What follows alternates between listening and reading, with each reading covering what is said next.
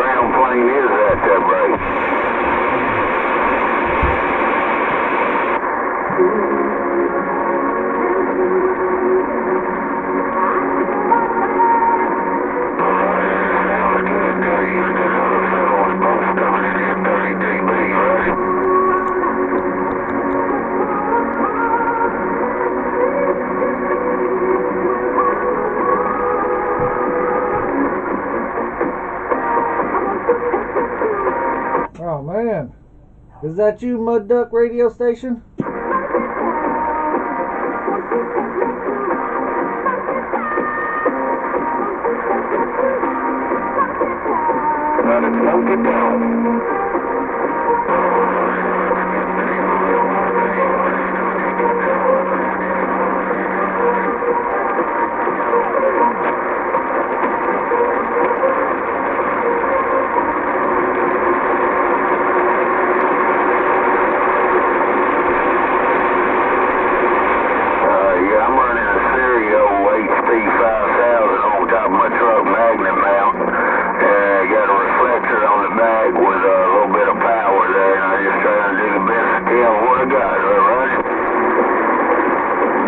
Is that you, Mud Duck?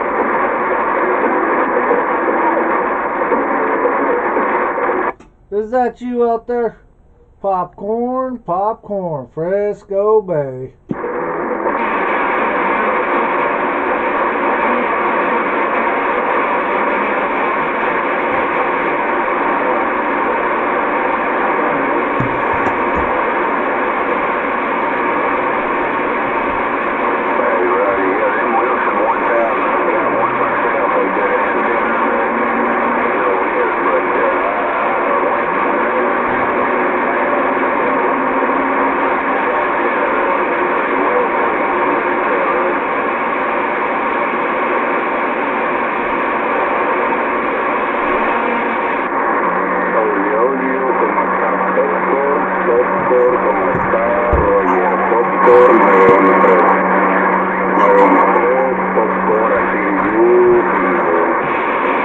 Hey, Mud Duck Radio Station, Mud Duck Radio Station, popcorn, popcorn, waving back to that Mud Duck Radio Station in Mexico City. Hey.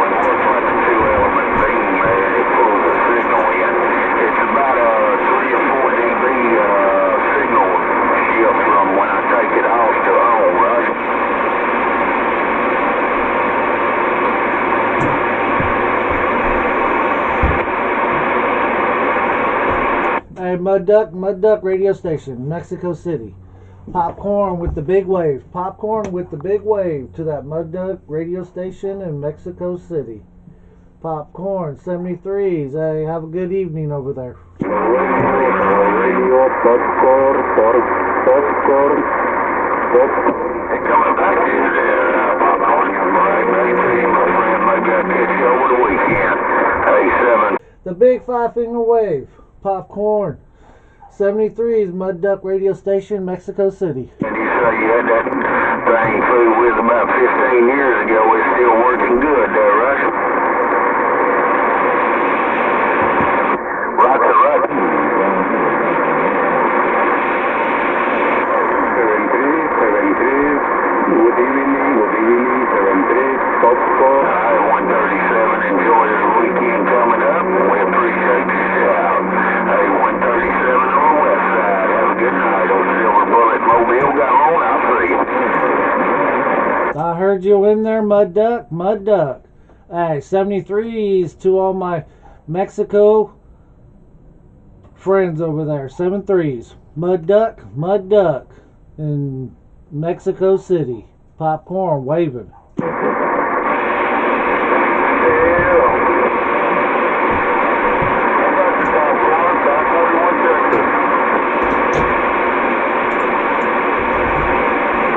Yeah, somebody coming back with popcorn. Who was that there? Come on.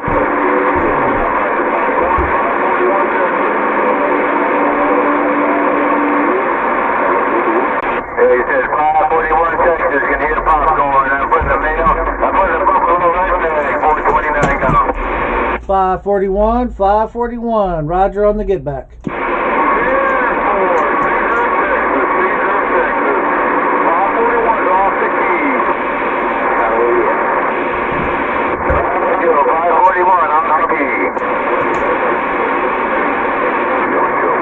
And I'm pointing the other way. What?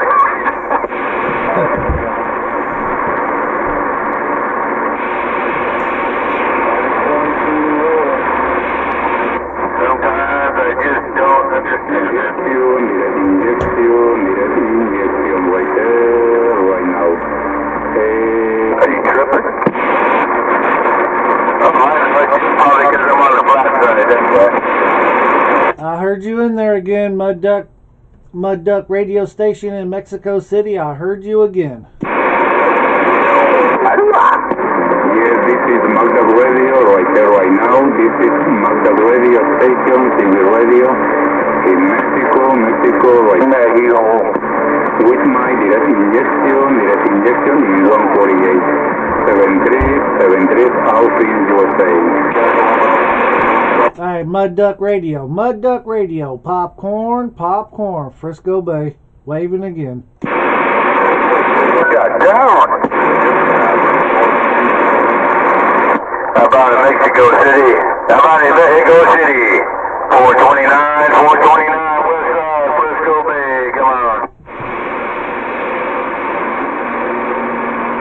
No joke.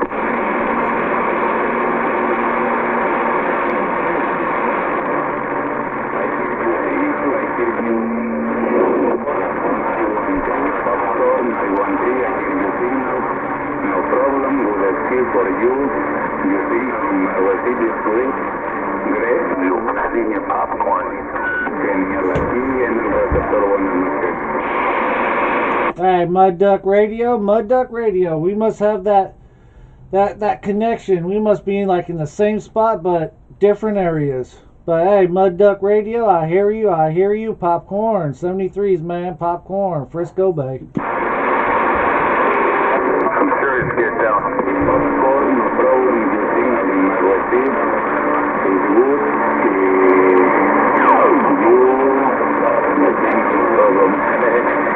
Good evening, good afternoon. You hear the radio, right back in the air. Mexico, take care, 73. I see you later. I see you later. Brave, take care.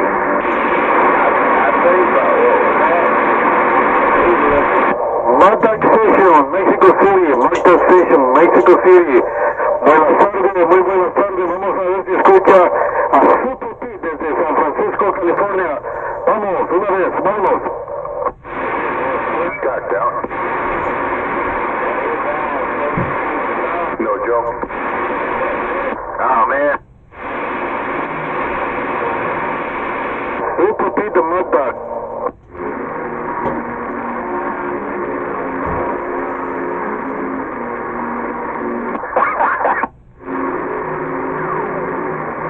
Little doors. Yes, little bit music in the background. Little bit music in the background. Sí, señor. With my direct injection in 148 GTL. 148 GTL with my direct injection. 73, all friends USA. 73, all my friends USA. Take care, 73, all friends USA, good evening. Station, Magda Station, Mexico City. Vamos a ver si me escucha. Aquí le llama Super Pete desde San Francisco, California. Vámonos, una vez, vámonos.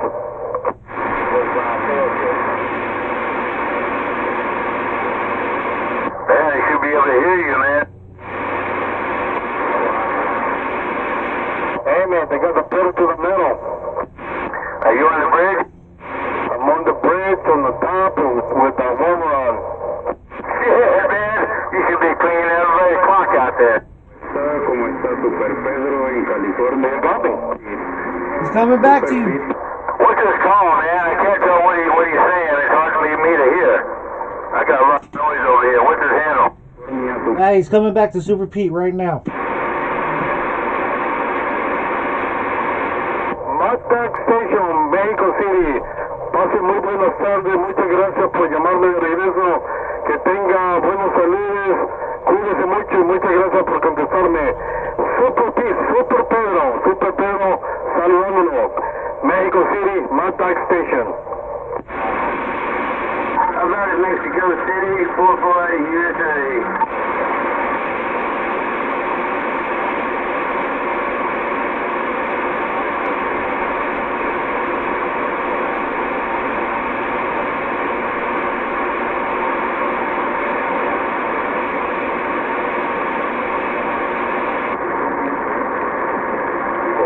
Copiado y enterado, Super Pedro, no hay problema aquí con tu señal de microreceptor. Pásala bien de igual forma, buenas tardes, noches, pasarla bien allá en tu casa, en San Francisco, California, que seguimos diciendo Roger Breaker desde México, canal 17, amplitud modulada. Hello USA, Magda Radio in Mexico, 73. Muchas gracias, Magda Station, Mexico City. Muchas gracias por regresarme la llamada. Saludos, que tengan buenas tardes y pasen buenas noches. 73 to you, Super Pete, Super Pedro. Saludos. Peace out. I hear signals from USA, no problem, good escape. I hear you signals in my receipt.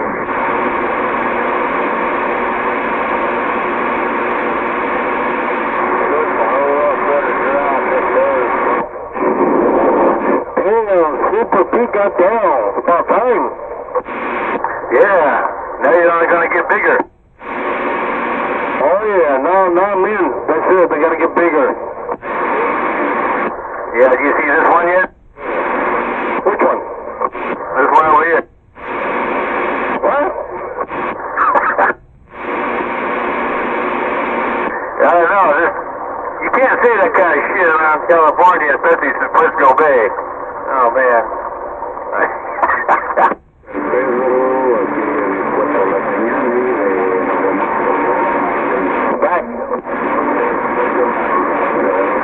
I said, what's his handle, man? I can't tell what he's calling. What do you call him?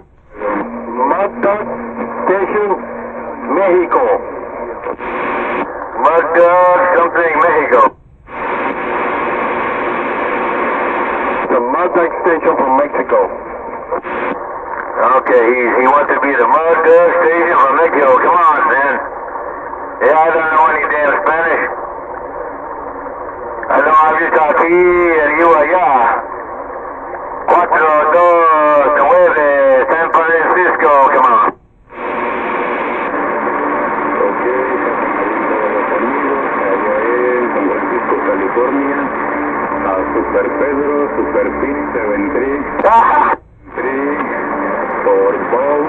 in YouTube. Bosco in YouTube, 73, and Big Bank in YouTube, 73 out in USA. Get him again, Pete.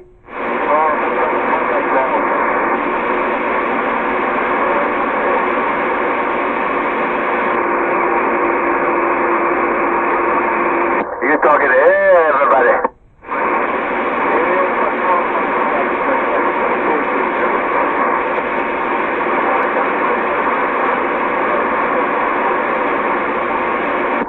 Yeah, now try channel 5.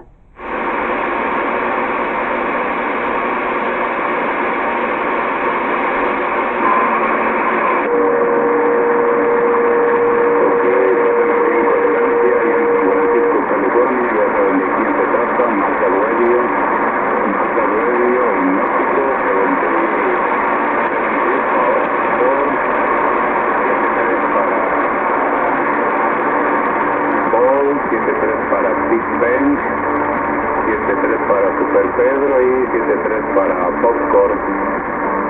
73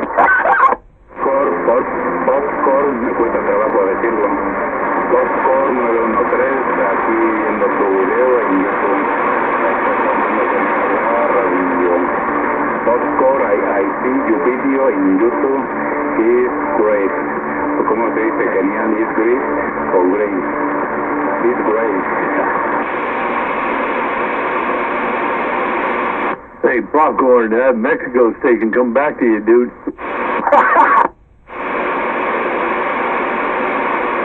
Hey, Mexico. I don't know which Popcorn you was coming back to, but anyway, Honky out here in San Francisco got a fine sounding station, that Mexico station. Honky said it. I'm back listening.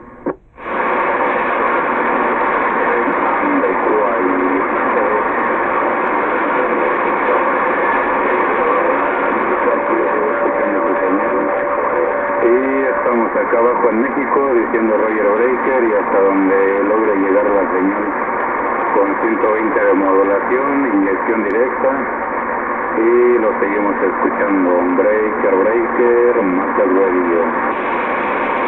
I don't know what you said, man, but it sounded good. You said it out of San Fran. I'm back out.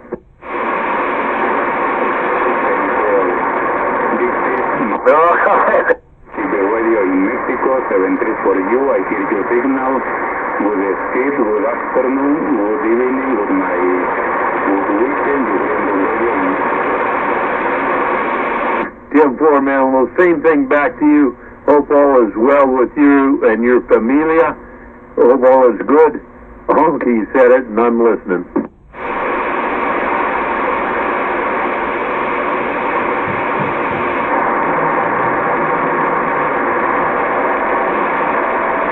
Hey, Cougar, break. Cougar, break. They're stepping on you, man. I can't hear, man. I got some balls in my radio. How about now? They shouldn't be stepping on me now. Come on, Cougar. Okay, well, shit, that's all you gotta do, man. You gotta get on that damn, the pedal that makes it right. Yeah, well, I was listening to Hubbard this morning, and I was wondering, if he thinks he's got it bad, try and be a sign language interpreter for Joe Biden.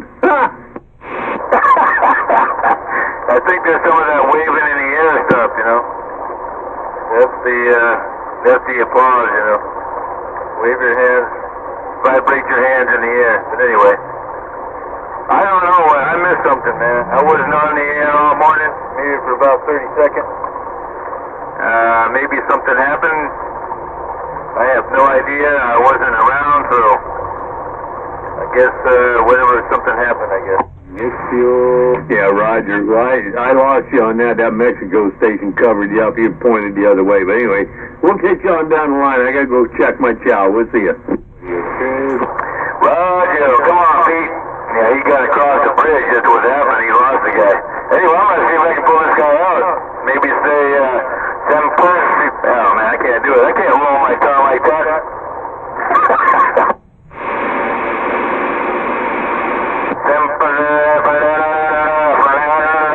Francisco.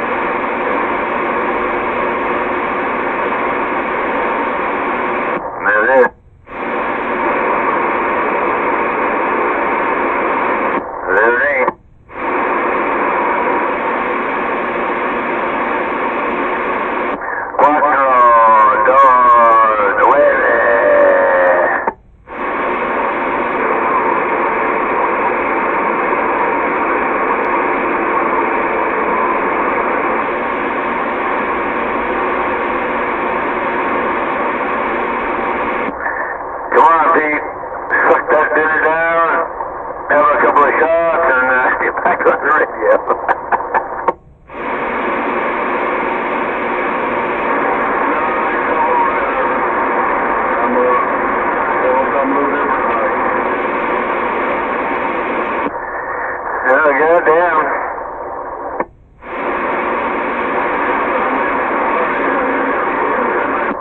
Yeah, you don't want to be saying that kind of shit out here.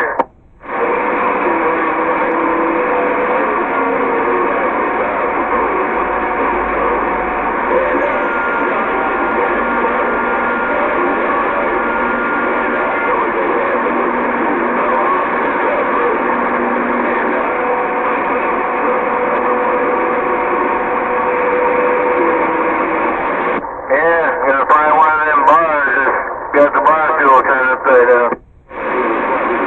Make more room.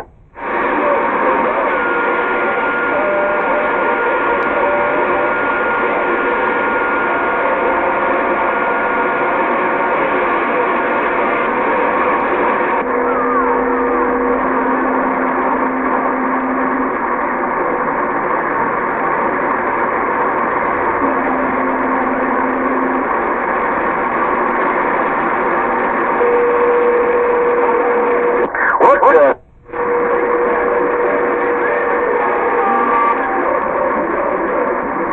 Come on, Super P, you're missing out.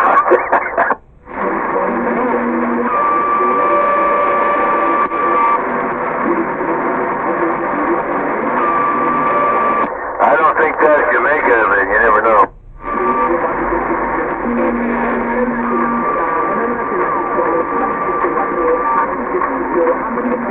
I got 30 pounds and I'm looking right straight at Jamaica. Looking down there at Jamaica. Rasta, man, Rasta.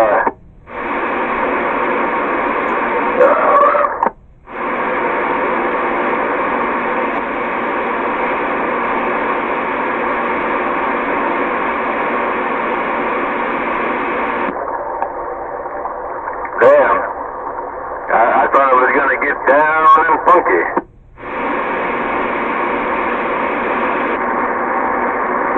But you never know, it might be get down and honky.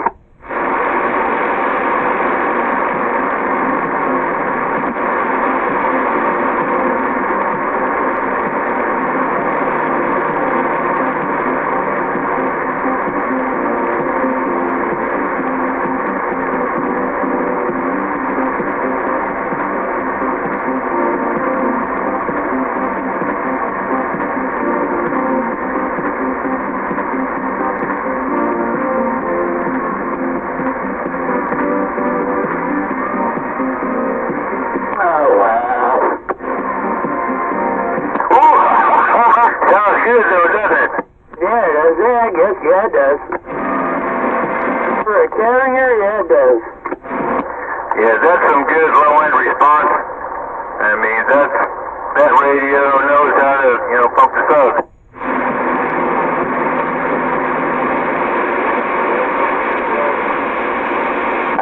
Not every radio knows how to pump the subs like that.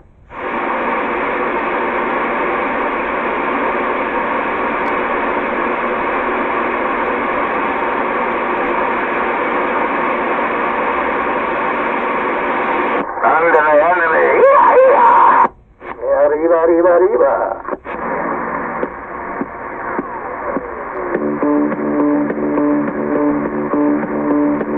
Uh-oh.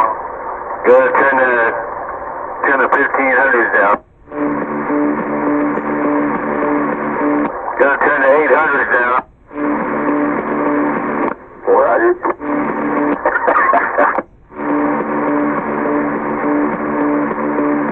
Hey, música.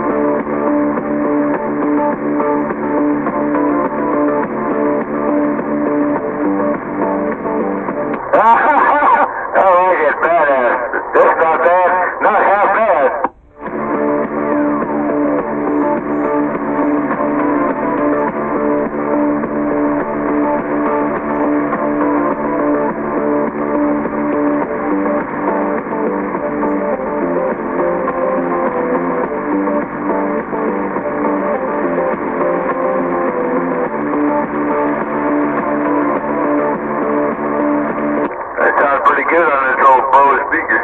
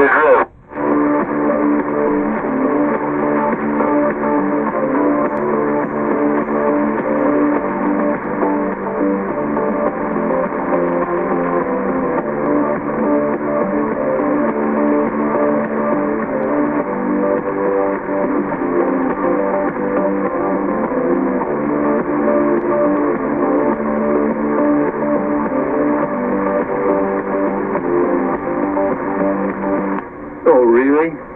Oh, man.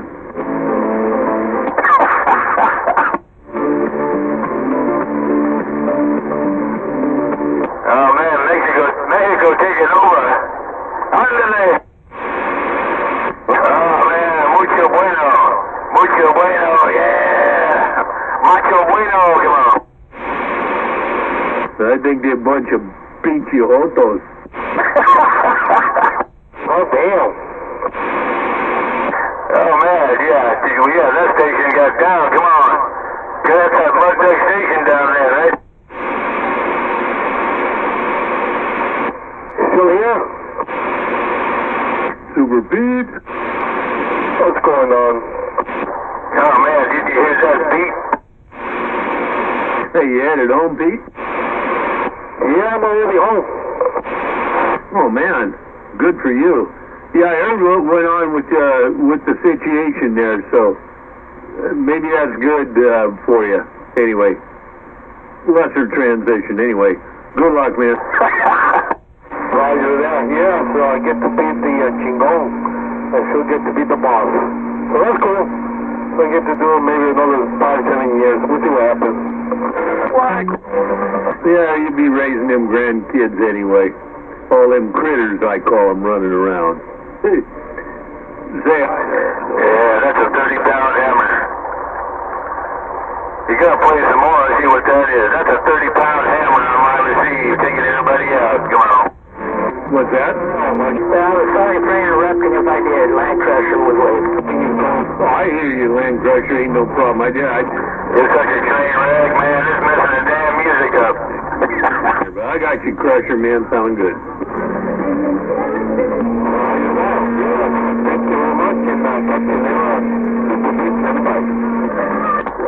Hey, Super B, you barely made it. You just barely made it over that music carrier, man. Yeah, watch out. Under there. Conditions are in, but you still got that thing talking. All is good. Yeah, I'm still with the Supermobile. I'm over here in Ponto City in the office. Thank you. I can't hear a goddamn Mud Duck thing out there. Nothing but a train wreck. On this squeaky, squeaky.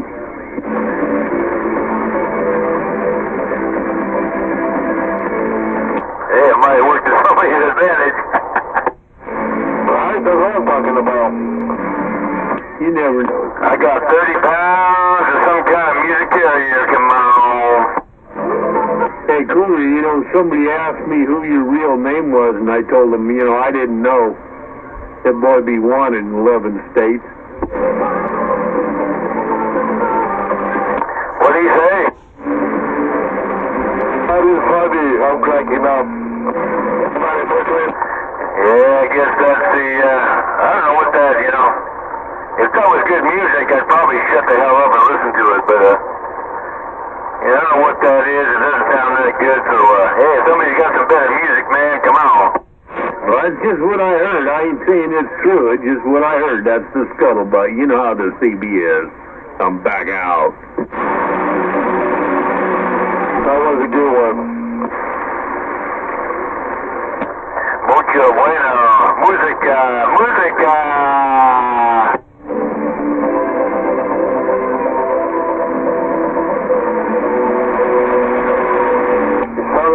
No, I'm an instigator, but damn, it's happening so good. I want to see how long this guy's gonna last. How about in 429? You got a copy on 510. Good evening time. Hey, 510, man, do you hear that brother from Mexico City? That's what you're hearing, man.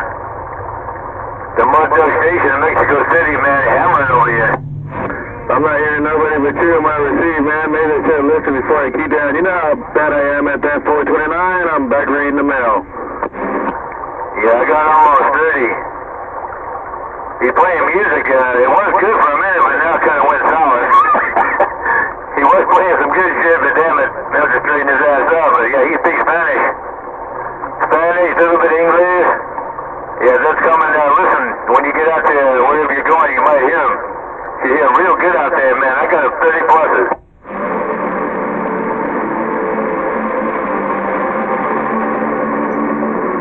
All right, man. Is this thing sounding okay? Moving around in a mobile or back in these bushes? No pain, no strain. You're about 10 dB over the Mud Duck Station there in Mexico City. 410, well, making it sounding all right. I'm out the way. I'll catch you in a little bit. I'm in the business. Yeah, it sounds like 510, man. It sounds like 510, no doubt about it. Hey, 510, you got a copy, Super Pete? Yeah, good evening, Super Pete. How you doing? I'm doing good, man. How about you? Doing good, man. Just messing around, making sure everything is okay. Yeah, I got you over here, 35 pounds plus, man. 410, sounds like it's working then, huh, big brother? Well, thank you for the get back. I'm going to let you guys get back to the queue, so I'm on the sideline. Roger that. Talk to you later. Peace out. Hey, you guys, man, when that guy gets done playing his music, man, when he unkeys, man, talk to him. I got not much Española. But he knows everybody over here, man. That guy's still laying 30 on me there, Pete. Slim, you talk to that guy when he unkeys, man. Hey, Mud Duck Station, Mexico City. Vamos a ver si me escuchas otra vez. Aquí te habla Super Pete, Super Pedro. Adelante, Mexico City. ¿Me escuchas?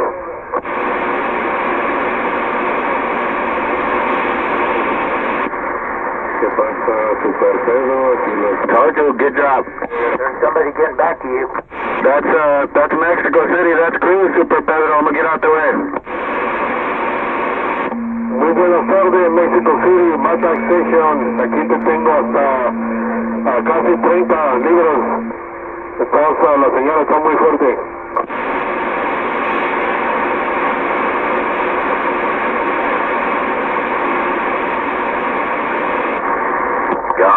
Adelante, Super Pedro, Super Pete. Adelante, por si todavía hay condiciones, comentar. Te comentaba que te estoy escuchando con 30 libras de aquí en el receiver. Muy a la señal muy fuerte.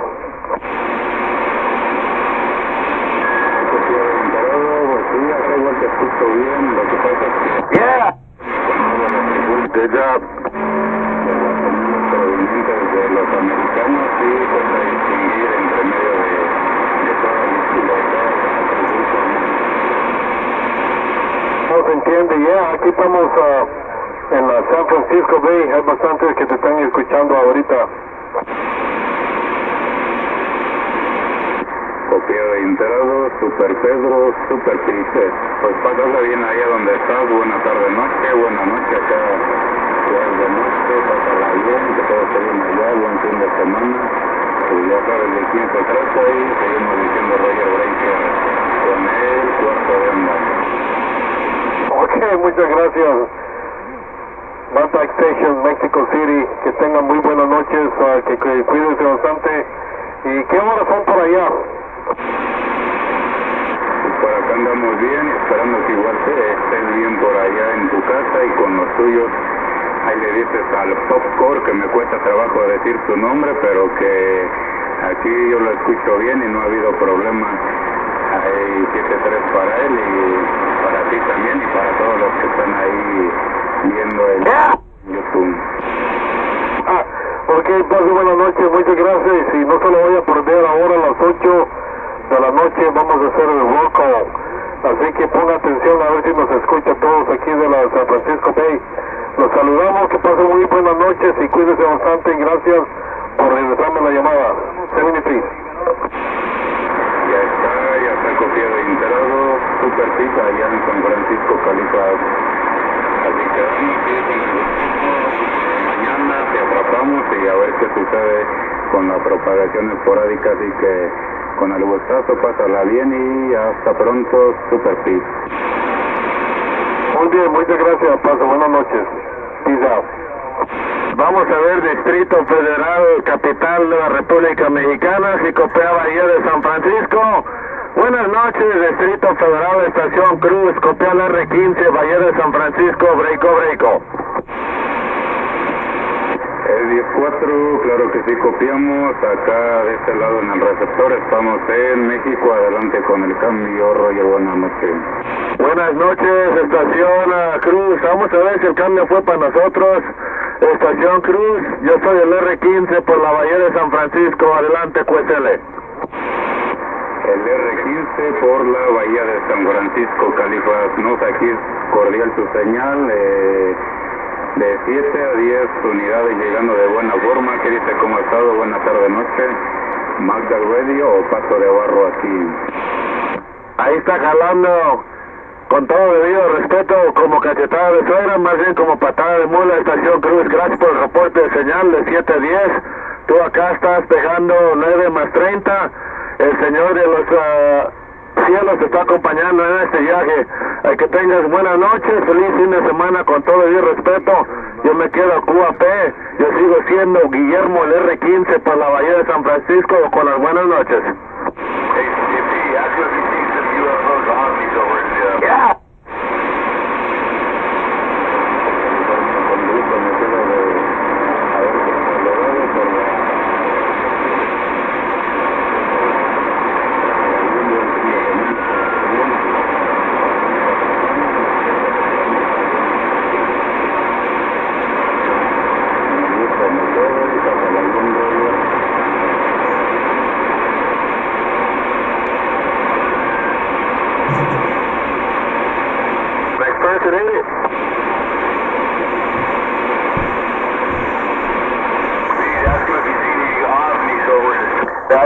That's right. Hey, Mata Station, Mexico City, aquí te hablo de regreso.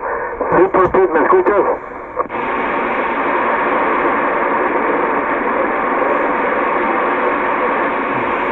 Una pregunta, aquí tengo un compañero aquí que me está preguntando que le pregunte que si ha visto ahorita.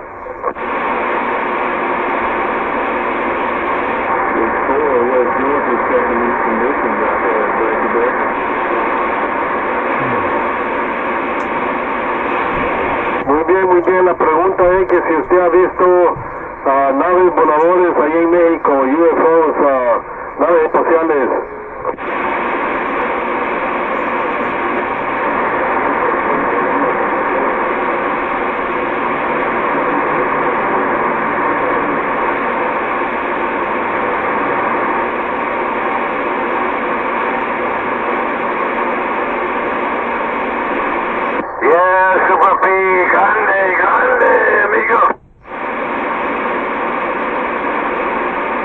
I'm losing them.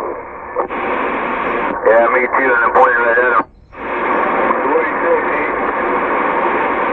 I wouldn't point right at Georgia.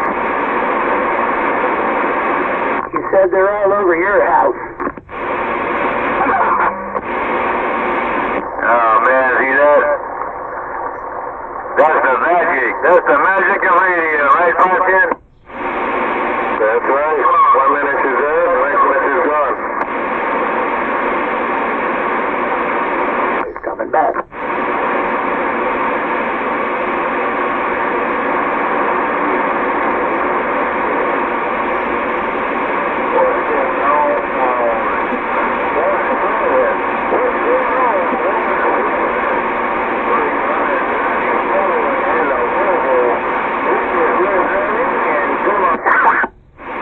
Mexico City, Mata Station, ¿me escuchas otra vez? Una pregunta muy rápida, aquí te habla Super Pete, ¿me escuchas? What does that mean? Fort American, Alabama, Michael Victor. Sorry, Albert, he's gone. Yeah, he didn't copy me at the end. Man, you're lucky you got it that long, man. You're doing good, Pete. Alabama. Yeah, now we call you Super Pedro. Super Pedro. Escúcheme, Super Pedro. Holy shit. Everybody's in the 17. Come on, Alabama, you got to copy A54, Super Pete, San Francisco Bay. Come on.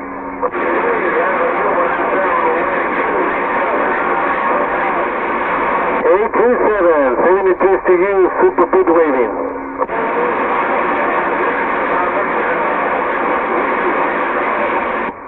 If you need the question, this is Super Pete from San Francisco Bay.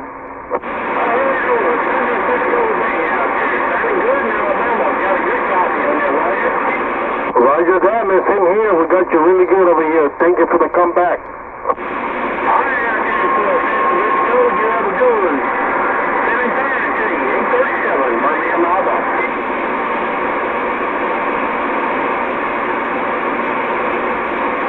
Yeah, Super Pete is getting down. I'm liking it.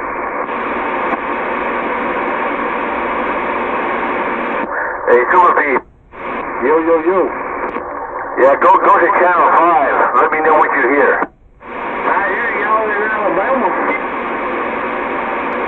We hear you in Alabama also. Making all that noise out in Birmingham, Alabama tonight. Who is that? Who is that over there in Birmingham?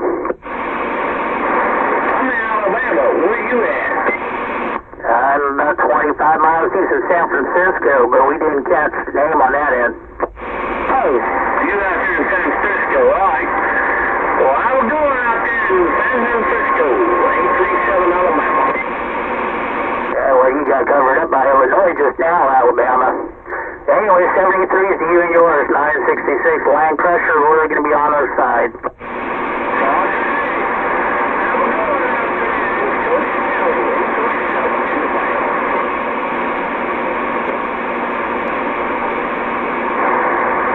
A little bit over modulated on.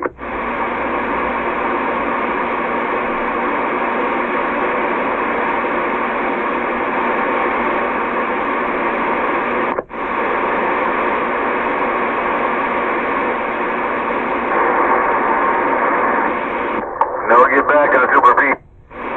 I think he went down to Channel 5 to go talk to you. Oh, still leaving Alabama. Yeah, I can. I don't know what. I'm trying to figure it out. Right here in Alabama, Birmingham, Alabama, standing by. Hey, 837, you're about the last one coming out of Birmingham, Alabama. Ooh, it smells good too, man. 429 out west waving. Oh, 429, Pontiac Jet, waving your way. I just thought they threw a little stuff in to come in here and still wear some good stuff here in Alabama, there, Roger. Yeah, Roger, man. It did a weird quick change, man. We was listening to Mexico City and for a long time, and then all of a sudden, bam, man. It switched right down to the bam, come on. What about the 713? Yeah, 713. 394. Say, come on, let's go. Yeah, I tell you what, man, it's a great big jumble, and I want the rest of the cats to get in there too, man. I know 510 probably just rolled into town, ready to get warmed up and get going. They take you out there, 837, and the other cat out there around there behind you. 429, the rest of the good time gang out here around the bay. Get down. 429, Pontiac Jet, trying to get in your radio. Well, I'm not going up. We'll be inside. I'm not going to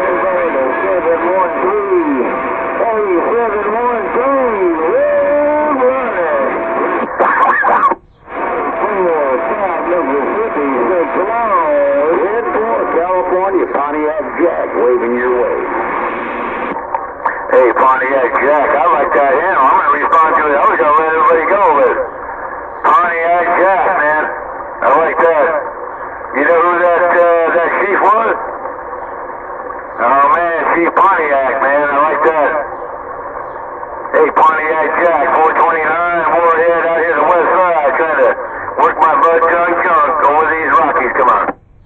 You're doing a fine job, my friend. Pontiac Jack. 29. You try that local, you better watch out. 429, 394 South Mississippi. Shouldn't pull that Pontiac Jack. You better look out. Alright, man. I'll tell Pontiac Jack to watch out, man. But I still like him anyway. I like that. Pontiac Jack. I mean, damn, that's a good hell. Anyway, I'm going to get back that way. Hey, 510, man. Somebody. Hey, I'll pass the microphone around over here on the west side just because I want to. We having fun out here, having a few beers and a few cheers. Hey, take care, man. Pontiac Jack, 429, get down. 2-4, my friend. 429. Pontiac Jack. Bomb, bomb. Yeah, I can tell he needs a couple more beers.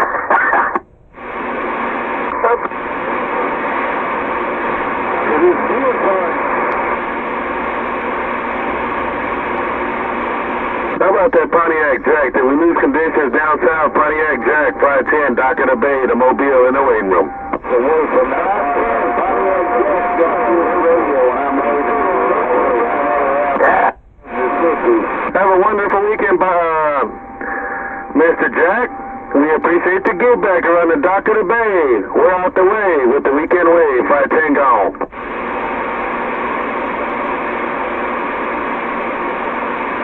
Thanks.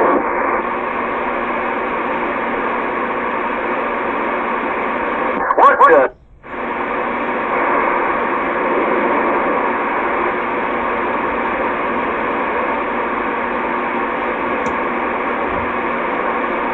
Look at that shit, man. It dropped, man, like a rock.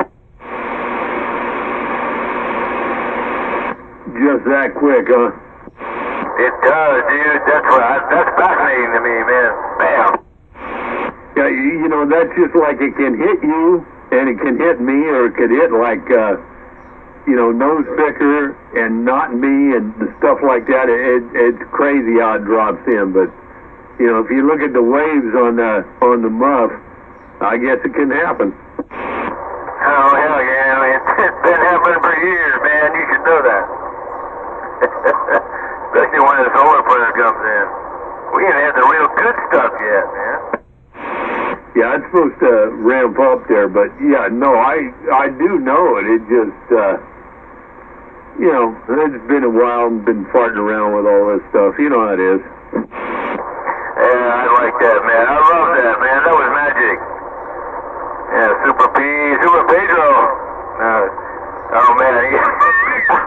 Yeah, I'm going to call him Super Pedro now. Isn't Pedro Paul? No, that's Super Father, man. Super Dad. Super Pedro, right? I'm not sure. That's why I asked. But anyway, it's all good. It don't matter. Pete don't care who you call him as long as you pay him the money. Pedro versus Padre. No, Padre is father. It's Pedro. Ah, Pedro. Yeah. He is the patron. Oh, we're getting our P's confused. You can call him Big Party. Man, hey, 510, man. Who we got out here on the mail? Yeah, but Peter didn't bring any La Putas to work today. Ah, son of a... That's the main thing. There's like donuts on the weekend. Oh, man. Is that 510 out there in the distance? Yeah, mud ducking. Quack, quack. Mud away.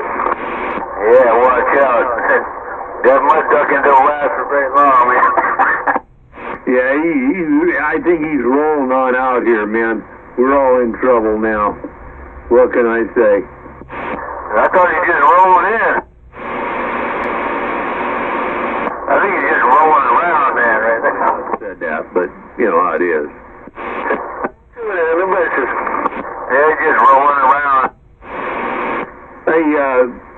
510 where you are, dude. I'm down by the marina, by the motorhome on low power. Oh! Oh, Roddy. Yeah, that's why I can barely hear him, I guess. Well, you might not be pointed at him, that's what, like Wolfie was complaining about today. He couldn't hear anybody coming back. Well, he's got the same problem I got. He's hearing everybody coming back at him because he's hitting them all. He needs to get directional, and that, just like me, I can only pull out the strong ones. Other than that, it's all a mess. And you know that, Cougar, because you can zoom right in on them for sure. Oh, hell yeah, man. I brought the bird over there, and that one driving two was putting out 120 birds.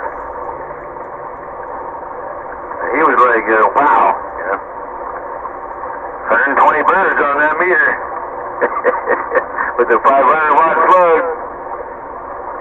That's what was keying down, 510, 120 watts. On the 500-watt bird slur plug. Yeah, you start looking at average power rather than PEP, it gives you a much better understanding of what's going on. They sell amplifiers and everything under, peak power, but other than that, you get a better understanding. And I heard yeah, I heard Wolfie in there, man, 3,000. And that was PEP, and then you cut him back. I heard the talk, man, so it's all good, man. You a little bit better understanding. Did Wolfie key? No, yesterday or the day before, whenever you went over there, and he and him was farting around. Oh, yeah. Yeah, we put the bird on it. In fact, I thought I had 2 patch cords, but apparently I had none, so I had one of those reverse barrels. And stuck the bird right on the back of that one driving 2. And that's what it read. On that 500, 500 plug. And that meter. We keyed it, and it's swinging 120. One thing I forgot to do is put it on the swing, the damn peak, I didn't push the peak button. I'm sure I probably did more than that, but yeah, he was impressed, and I'm impressed. It was 120 exactly on the RMS Bird Box on Wolfie Station. I mean, damn, that cat does good, man. Yeah, that's average. Average. Root mean square is a different calculation. It all has relativity, but different. But so if he's 150, say, figure 4 times that is going to be what his peak's going to be. Anyway, I'm going to go in here and eat my chow. We'll catch y'all later. 429, you take care of the frequency. I'm back out. All right, yeah, I'm sure everybody's going to bed early tonight. Everybody's probably going to slam it early to get down there, so. Hey, we'll see if I go take care of Honky. Yeah,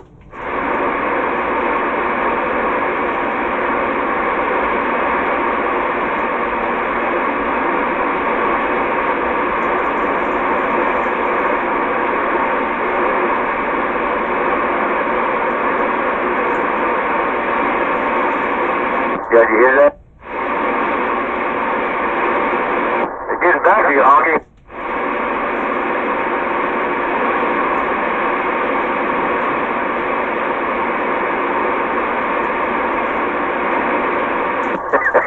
He got to run.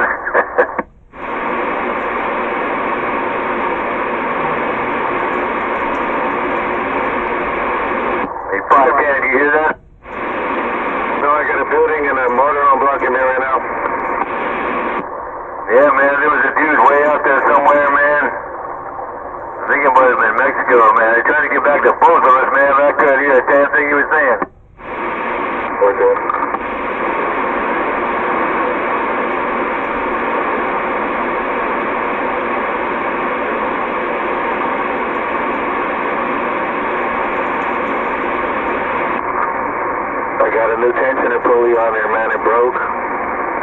serpentine belt.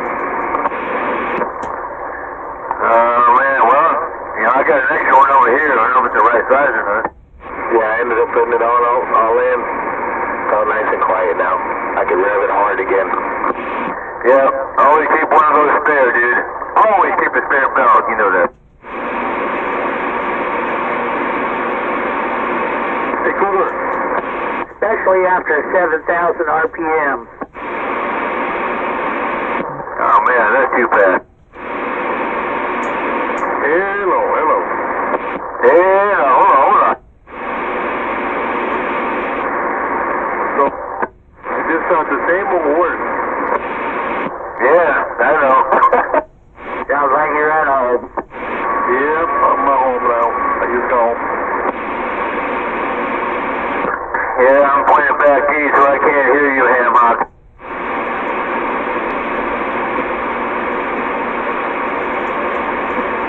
I was just trying to suck up the last of that distance skip, you know.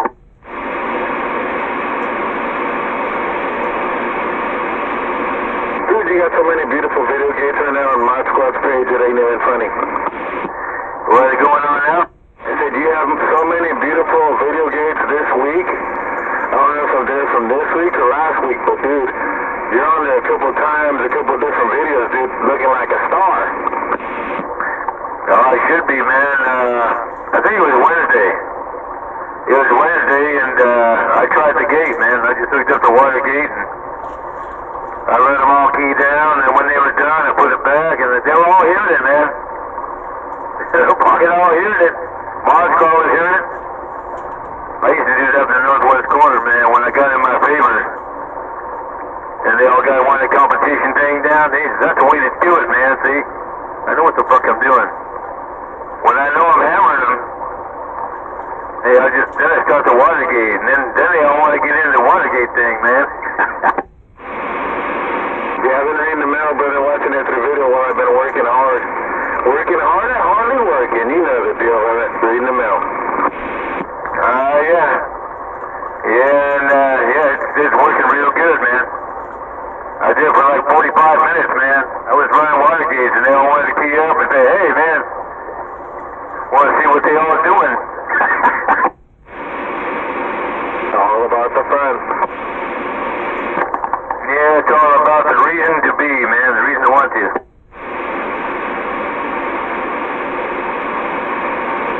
Dude, are you in my battery bank? Oh my goodness. Let me take this down that line. I'll be right back.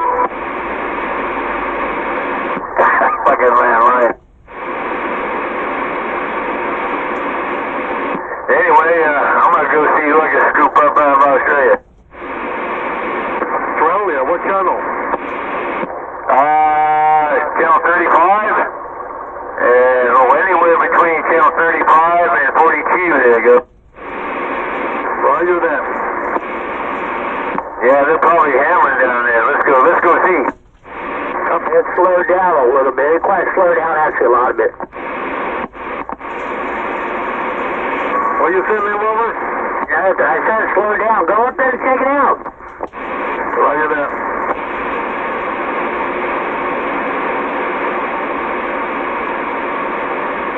Hey, call me Land Rover.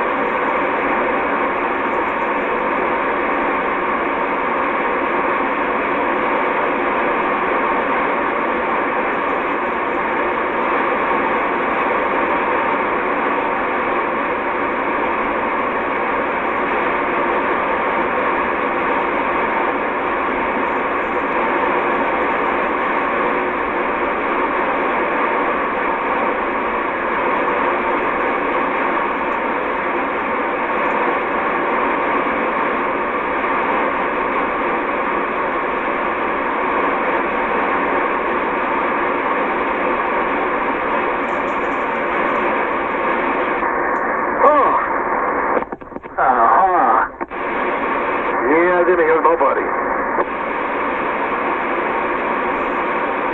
Even lower side of 38?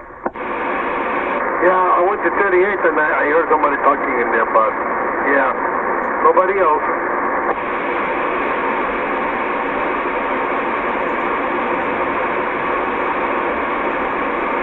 Alright, oh well.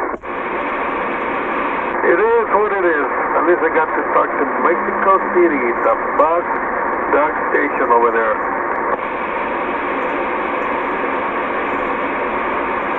Speaking of mud ducks, I'm almost home, so I'm losing you. Yeah, same here. I'll talk to you later. I got the static, I mean, really loud.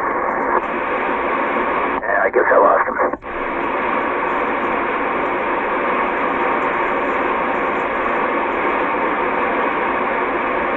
Run, Lane Crusher. Catch you in a few.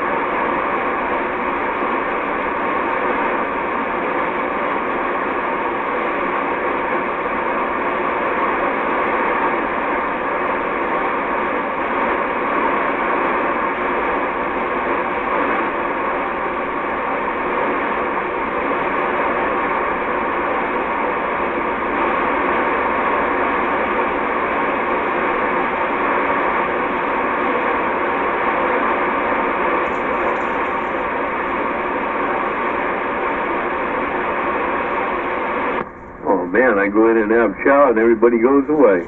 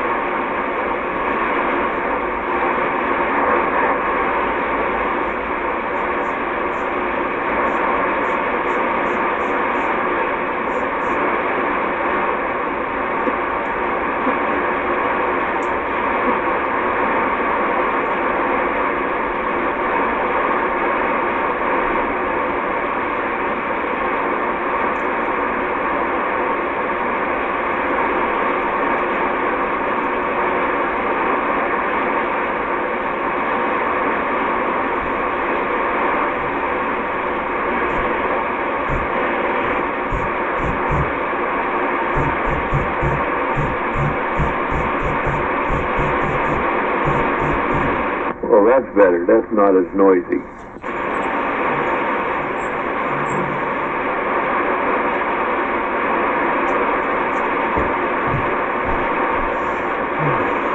Honky got down, got down. Popcorn!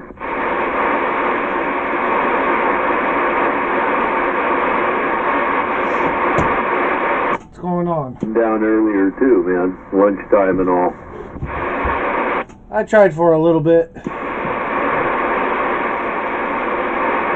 heard you make some hookups. You had a couple guys come back to you that you couldn't hear, but they came back to you, man. So Lisa's making the trip, you know. And this is good for a mobile.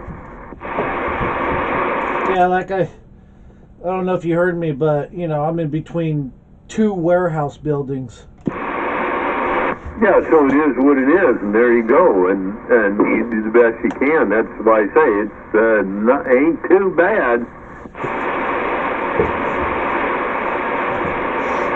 Yeah, if I was able to stay in front of the warehouse, then I could have probably heard them come back. Because as soon as I moved back to the front to the parking spot, then yeah, it opened up a little bit more. But you know, when you're bleeding over sales reps' computer speakers, you know, I just don't key up. Yeah, I heard that. Let's get them some new equipment in there so that don't happen some up in the gigahertz. But yeah, I know what you're talking about, and so you don't do that. But yeah, it shows you the difference. Just, you know, a couple feet can make, man. It's crazy sometimes. Yeah, sometimes he's on a Zoom call with like you know 8 other sales reps across the country, and then sometimes I get excited, I key up, and he'll look out the window and go, I'm sorry. I heard that, man. But yeah, as long as you guys got it figured out, that's the main thing. Popcorn, oh yeah, you got dentist tomorrow. I'll tell you what, I can spend money at the dentist. I can spend money at the swap meet, whether it be just for coffee and donuts. I wonder what would be more pleasurable, but I understand it, man. Take care. Yeah, but you'll probably think I'm weird. I enjoy the dentist. I almost fall asleep there. Yeah, I don't have a problem. I got a good dentist. In fact, he just sold his practice to a gal for sure. And it was about 6 months ago now, because I go back go back next month, and she passed the test, man. You know, you get a little bit leery when business changes hands, stuff like that, but she passed the test, and, you know, I didn't third degree her, but I asked her a few questions here and there, and like how she proceeded, so all is good. And for some reason, I seem to, maybe it's because I'm older and I'm widowed or whatever, I seem to like female doctors, whether they be dentists, you know, general doctors, proctologists, whatever.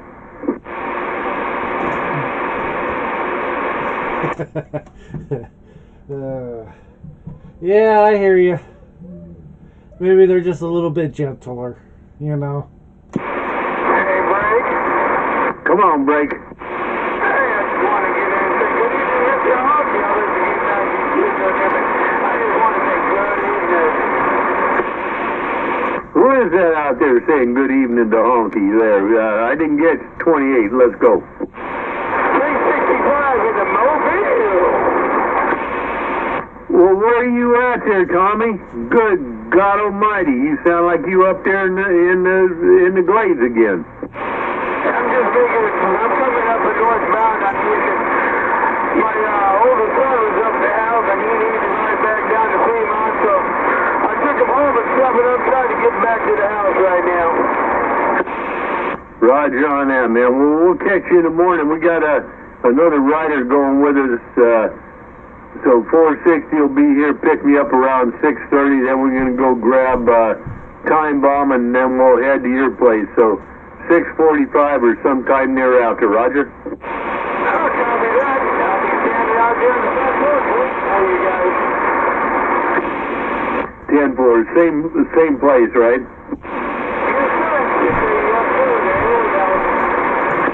sir. 10-4, man. Okay, you take care. Say hi to Debbie if she's there with you. Give her a squeezy old hug. If not, just, say hi anyway. I'm back out. All right, well, then I'll let you get back to your kill zone. Be 365 and this 10-9 Mobile. We're back quiet. Roger on that, man. No, that's just me and old Popcorn just talking stuff there anyway. I'm back out. Well, good evening, Popcorn.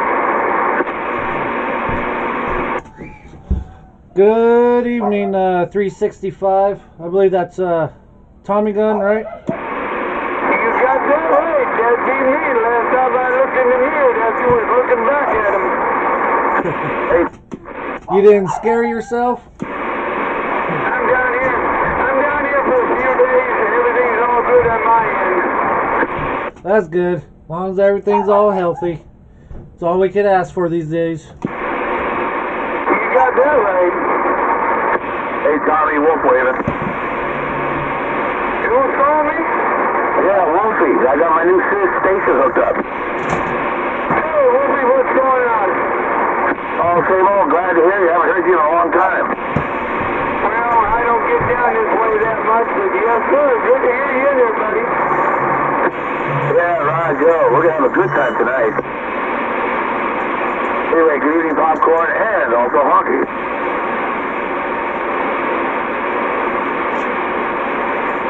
Dan Foreskin. Wolfie! You're solid. What was that Wolf told me doubled with you? Oh, are you going to sell tomorrow, or are you going to look around? No, we ain't bringing nothing tomorrow. We're going to go in there, get in there early, and see if they got any, after 2 years off, there ought to be a lot of stuff out there, so we're going to see what we can pick up for a decent price and refurb it and get it back on out there, Roger? Yeah, 10-4. We'll catch you down there. You said you're going to be down there about 7:30. That's about the same time we'd be down there. That's, that's like hour and a half. I forget when they start. I know they end at 12. Everybody got to be out by 1. I think they start at 6, but, that's debatable. Anyway, we'll catch you on tomorrow, dude. Yeah, I'll probably be here about 6:30, get there about 7. Hey,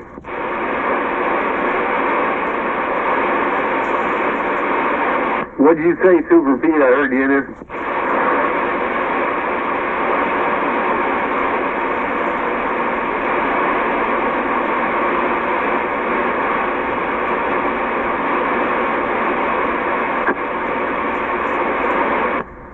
No, man, don't get back on Super Pete. I'm going to have to turn this thing down.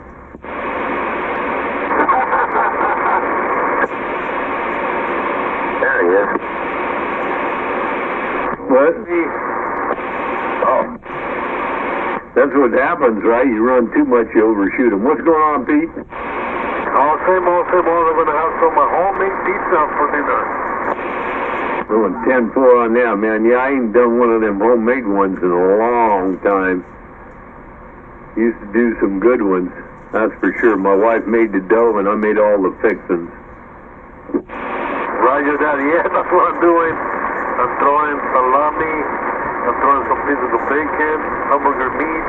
Oh, man. It's good. Yeah, Pete, I remember back in the day, we used to get Chef Boyardee pizza kits. And my dad used to make it all over good. You remember them as good. You try them today. You try them today. They're doggone it. I tell you what, they suck from what you remember.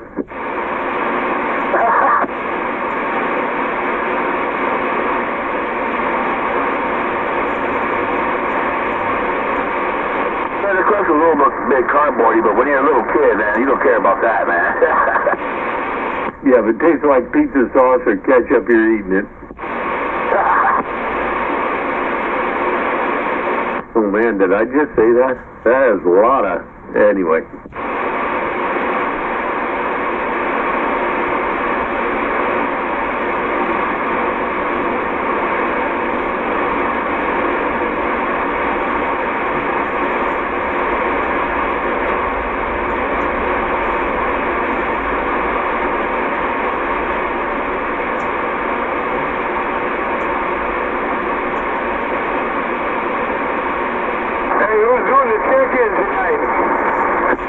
That would be Hovercraft, and believe Popcorn is doing the online stuff.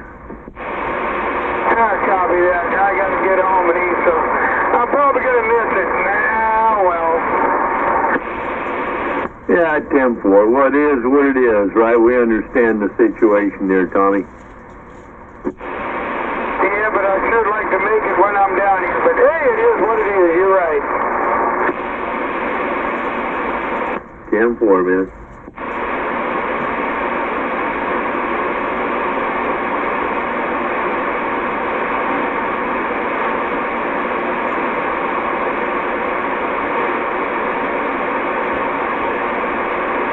Is the audio okay on this thing? You know, it sounds the best I've heard it in a while. It used to be over the top. Sounds great right now.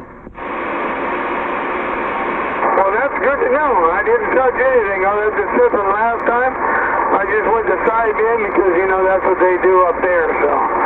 But all I did was flip back to him and didn't touch nothing. Well, I'd leave it right there. Make a note of it. It's a good one. Write it down. It's a good one. Copy that.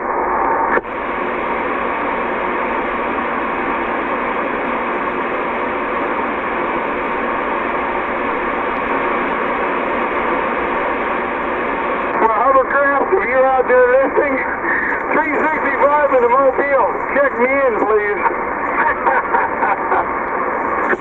Good evening, Tommy. I'm just writing down in the book here, get it all ready for tonight. Well, thank you, Albert. You can put me dead last. I don't care. Just as long as I want to be able to get in there and say, good evening to you, and check me in. I'd like to get on the books one time. 10-4, I'll give you an honorable mention in there. How's that? Well, I appreciate it, Albert. Thank you very much, bud. You got it. Good to hear you again, Tommy. And anyway, I'm back to my book and writing down all my itinerary. All right, thanks, Albert. I appreciate it, bud. You got it. Hovercraft on the side. Itinerary, I like it. I'm using big words for people who don't know. Yeah, but can you spell it? Hell no, I can't. Spell it. I just asked Mr. Google. I can spell it. IT, right? Right on, you got on there. Good job. Of course, nowadays that has altogether different meanings. Yeah, what meaning is that?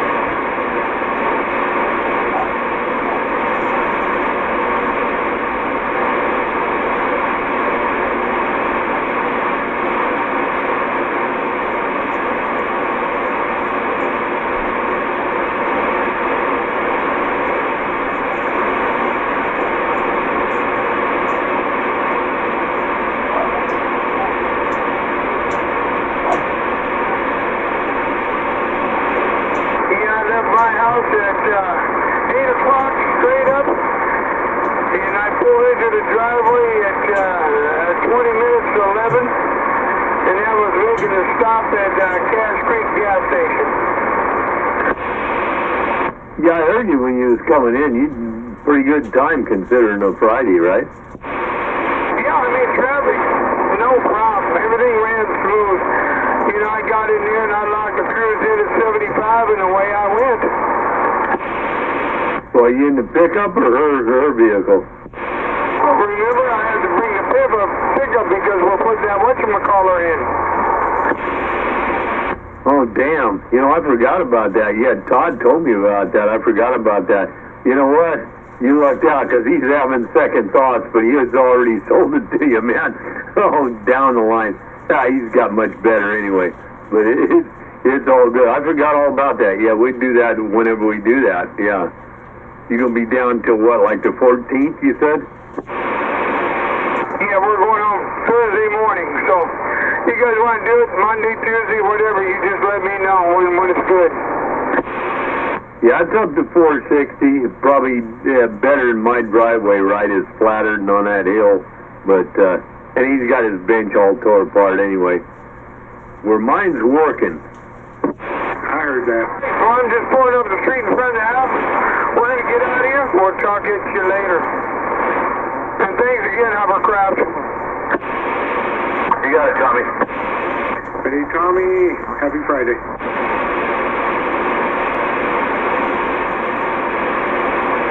Oh, man. Hey, Tom, did you hear 460 come back at you?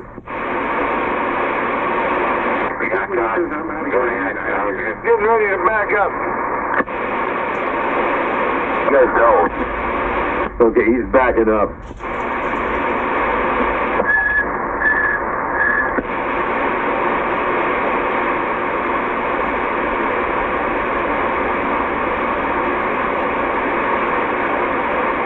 Hey, 460? Hey, what's going on there, Hoggy? You know those filter caps on power supplies? Yes. They are 1,600 picofarad. What do you think? Which ones are you talking about? The one that cross between the positive 12 volts and the negative 12 volts? Oh, all right. Yeah, I'm not sure what they are, actually. But, I mean, you can look them up. Well, you look them up. I couldn't figure it out, so I just measured the two of them I have here that I haven't put on. Because I think I'm going to put it in that power supply we're building. Okay, send me a picture of it, and I'll tell you what they are. Good luck with that, but I will send you a picture. Somebody has put a green marker through them. You know how these guys do. Everything's secret. 10-4. All right, cool. I will check and get back to you. Okay, I'm here, Todd. I finally got back to you. Go ahead. Hey, happy Friday to you, Tommy. How you doing? I'm good. You said you wanted to sell that unit to somebody else? Is that what Honky was saying? No, not at all. No, I told Honky the other day. I said, yeah, I told Tommy I'm going to sell him the one of mine, and I said, but I might be having second thoughts, is what I said. But I'm not. I was just kidding. all right. Okay. Well, I guess, are you driving tomorrow? Yep, 10-4. We will. I'll be at Honky's house at 6:30. Time Bomb will be meeting us there. We'll be heading to your house, pick you up at 6:45, and we'll hit the swap. Excellent. Copy that. All right. Well, I'm sitting here in the driveway with the truck running. I'm gonna turn it off. So we'll see you guys in the morning. Everybody have a good evening. Sounds good, Tommy. We'll see you tomorrow morning. Have a good night. All right. Thank you. See you guys. Yeah. See you, Tommy. 8460 Wolf waving. Hey, what's going on, Wolfie? We're waving back, man. Happy Friday to you. Yeah. Probably around 7. Oh, nice. Well, we'll see you down there. Oh, yeah.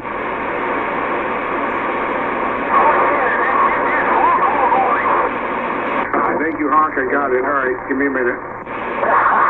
Not yet, probably. Yeah, I think it's like 103 or something what the thing says, but you can see the 2 green marks on them. But I measured them with the tester, and one was 1693, the other one was like 1720, so somewhere in between, right? And they are the same ones that are on the new power supplies in the 8-pill amp.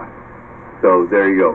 10-4. All right, good deal. I'll look them up and shoot you back a text here in a little bit with the value. All right, I'm going to be on the side. Elena just walked in, wants to show me something. Catch you in a bit. Yeah. Later.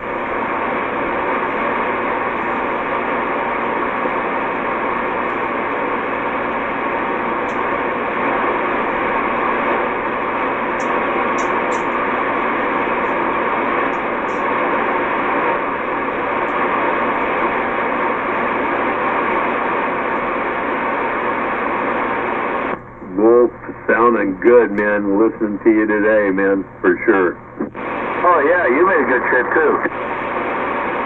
Well, yeah, I appreciate that, man, but it is what it is. But listening to you and knowing what you got and sitting down there on the wall, yeah, you ain't got nothing to bitch about, man. You got it all going on, for sure.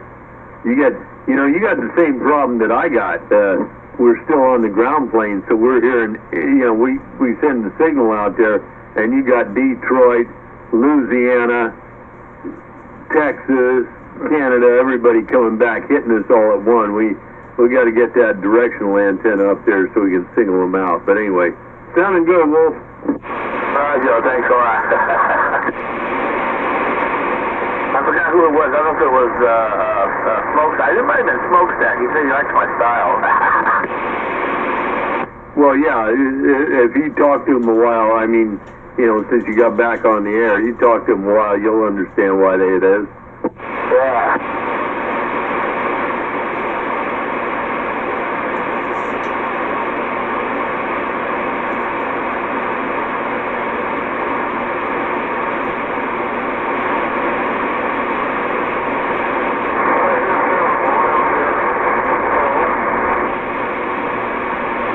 Now, we hear somebody out there. We're getting ready for roll call out here on the West Coast. Honky said it. 744 and a half. Oh, okay, time. No, I didn't think he was 744. I think he said like unit 8 or something. That's the time. 15 more minutes, folks.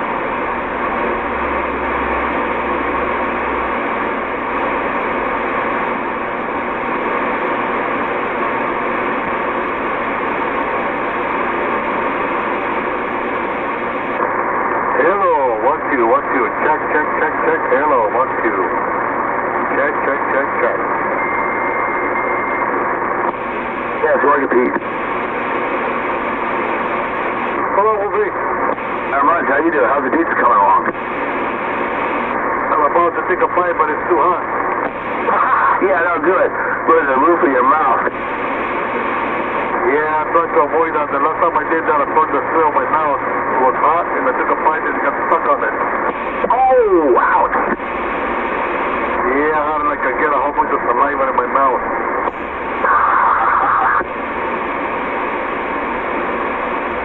Looking good. Pizza time.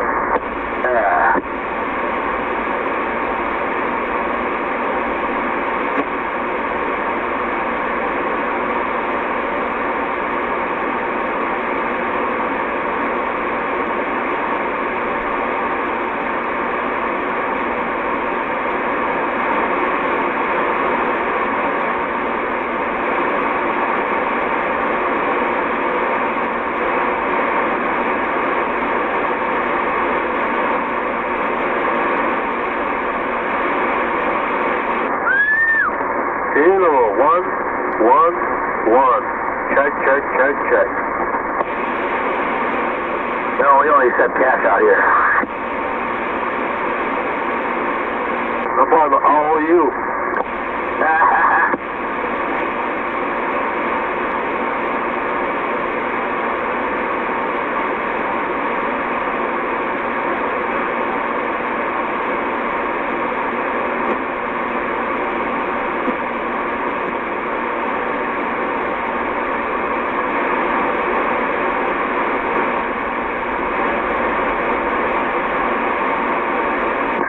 Okay. Hello, 1-2.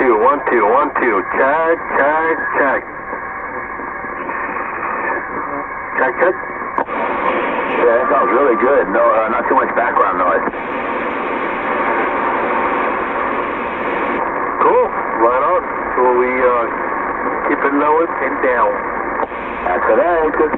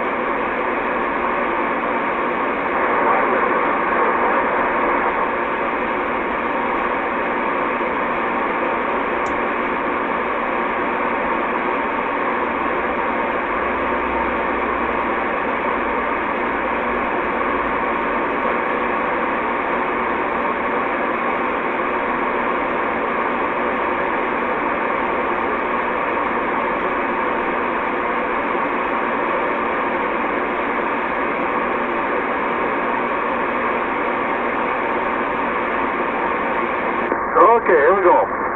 Summertime.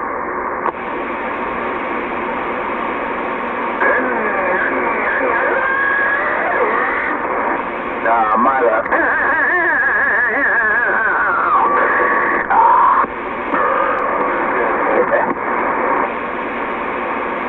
Here's mine.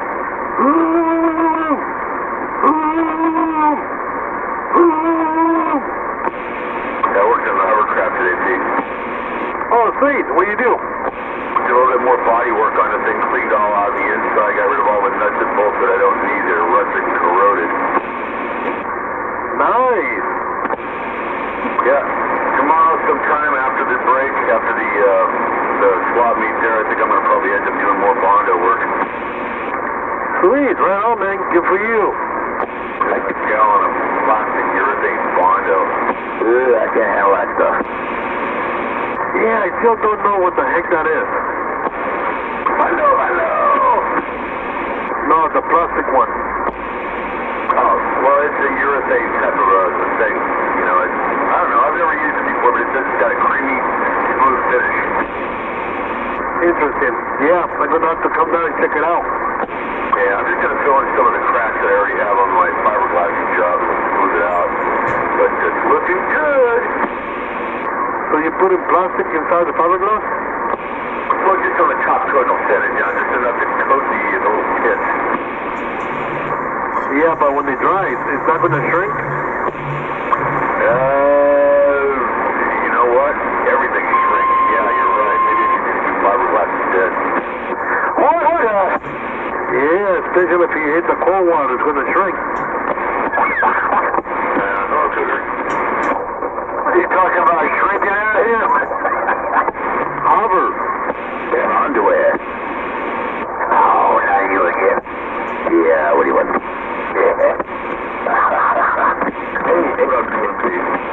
Hey, Cool, you played that record yet? No, I don't have a table on it. Oh, I thought you had one there. No, I got two of them put away, dude. I can't do it. I told you, man, I can't fucking do it. Oh, wow. Fucking neighbors, I want to be hauled over to the fight, bud.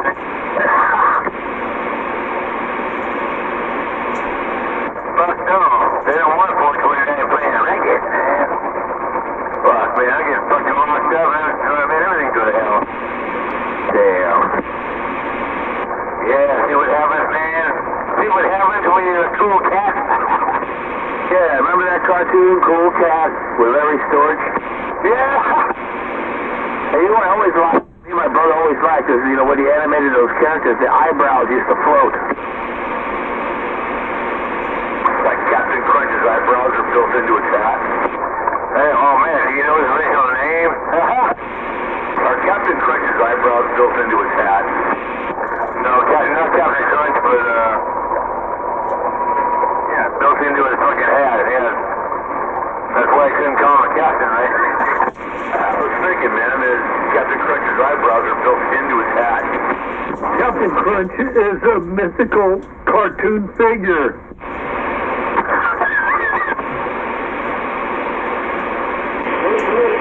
Oh, goddamn, I need a bong yet, I can use this. Bong it? So, T-Boss. Shit, man, I've been talking all straight for the last fucking hour, man. It's been cool. Right on. Isn't that neat how that comes in, Cougar? Oh, man, I know how it comes in. I mean, it was like long-lasting, man. Oh, man. I remember the last 2 cycles ago, man. The same thing happened. It's the magic of the quad, man. Are you how come? Yeah, I did New Zealand here last week, and then midday I think I was down on Channel 1, all on AM. It wasn't even on sideband, and hit them, so it's all good, man. Yeah, that's why I love my quad, and I've had 100, 200 people condemn me for my station. Hey, well, man, it's okay. It works. It works anyway. Hey, are you in that hot tub? No, I'm in the hot tub. Oh, it sounds like a bomb. Yeah. Oh, man, can you imagine? That microphone in there. Hey, Wolf, that's Hubbard's bleed over you're hearing. You're hearing his bleed over of his water pipe. Yeah. That's okay. Honky and all them gonna step on me, because I'm still on the flat side, man. I'm still on the flat, looking across a big pond. 4.5 minutes, guys. Well, you know, Cougar, until I get my beam up there, it don't matter to me. I talk to you all, whether you're flat side, vertical side, diagonal side, we don't care what side. As long as you know, I got to go back to, archaeologists dig up bones, right? And they label them male or female. Why the hell we got 242 other genders out there? I don't know. 4 minutes, guys. Okay. Standing by. Hey, Hover, Yeah?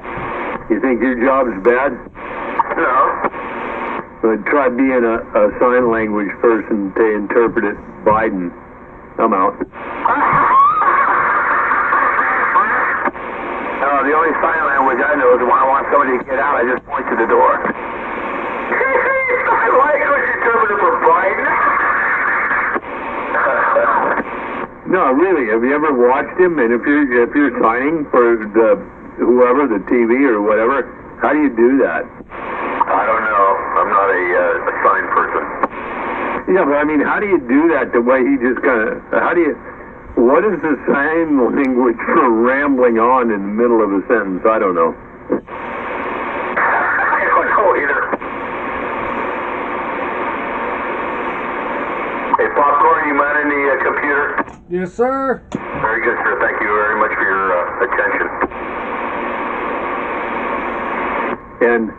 And I'm not very religious, but I give you this.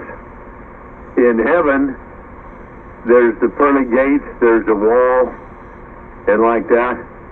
And in hell, not so much. Kind of like the border. If I go to heaven, and I see a whole bunch of people I don't recognize, but if I go downstairs, I'll be too busy shaking hands to worry about down there. Go!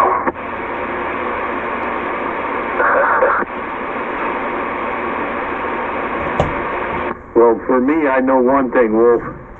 When I'm done, I'm done. Don't know where I'm going, don't care. I just be done. Hey, Bray. Yes. Hey, Popcorn, what is the web address for your feed? Popcorn 913. Perfect. Thanks, guys. I'll be on the side. What's up, Popcorn? What's going on out there? Who's doing the roll call today? Anyone? Yeah. Oh, yeah? Hovercraft is. Who's that, Hover? No? Yeah, Hovercraft is doing the roll call. Yes, he is. Oh, yeah! Oh, yeah! No. Hey, 15-second key down. Let's do it. What's going on, Bomb? Chilling like a new one. Right on, man. Good to hear you out there. Yeah, come on, Hovercraft. Give me come on. 10-4, right back, brother. 14 we're waving. Man, he's not gonna do it. He'll give me a bag. Everybody was keying up on top of you, that's what. Oh, man. Viking. Hey, howdy doody. Give me a 15-second key down, come on. I want to be able to fucking have an advantage here, come on.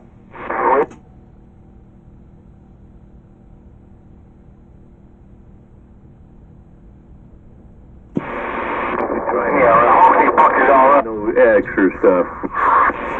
Yeah, honky fucked it all up, man, come on. Less than a minute.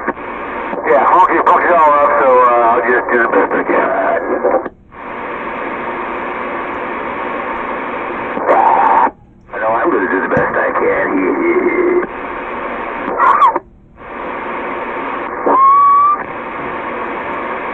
Oh, that sucker. Put it on high, boys. Back in town. Let's go. Run what you brung. Yeah, fucking goddamn lame. Damn telephone.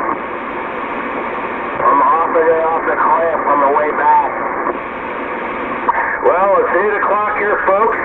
Welcome again to another San Francisco Bay Area Jawjackers roll call, with the Dream Team members also attending.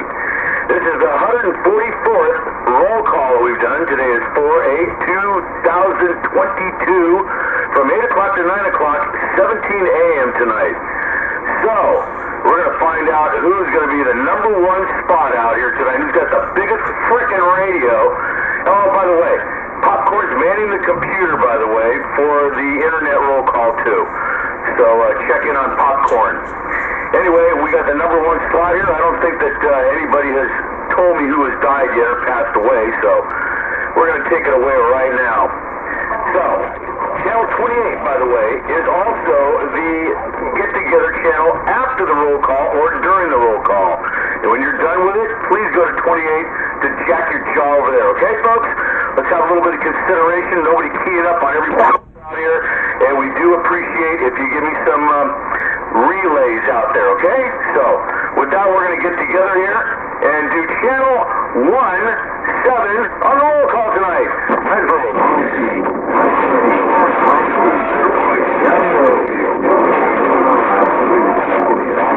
Again, man. Yeah, good to hear the hovercraft man.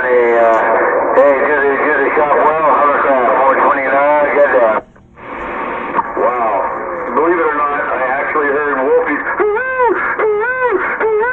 Wolfie, you got number 1 slot tonight on Michael, come on, right on.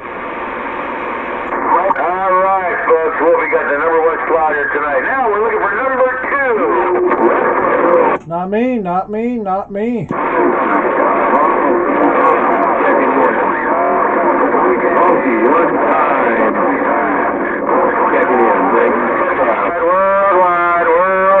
Worldwide. Number 2 slot. Good evening, Pete. Doing well tonight. Sounds great. Now open. Redwood.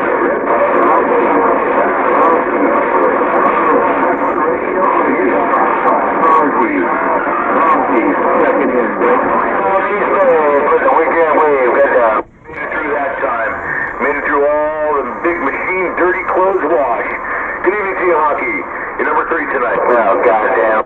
Number 4.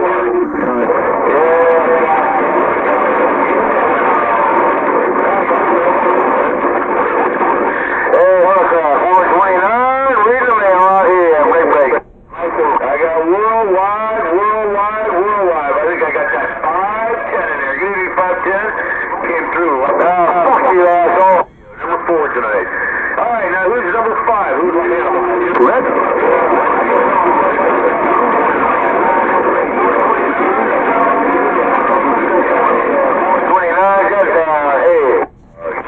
Got you 429. Got you in there, man. Loud and proud over here.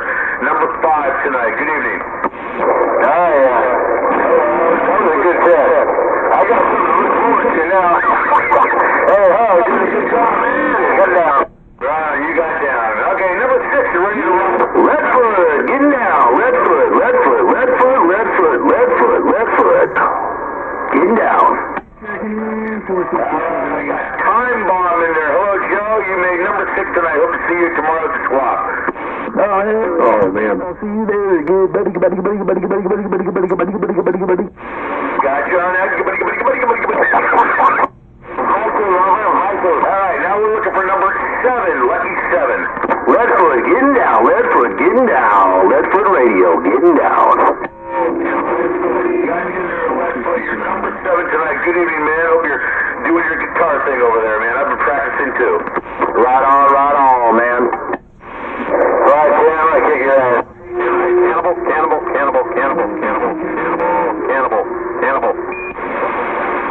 I got you, Cannibal. You're number 8. Everything's going good over there, if you know what I mean. Everything's going just great. Yeah, you coming down the swap tomorrow? Fuck now. Macintosh. Right on. All right, now let's see here. We got number 9 coming in. Who wants number 9?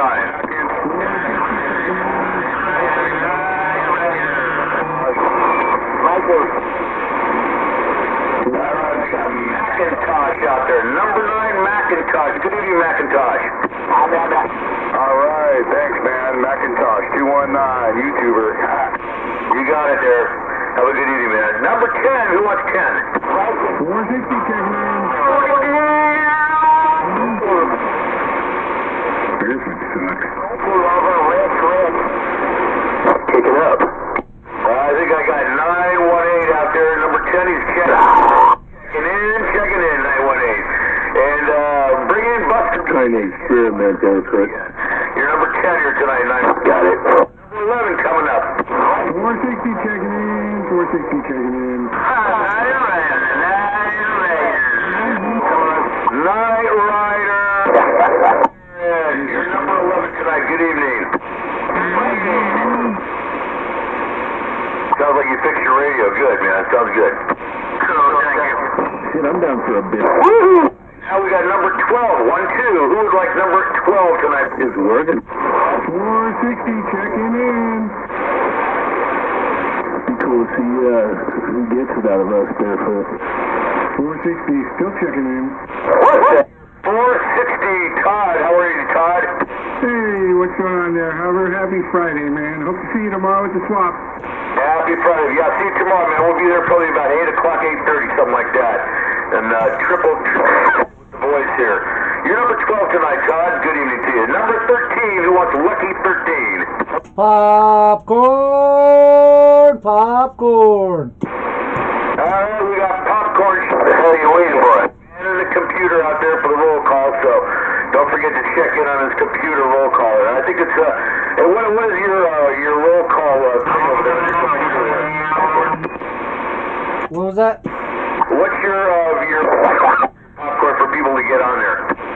Popcorn 913. Popcorn 913 is the YouTube channel. Popcorn 913 at the YouTube channel. Come on, Franklin, Rick. Alright, now we got number 13. Popcorn number 14. Who wants that one? Come on, Viking Mobile.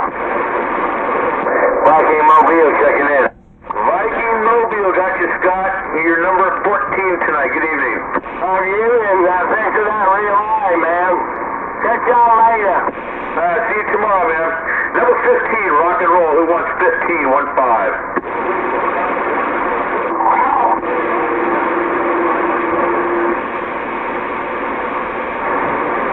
Very night train. Yeah, where's that train? Is that night train?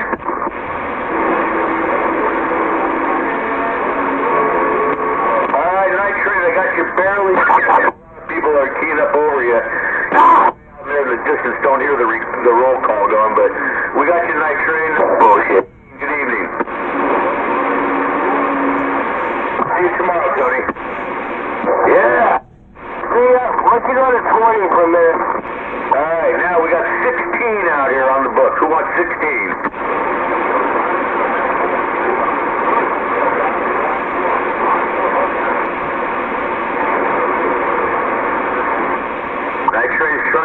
Night train, no, wait a minute here. 918's trying to check in again. He's a night train, night rider. But I can't speak here tonight. 918, you're number 10 tonight. You a copy?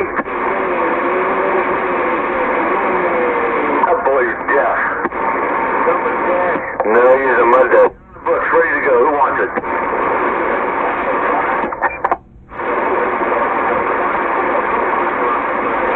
Somebody help me out with some relays out there in the distance, please. I'm trying.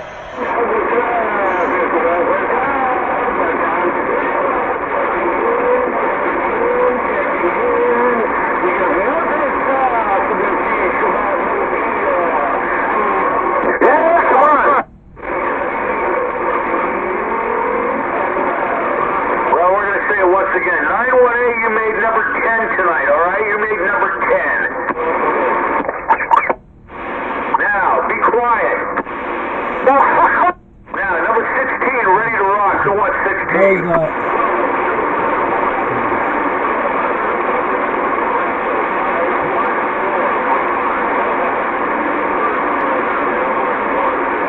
Super spreader over there in Dublin. Gotcha, Alex. Good evening. You're wow.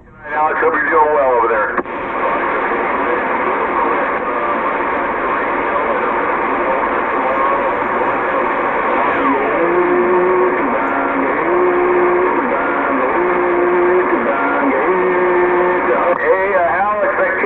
Because we got 918 blapping again, he won't shut up. 918, would you please put... I'm trying to listen to the roll call. Now knock it off. Yeah. God damn it. I don't like to have to swear out here because it's probably killer listening. But you're fucking it up, man. So stop it. Now, number 17. Who wants 17?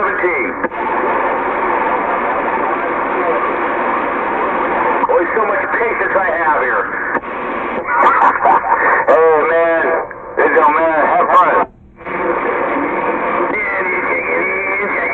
Again and again, he won't shut up. Hey, have fun anyway. Number 17, ready to go. Who wants it in the book?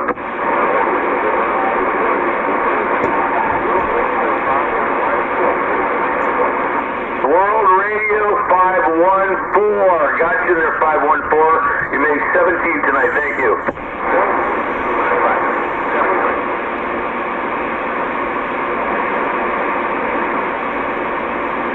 Yeah, you copy? You got 17 tonight, 514. Thank you. Now, number 18, ready to go. 18 and live to go. There goes Blabbermouth again, 918. Row, somebody tell him to shut up.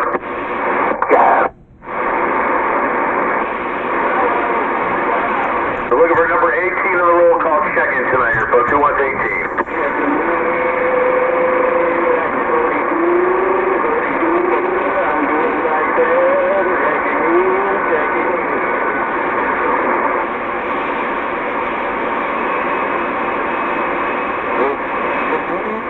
What we have here is a failure to communicate. That's Bill. Number 18 ready to be checked in, folks. Who wants that one?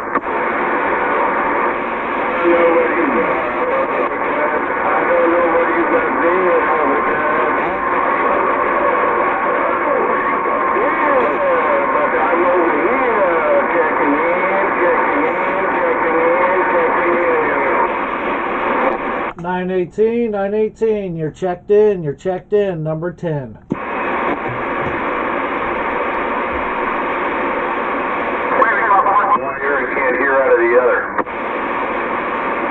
Number 18 ready to go, folks. Who wants number 18?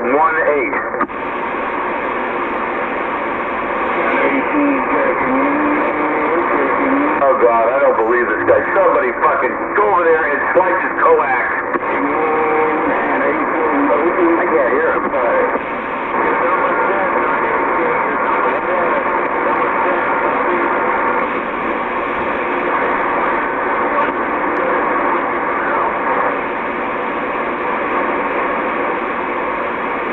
Yeah, who wants number 18 out here?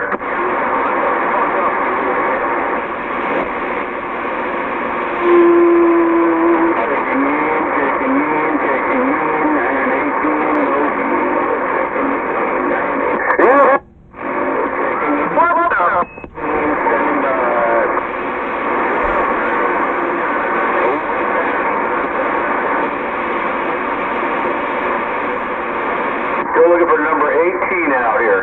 429, you heard it again? Yeah.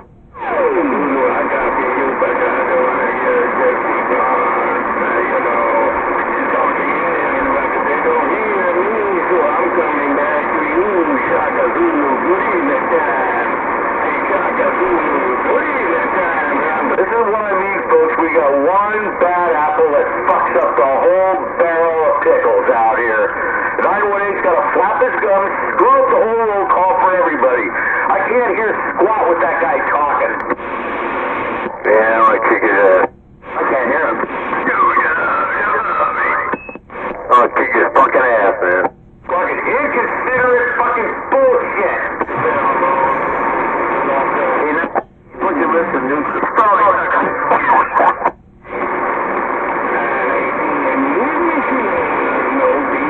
They'll put a granny.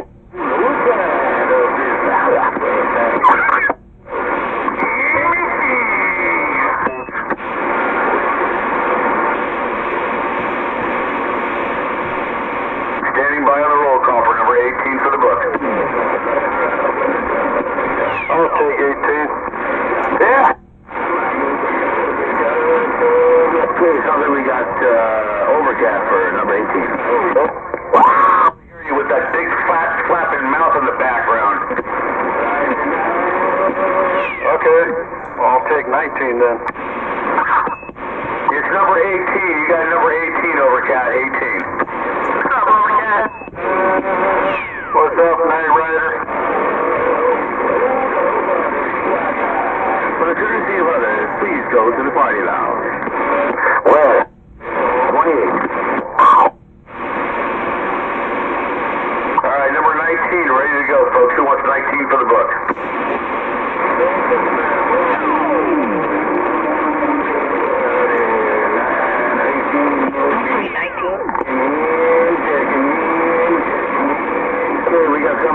take 19. Who is that?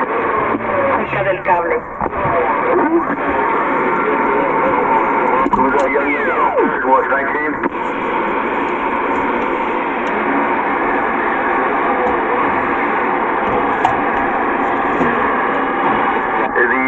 Young lady out there who wants 19, you copy me? Chica del cable, cable girl. I can't hear you with that stupid 918 blabbing out there.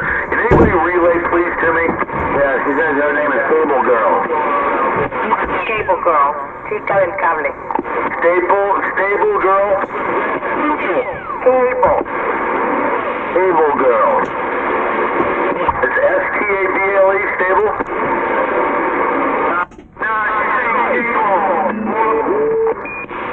Oh, Cable Girl. Okay, got it. Thank you.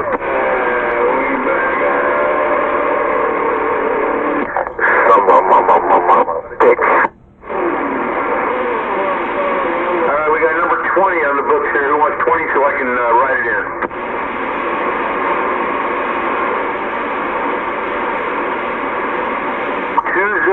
For the books here, folks. Who wants it for the roll call? Check in.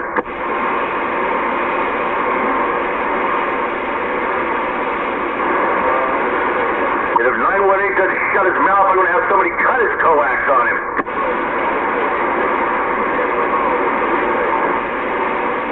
Just pull his esophagus out.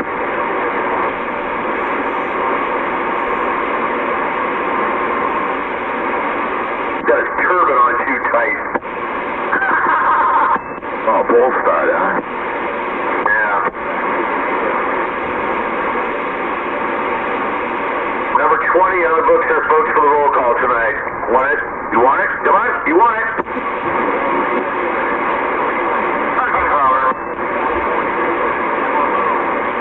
California Kid, San Ramon. Got it. Thank you for the relay.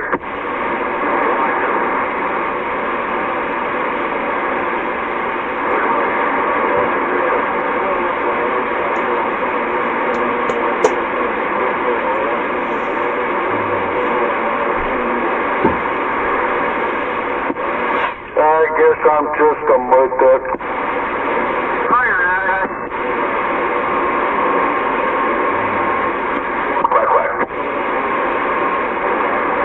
Number 20, you ready to go for the books here, folks? Who wants number 20? Oh, wait a minute. Number 21. Yeah, number 20. 21.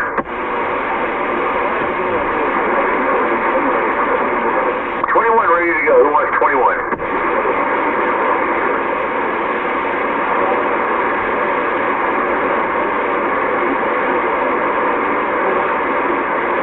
I think it's time for a shot.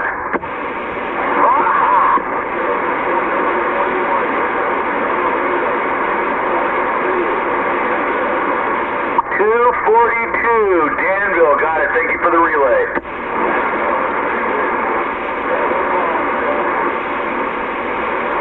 All right, moving right along, folks. Now we got 22.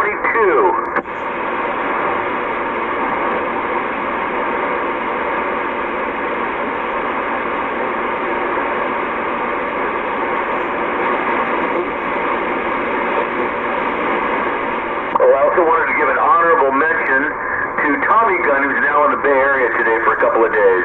Hello, Tommy Gunn, if you can hear us out here on the radio. Good afternoon. And 101 Mechanic. And 101 Mechanic, who's up in Half Moon Bay, which he hasn't gotten on the radio yet.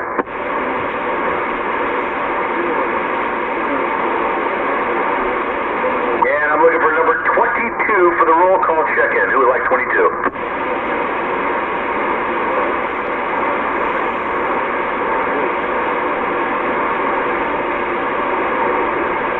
Bong it?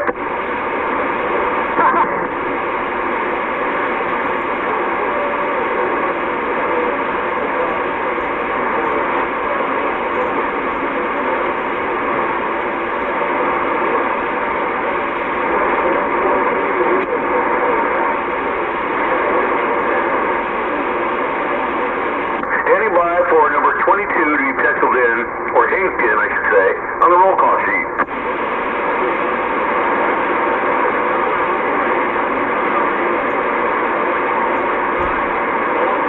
Who the hell Joe's bumping his gums out there.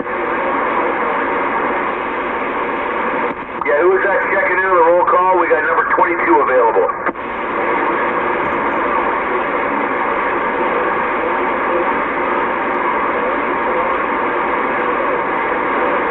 Got it, 4430 Danville. Thank you very much for the relay.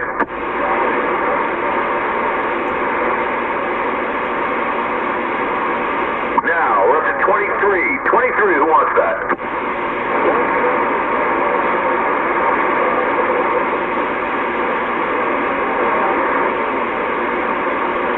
The people up in Sacramento can't shut the hell up.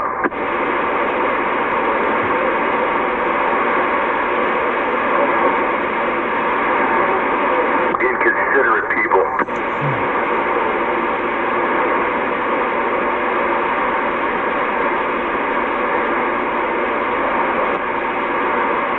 Get buddy. Buddy.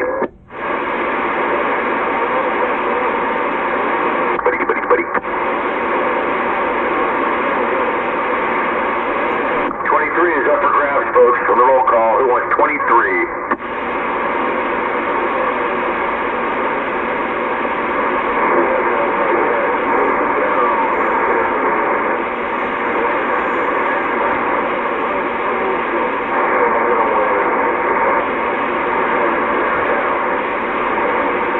Standing by for number 23 of the roll call.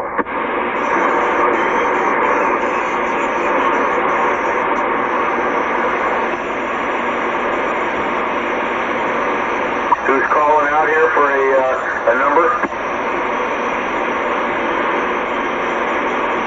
Somebody wants 23?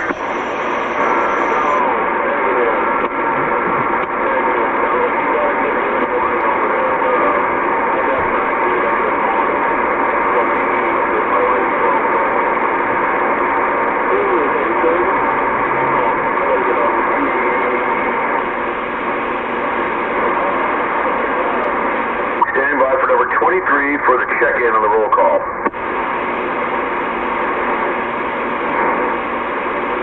There was somebody out there, I think, in Skip Hubbard, but I couldn't pull him out. 10-4, thanks, Rich. How much does the clock on the wall say?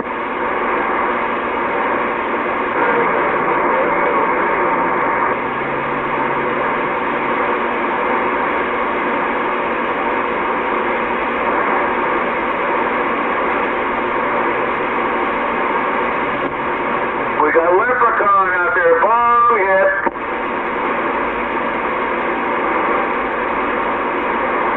Got you 23, Leprechaun, good evening.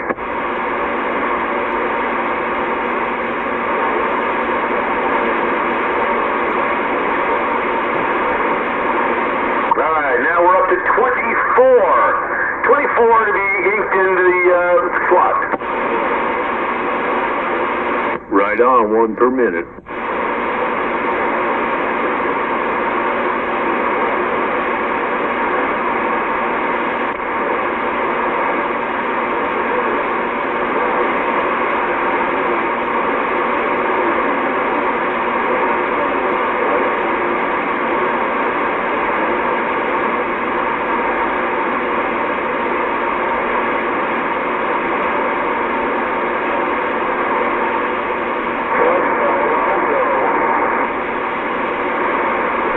Standing by for 24 to be put in the book.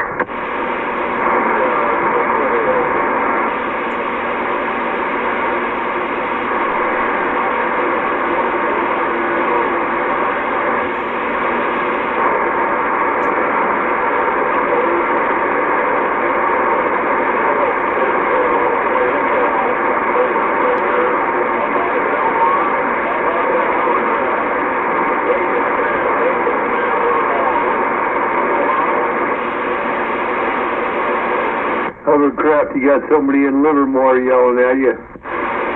I can't hear him. Who is that in Livermore yelling at Hovercraft? Honky relay? Break.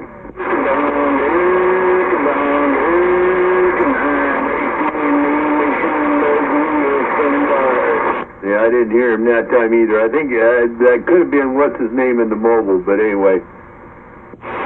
What's his name in the mobile over in Livermore? No, I didn't remember his name. Yeah, whatever.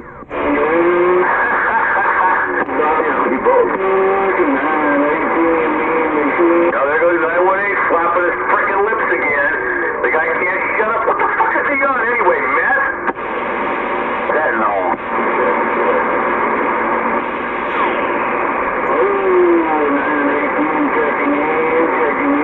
I want to find that guy and cut his coax. Got to climb into his car to do that. Oh, believe me, I'll take his antenna right off of his car. It wouldn't be the first time I've done it. Okay, so I guess we're looking for number 25, right? Yeah, we're looking for number 24. 24. 918, 918, you're number 10. You're number 10, checked in. And was that maintenance man?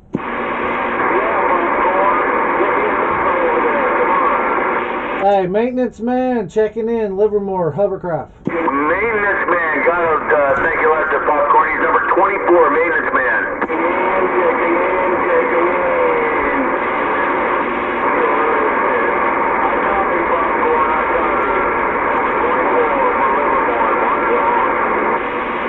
Check, maintenance man, roger on that. Thank you, Popcorn. Good job, Corn. You pulled him out when I couldn't.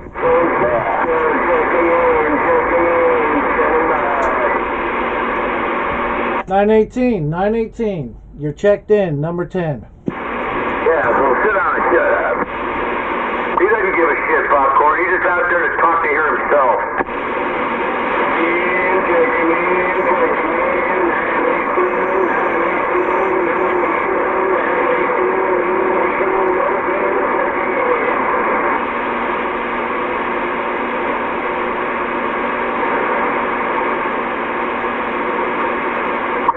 Going to get his coax cut.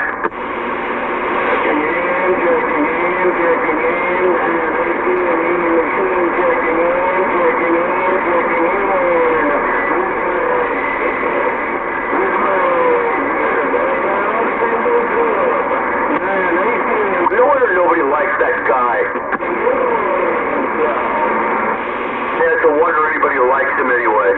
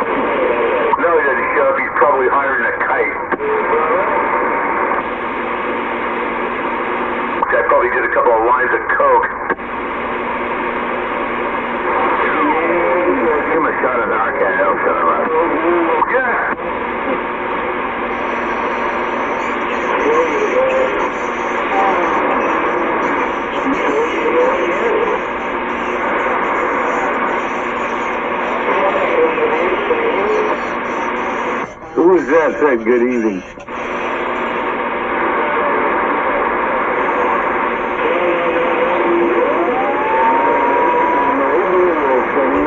Okay, Smoke, I just want to know if you're checking in. I'll relay it to Hover if you're checking in. Honky said it.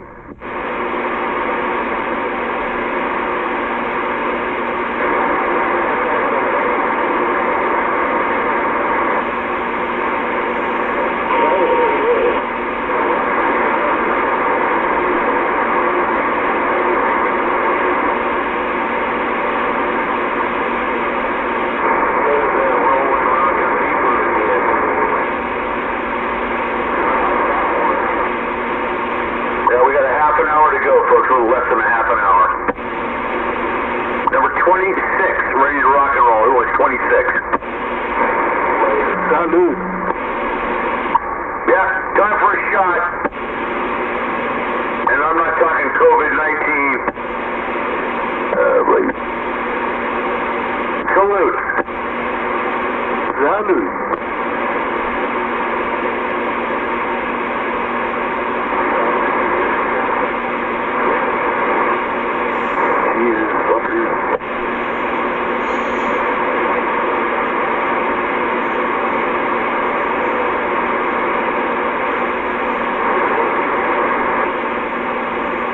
Standing by on the roll call network here for number 26.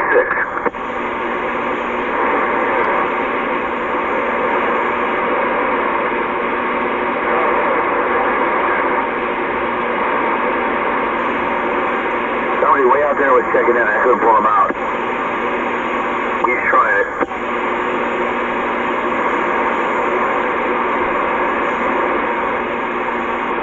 I hear somebody from South City. Try it again.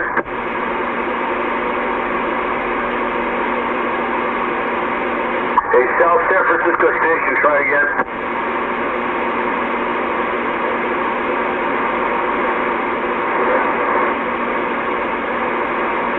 Oh boy, this is one of these nights. One of these nights. Superman. Superman. Got you out there, buddy. You're number 26 tonight. Thank you. Superman, see you on 28, Honky said. All right, number 27 is up for grabs. Who wants that one? 27 for the roll call tonight.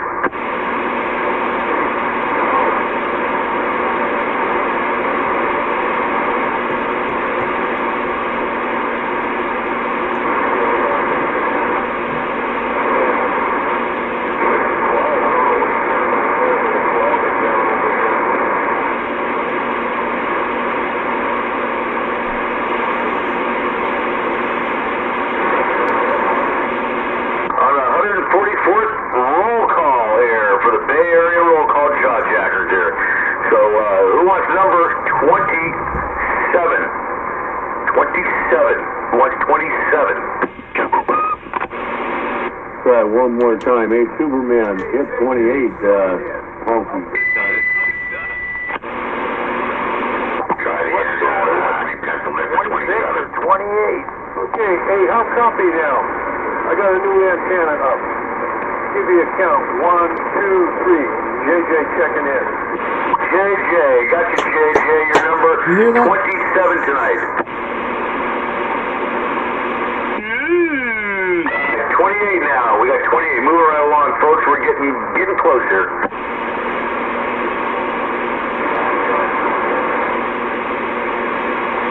Or would you rather have a bong hit?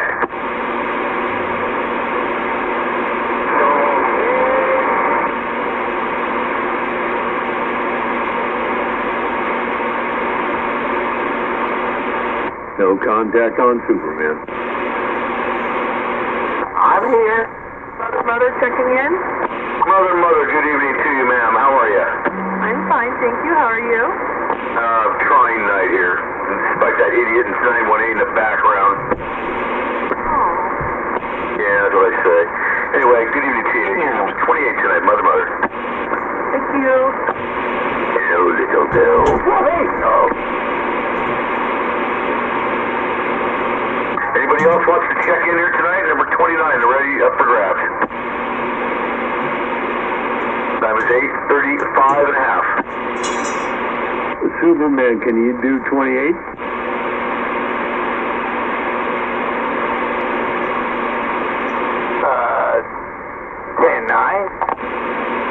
Can you do channel 28, 27285? Yeah, good channel. I'd like to see you up there, Honky said it. I'm going. Okay. Alright, I'm still looking for number 29.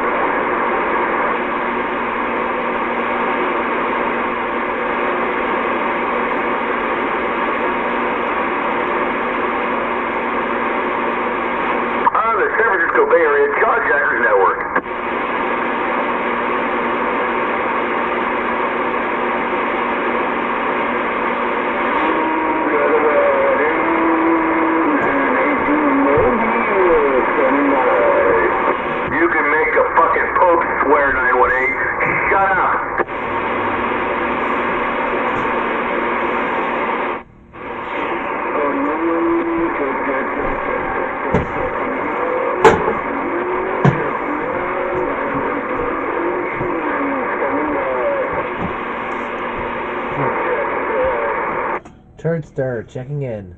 Got it, Turdster. You are number 29. Hope you're doing well. Say that again, maintenance man.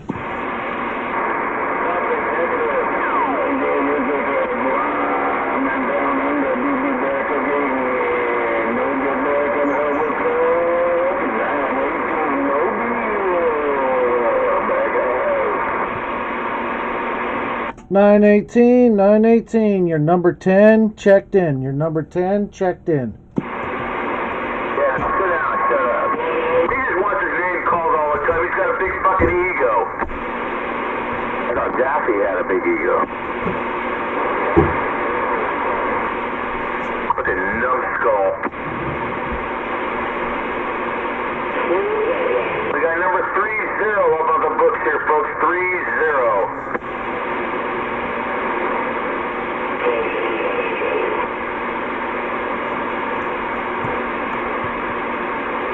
Were you trying to do a relay, maintenance man?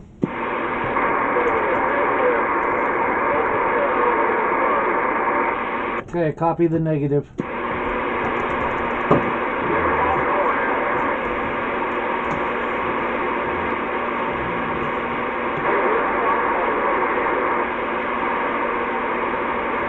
What's that?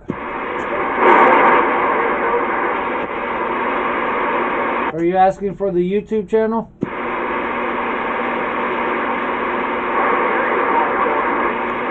Okay, negative. Looking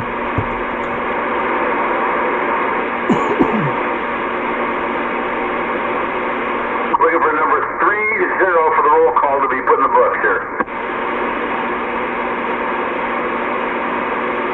And if you didn't know it, I am a hovercraft man out here in Belmont, California, and I'm doing a roll call tonight. So please show some consideration, especially you, 918. Show some consideration. Hey, check yourself in, huh? What did? All right. Can't hear you. Yeah, 10-9. 10 fucking 9.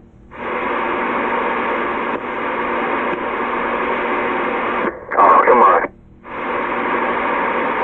I was just trying to think now. I'm frustrated. Oh, damn it. Don't get frustrated, man. You're gonna end up like me. You don't want to end up like me, goddammit. No, then I'd go cuckoo if I did. Oh, fuck, man. You be killing people. Yeah, no kidding. Anyway, I'm still looking for number 30 here tonight here. I'll take 30. Alright, who are you? What's your handle? Land Crusher. Land Crusher, got you 30 there, Land Crusher. Good evening. I thank you.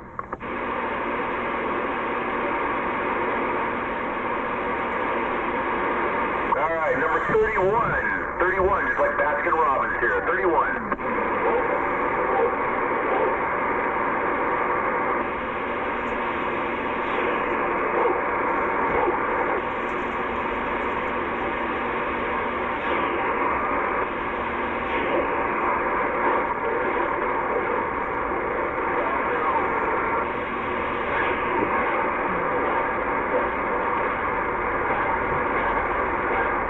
Buster put in on the roll call.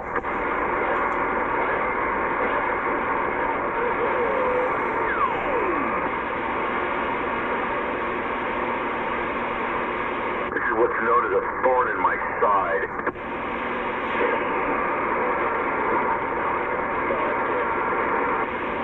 Looking for number 31 out here. 31.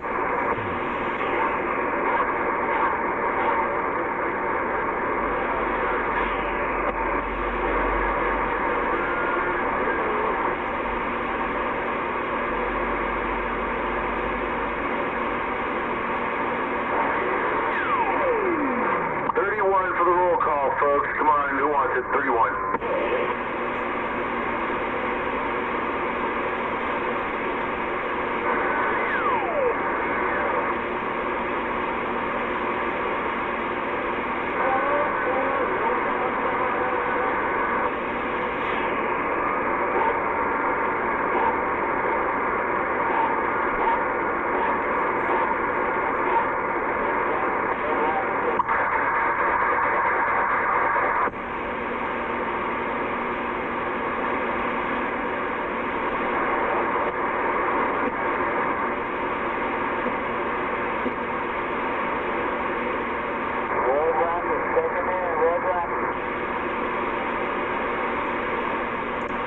Did you hear that, over? Go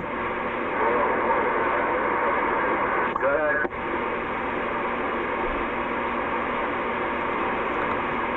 Waiver number 31 to be put in the books here. Oh, hey, 31. Do. Hey, 31. Hey, man, where are you? 31? You want to be put in the book?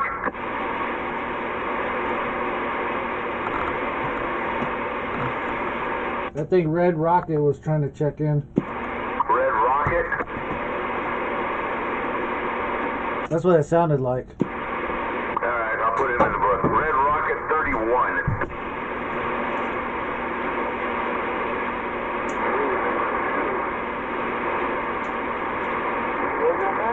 And number 32, I am going to pencil myself in here. Hovercraft, man, your MC here tonight.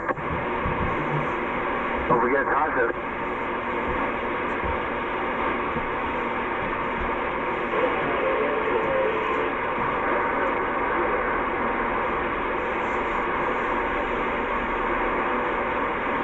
Now, we got 33.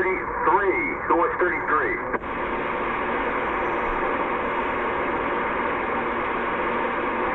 It's time for another bong hit.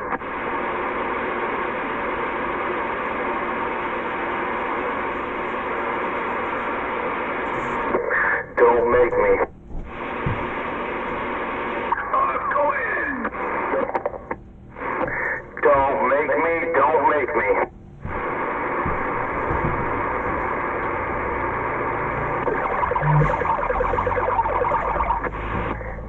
Nice ventilation.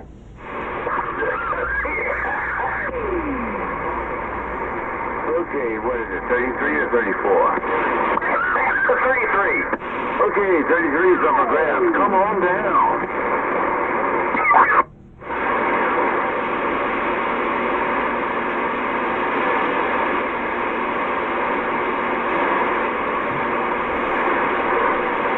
Damn, what happened to 80?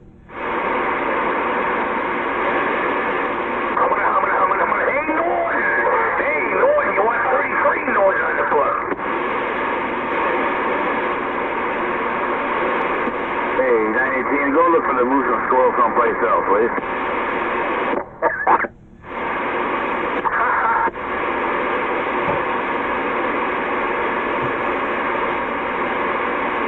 Latrine machine.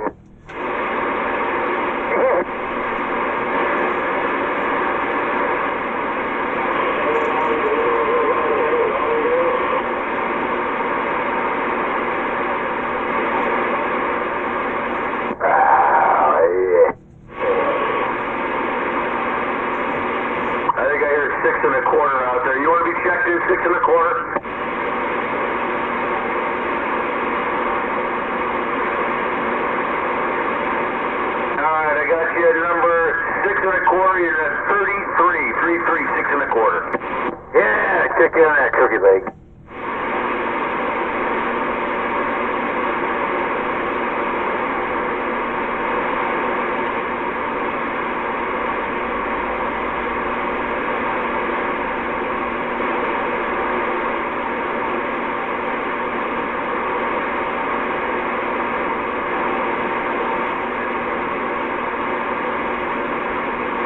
See you later. You're number 33 tonight, 6 1/4. Adios. Yeah, I want to check in that, for a good old school cat, man, he probably won't be able to do it, but, I talked to him today on the 2-1, and this motherfucker got struck by lightning. Fucking beer money. Beer money got hit by lightning last week, and, blew all of his shit up, and he's still trying to make a comeback, so I want to make a check-in, for a die-hard beer money. Alright, I'll put beer money in here as an honorable mention at 34. Yeah, beer money is a friend of mine. Yeah, he got hit by lightning, dude. He just called me today, man. All of his shit blew up, his antennas, the coax, everything got vaporized, man. He got hit by fucking lightning, dude. Is he okay? Yeah, of course he's okay. He fucking called me. He's alive, but all of his shit, man, he's just trying to put it back together again, man, straight up. Yeah, beer money, yeah, good friend of ours, man, no doubt about it. God bless. Yeah, but all the fucking, he lost about 5 amps, man.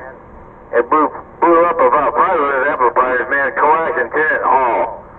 Poor son of a bitch, man, but he's still out there, man. He's still kicking. Well, at least he's still alive on it. Count his blessings. Yeah. That's the main thing. Alright, so anyway, with that said, number 35 is ready to go.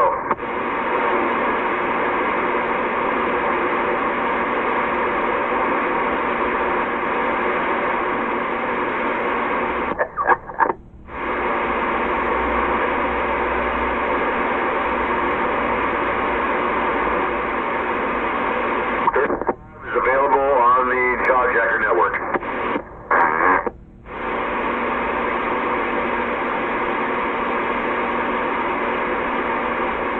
Oh, let's not forget some of the Dream Team members too out here.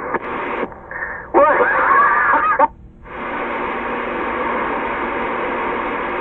Or like we used to say when we went up to the whorehouse, here comes the Dream Team! Yeah, fucking whorehouse in the backyard, man. Mustang Ranch. Anyway, I'm still looking for number 35 out here for the books, and we've got a few minutes left. I heard someone out there. Yeah, one equal, is it? Too late? Who's that, 184? 184, why don't you check in? 184 checking in. Got it, 184, 184.35. What's up, Tone? Hey, still here. Alright, sounds good. There was someone else out there checking in. I couldn't really tell though. Relay your name, your number, whatever. We're doing check-in. Got 10 more minutes, folks. Jesus, already? You get checked in, Oyster?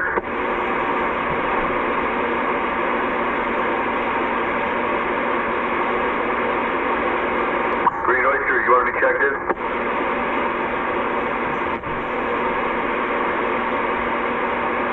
Standing by for number 36 tonight.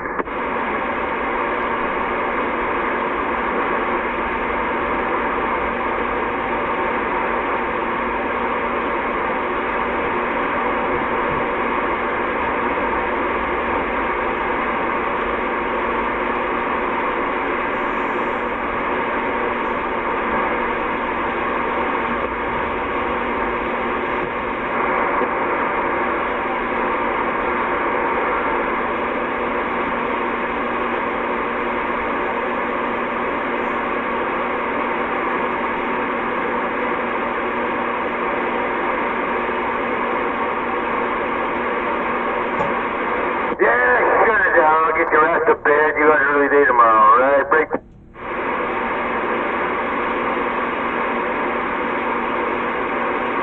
Well, the rest of us can party.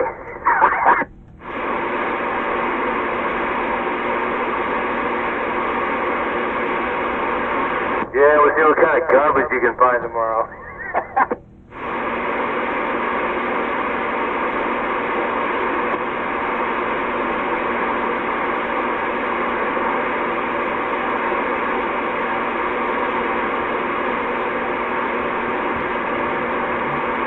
Yeah, so many cats got my back.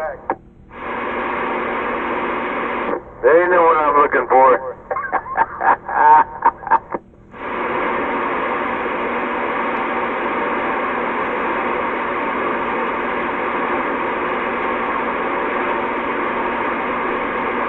What the?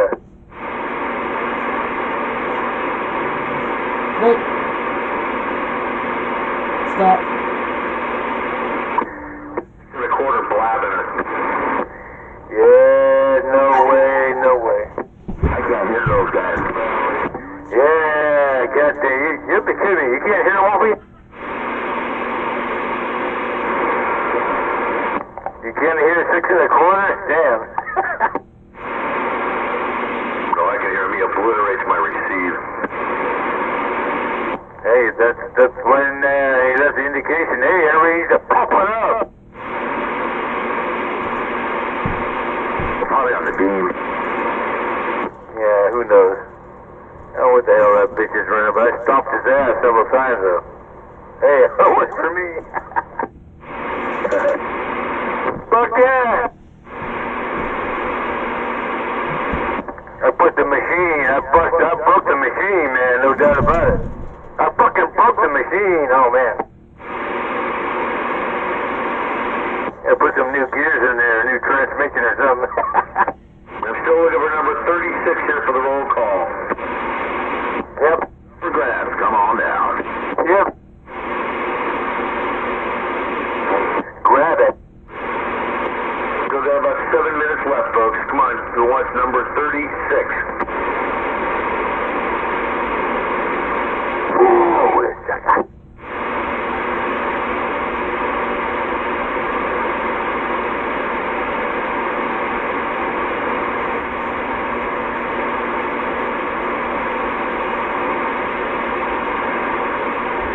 He's talking to Shaka Zulu. Call him Snocker Screw Loose. Spinning the reels, yeah, back to pop you in the man. Ooh, yeah, Dr. Williamside. Yeah. Another pompous windbag.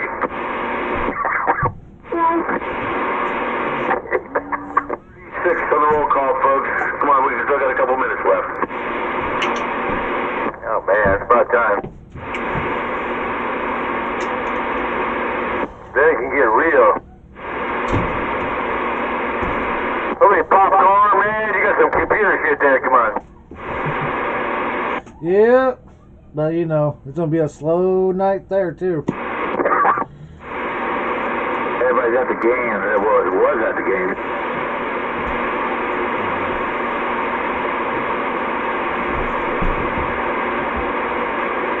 All right, let's go. Oh, dear God, I'm trying to be so patient. What God? The one who made us. What God? Oh, God damn it. Okay. Number 36 out here for the roll call, folks. We got a couple minutes left. 5 more minutes. Woo! So that I can get the hell out of here. Gonna run away? I'm gonna go take a shower. I stink. Aren't you having fun? Oh, believe me, after the work I did today, I stink. But I put off my shower, dude, for the roll call because I'm dedicated. How do you like me now? Yeah. Are we having fun? You're the man, you're the man. That's what one lesbian said to the other lesbian. You're the man, you're the man. Anyway, looking for number 36 out here. Who wants it?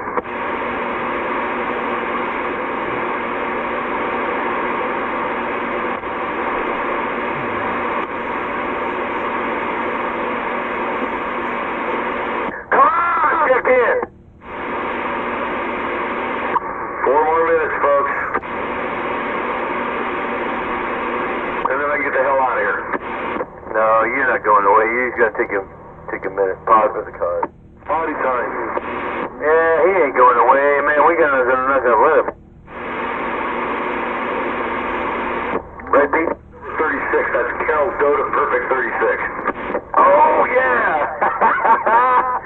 Hell yeah, way back in the day, man. The 70s, the Perfect 36. The Kilimanjaro range, huh? Oh, man. They got 36-inch breasts and... Oh, man. I like women. Right, Pete? Hey, we like to fuck, right?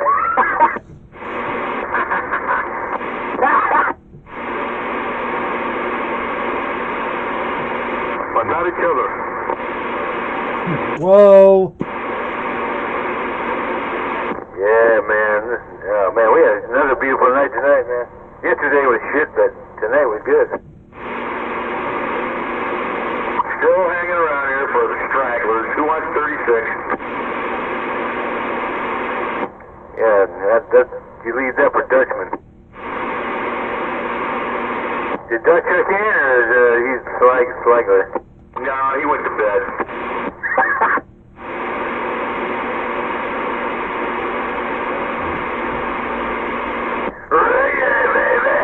Oh, man. Minute and 3/4 left, folks. Who wants the number 36? Come on. Trying to be patient. Woo!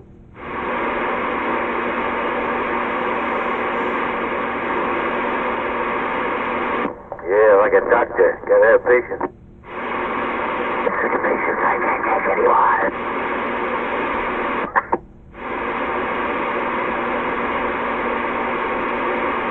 If that don't work, just have another cigarette. I beat you to it. Less than a minute.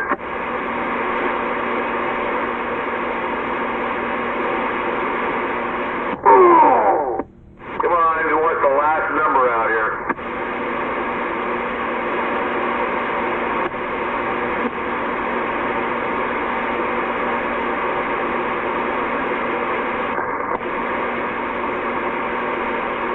Yeah, but it was really good, man. I can hear 42 in the background. 42, he's number 36 tonight. Probably be the last one here. I got you there, 42, you're number 36.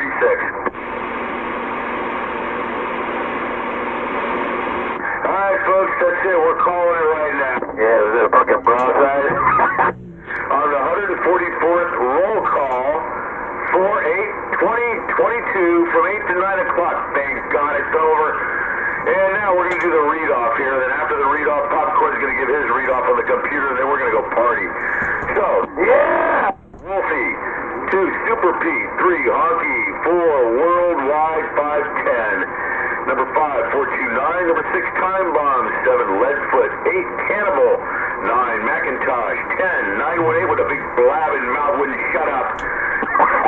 Night Rider, number 12, let's see, 460. Number 13, Popcorn. Number 14, Viking. Number 15, Night Train. Number 16, Super Spreader. 17, World Radio 514. Number 18, Overcat. Number 19, Cable Girl. 20, California Kid. 21, 242. 22, 4430. 23, Leprechaun. 24, Maintenance Man. 25, Loose Connection. 26, Superman. 27, JJ, 28, Mother, 29, Turnster, number 30, Land Crusher, number 31, Red Rocket, 32, me, your MC tonight, Hovercraft Man, and our Tommy Gun in there, number 33, 6 1/4, 34, Beer Money, 35, 184, and the last one on the sheet here, 36, 4242. So now we're going to turn it over to Popcorn and see how many people checked in on the internet. Take it away, Popcorn. All right, we at least made double digits. We at least made double digits for YouTube. We got 12 checked in on YouTube. Starting off, DD21, South Carolina. 133, Pismo Beach. KD, Sacramento. 45 Kilo, Washington. Mud Duck Radio Station, Mexico City. 725, Maryland. Hammer 420, South Carolina. King Duck, North Dakota. Pigpen, SoCal. Animal, Washington. Pigpen. Oh. PPG, United Kingdom. And Bobtail, San Jose. That rounds it off for 12. Alright, so 12 and 36. All together, folks, thank you very much for contributing to the roll call here tonight, despite some of the idiots out there like 918. So we do appreciate it, though. We tried, and thanks so much, folks. Popcorn, thanks a lot for your help, too. And all the people who decided to want to do a little bit of relaying in there with all the idiots out there, especially up there in the Sacramento area. So much also. This is Hovercraft Man signing off at party time! Thank you, thank you, thank you. And there you have it, folks. Here with special guest stars, Popcorn, 429, and your best MC for the night, Hovercraft Man. We'll all see you tomorrow at the swap meet. Keep it 11920 signing off. I'm going to go to my wolf bed. I'll see you. Bye-bye-bye. Yeah, thanks, man. Yeah, we all love you, man. What happened to 80? You got 80 last week, but everybody must have been slacking tonight. Thank you, Mr. Hovercraft, man. You got down. Thank you there, Cougar. No get back on Overcast. Yeah, thanks for Popcorn too, man. Yep, yep. Hey, it's all fun, man. And 918, you could eat a plate full of worms. Yeah, hey, you don't have that much protein. Out there wanted to say howdy. Come back out. Right back, honky worm. 10-4 deuce. Oh, man. Oh, first, gotta get up early. Green Oyster, what's going on? Not much, just turn this thing on. Realize it was after 9. Oh, well. Turn. Oh, man, nobody got moisturized yet. Trying to get the kid ready for they have to pick her up. It's like herding cats. Are you hurting pigs? Yeah, I heard a cat. It's like pushing rope. Yeah, we got some cat that hangs around here. He goes, oh, wow. Oh, wow. Evening, Oyster. Evening. Oh, yeah, man. There's our next president right there.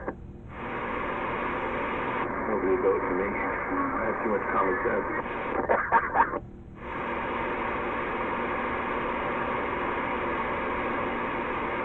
Hey, Oyster, you heard my little thing before, right? I don't know anything at all about your little thing. No, it's like, you think your job sucks? Try being a signer for Biden. Oh, man.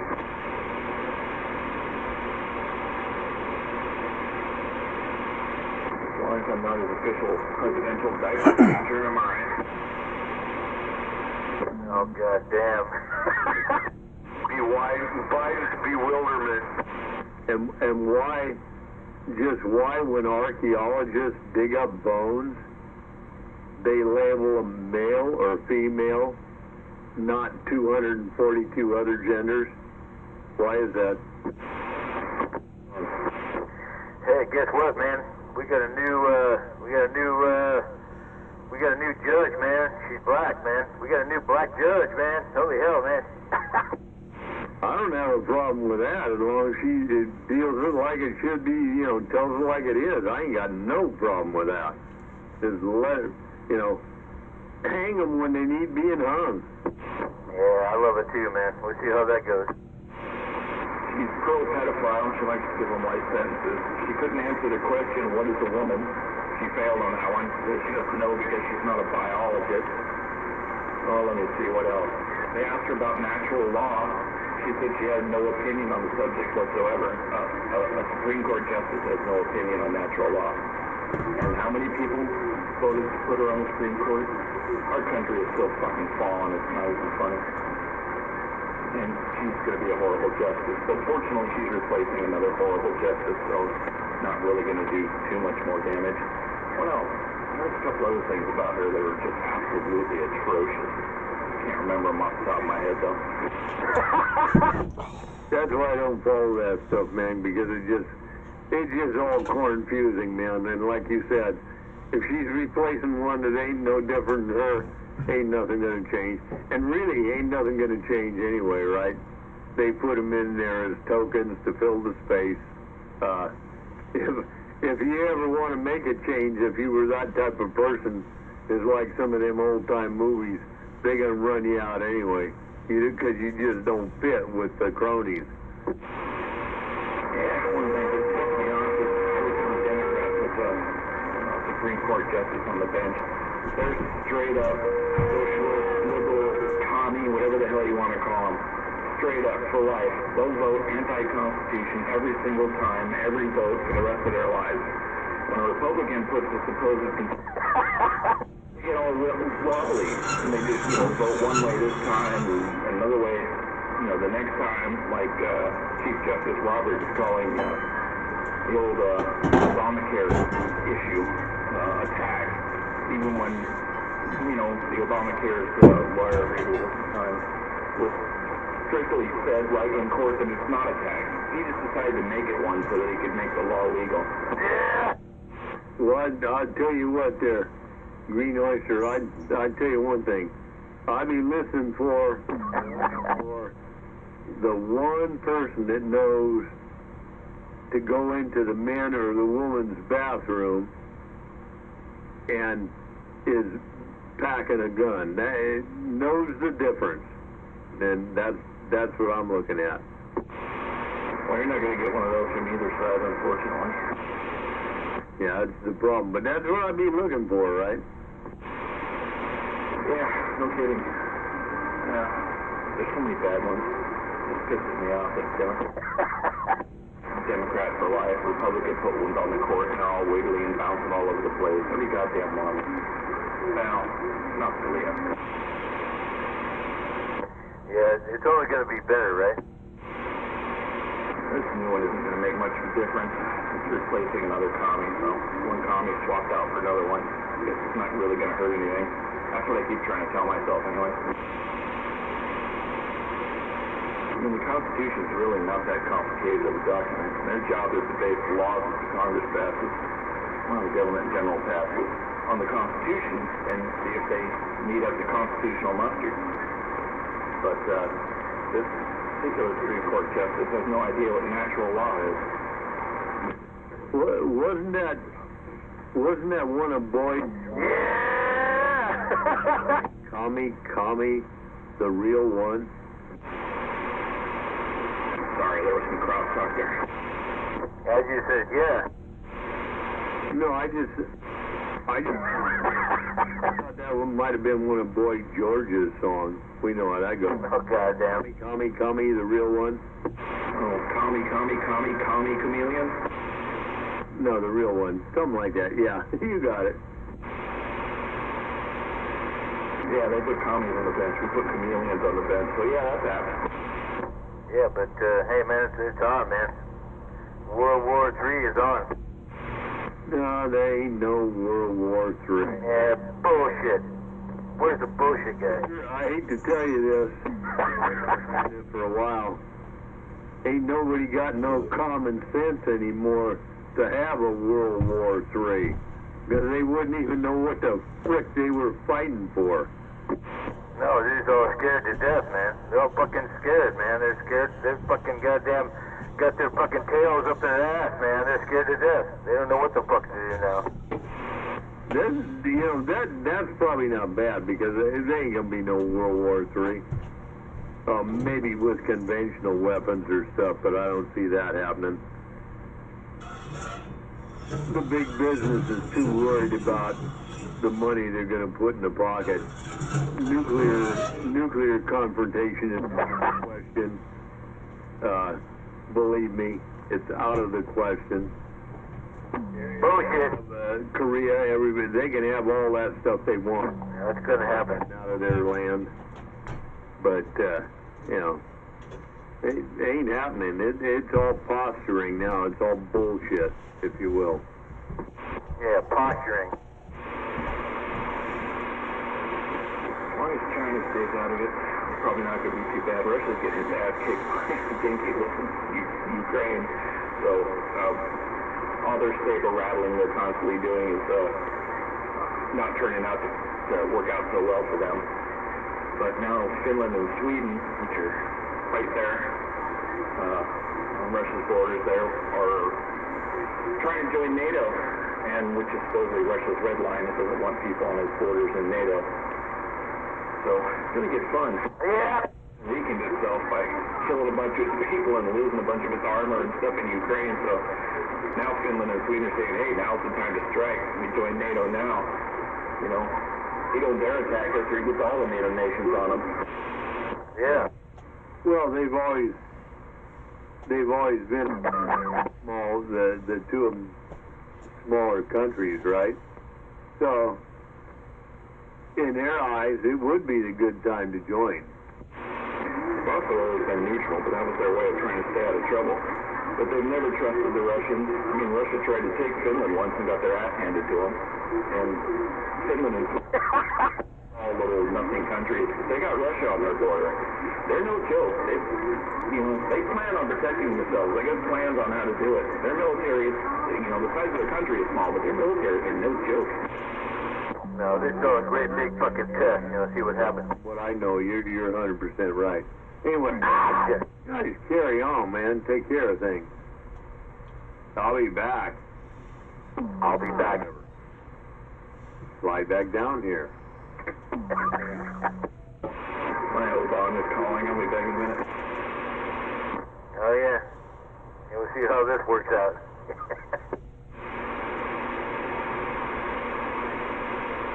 I mean, people are dying, thousands of people are being shoved out. I mean, the Ukraine is just getting obliterated, man. Hey, well, sit back and watch, right?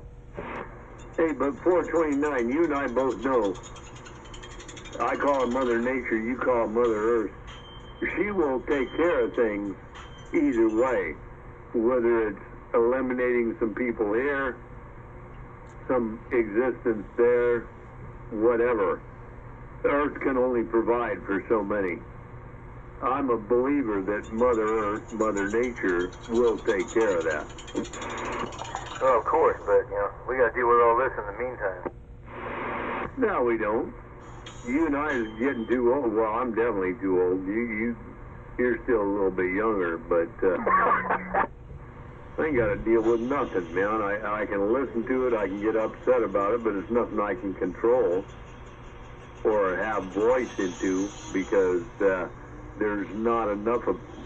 if we were real conservatives, Cougar, you and I, and the rest of the people like there, if we were real conservatives, and especially in this state, we'd all be in frickin' jail by now because there'd be dead people. Yeah, no shit. That's why it don't work. It's gonna take time, and Mother Earth will straighten it out.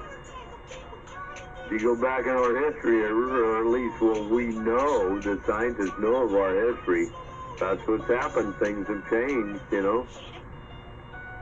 Hemispheres have changed.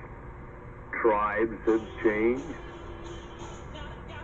All sorts of things have changed. And for the better to a point, could be a worse. How far are you going to push it, right? Okay, we're going to make people live for a lot longer now. But how much longer, if you make people live, can the earth support that many more people?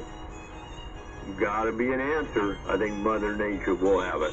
I'm back out. Yeah, that's right, Got a contradiction there.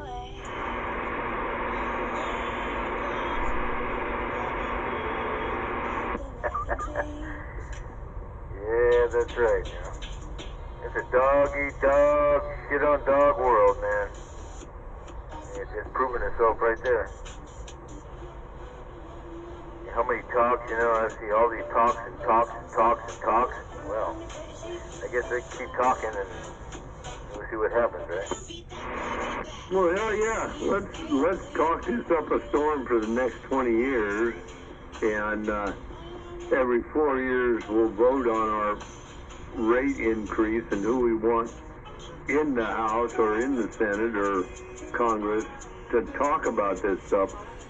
But we'll all get increases that are paid for by the working people. Yeah, so let's talk about it. Yeah, I got it. It's like having oral sex, right? We just talk about it.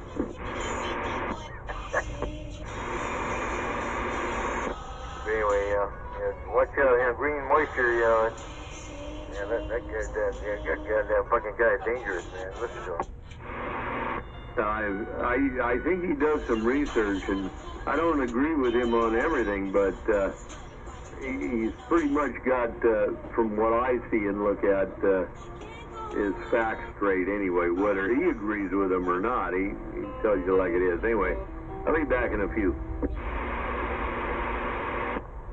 No, they're just doing all their best they can do to stay out of World War fucking III, man.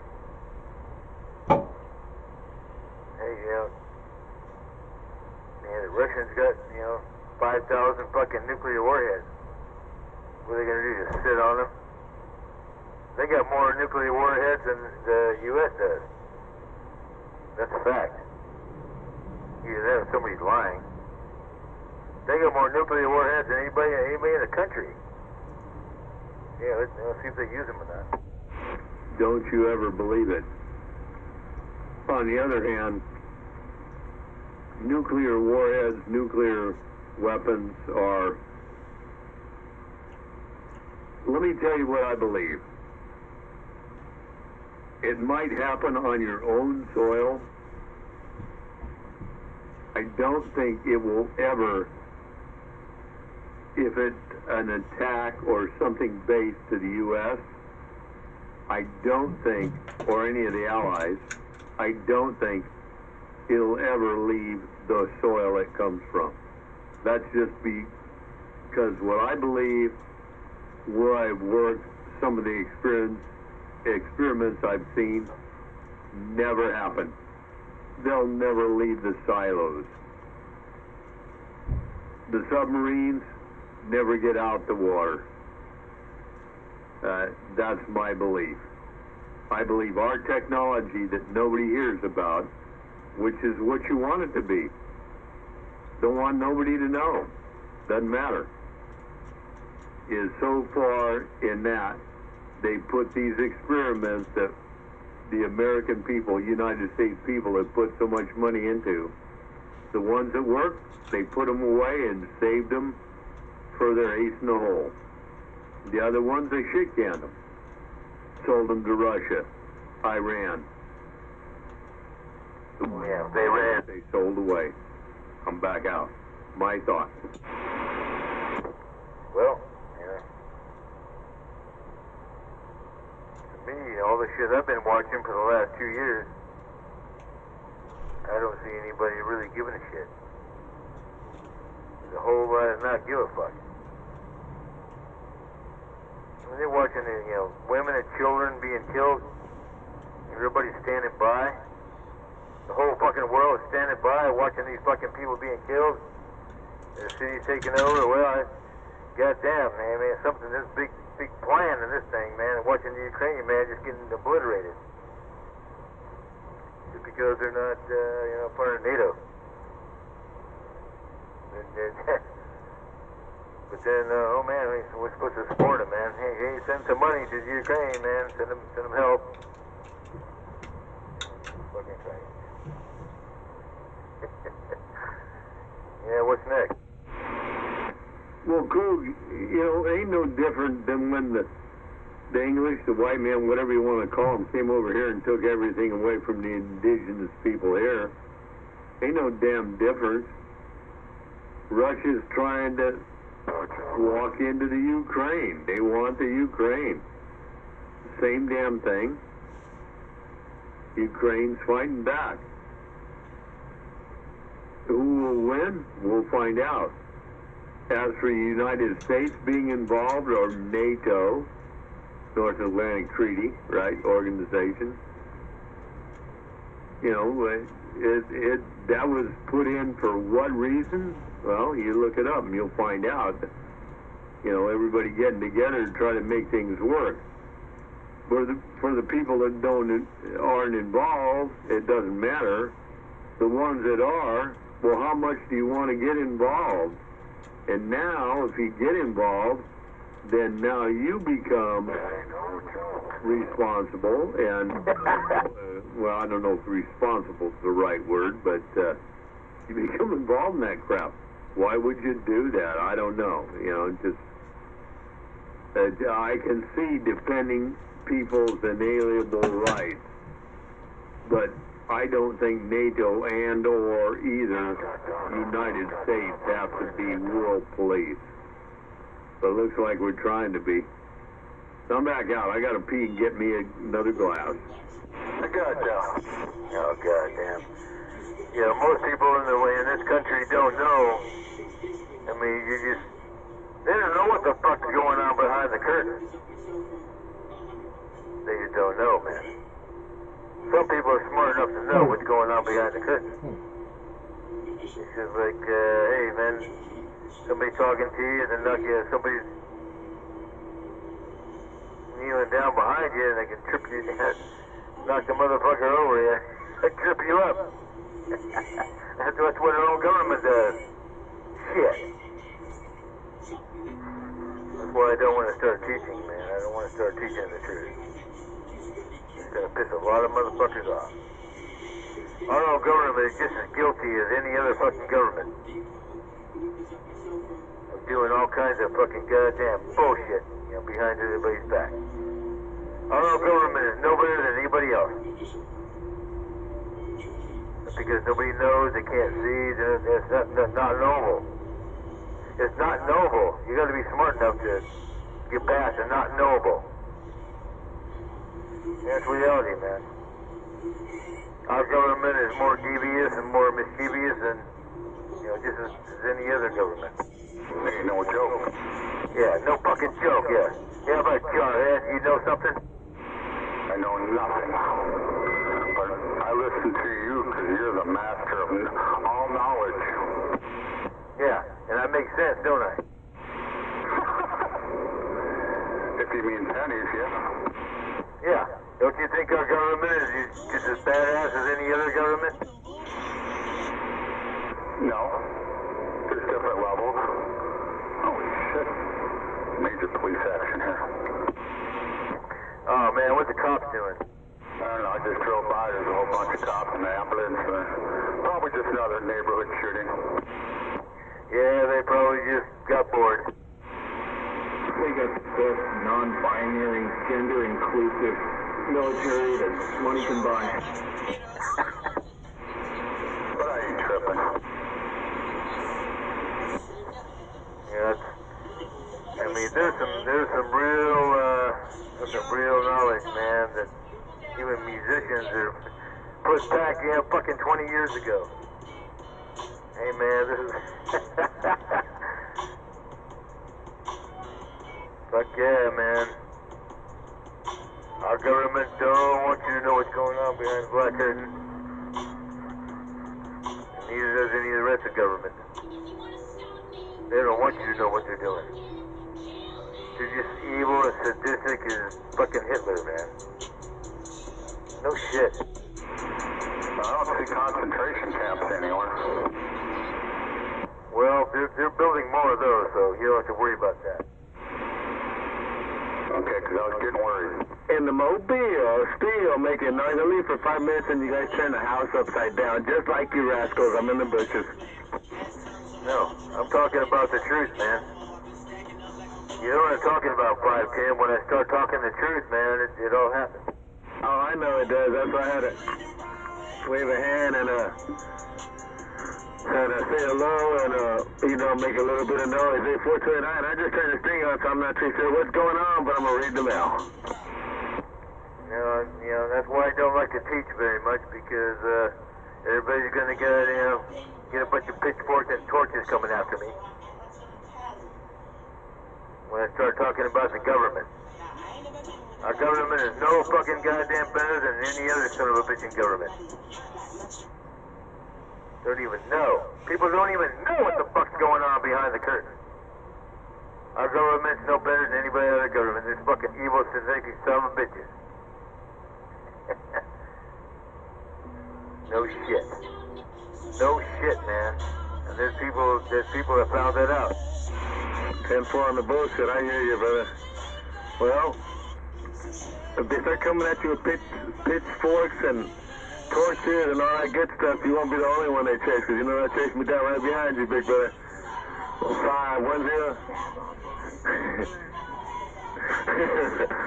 Hey, we can't down, but I'm 10-12, I got company, and I'm back in them bushes. Bye, Joe. Welcome back to the neighborhood, 510. Honky, I'm trying to keep it minimal on noise. I got them 10, 12 in. But they're going a little icy right now. They're talking about that train plane. You know, I don't want to put that on the airways. She's feeling like a chop suey and all this good stuff. But hey, that just could be the sake or whatever she had to drink.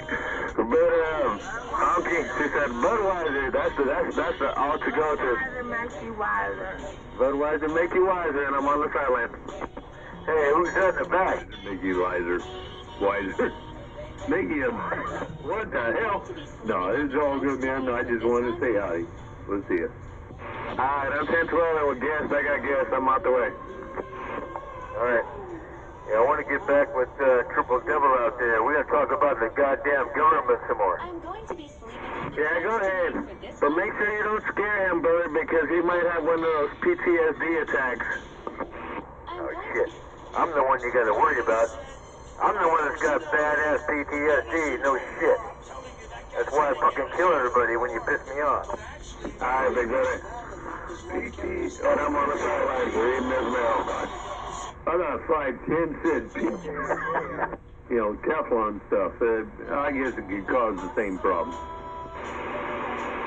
What the? When you heat Teflon up beyond 560 degrees, it outgasses, and it's not supposed to be good for you. PTFE. I didn't realize you said PTSD. You know. That is really perturbed terrorist dysfunctional people for sure. No. Perturbed? Yeah, look that word up, perturbed. Yeah, all the people that have, all the warriors that have PTSD, I guess we're all perturbed. As well they should be. And why is that? Because the majority of them were fighting a war that was political. It had nothing to do with our keeping our shores safe. It was all political bullcrap. Well, you're stepping into reality there. We're going to go on from there. So if you want, I mean, I know where I come from, and a few years different, but not that much. That's that's one of 3 reasons why I didn't go there. For whatever reason, I didn't go to Nam because Dad said, and he was in the Manhattan Project in War II. And he did his thing and did his stuff, and when I wanted to pre-qualify, in fact I did pre-qualify, he says, but you ain't going, at that time was down in Fletcher Lane off of Mission Boulevard in Hayward. He says, they ain't going back down there. He says, because this is a political war. This is not for what I fought for and for what we fought for as the United States. And at that point, it took me a while, but I finally got it figured out what he meant. Well, that sounds like this is exactly what's happening now, is a political war. Yeah, blow the fucking Ukraine, all the shit, all the fucking goddamn atrocities, and how much shit they're gonna put on Russia. Yeah, shit, slam. How many doors are they gonna slam on Russia now? And then there's going to be a recourse. Oh, man. What do you mean doors are going to slam on Russia? You make your own bed, man. I mean, let's take your heritage, for instance, if we can, and the doors that were slammed on you. Oh, goddamn. Doors in the first place, so nothing was slammed on you. What happened was people came in and took over. Same thing that Russia is trying to do with the Ukraine. Ukraine's a smaller country. Russia's trying to push their might. Let's face it, Putin is pissed off because it's not USSR, right? He'd like to see it back in those days, but he just ain't got a clue. That ain't happening. Yeah, well, how do you know? Where's that information coming from? What, that ain't happening? Well, ever since USSR was dissolved, that's why Ukraine's not part of it anymore. A lot of the other, what do you call them, burgs or whatever you call them, they're not part of United Socialist, Soviet Socialist Republic anymore. Not part of that entity at that time, if you will. They're all separate, right? And they're all going to fight back, just like it was before it became USSR. They're all going to fight. So it's like we had here. It's like a civil war. Yeah, well, I'm still trying to, trying to get down to the roots of this thing, The only reason why that son of a bitch attacked Ukraine because they weren't a part of the Brotherhood, right? Yeah, lesson learned, right? They weren't a part of the fucking Brotherhood, but hey, you cross the lines, man. Yeah, watch out. You start crossing. Wait till you start crossing borders. Yeah, I can't believe this shit. Actually, Ukraine actually went across the other border and actually killed a bunch of some bitches. Oh man. There was something said about that.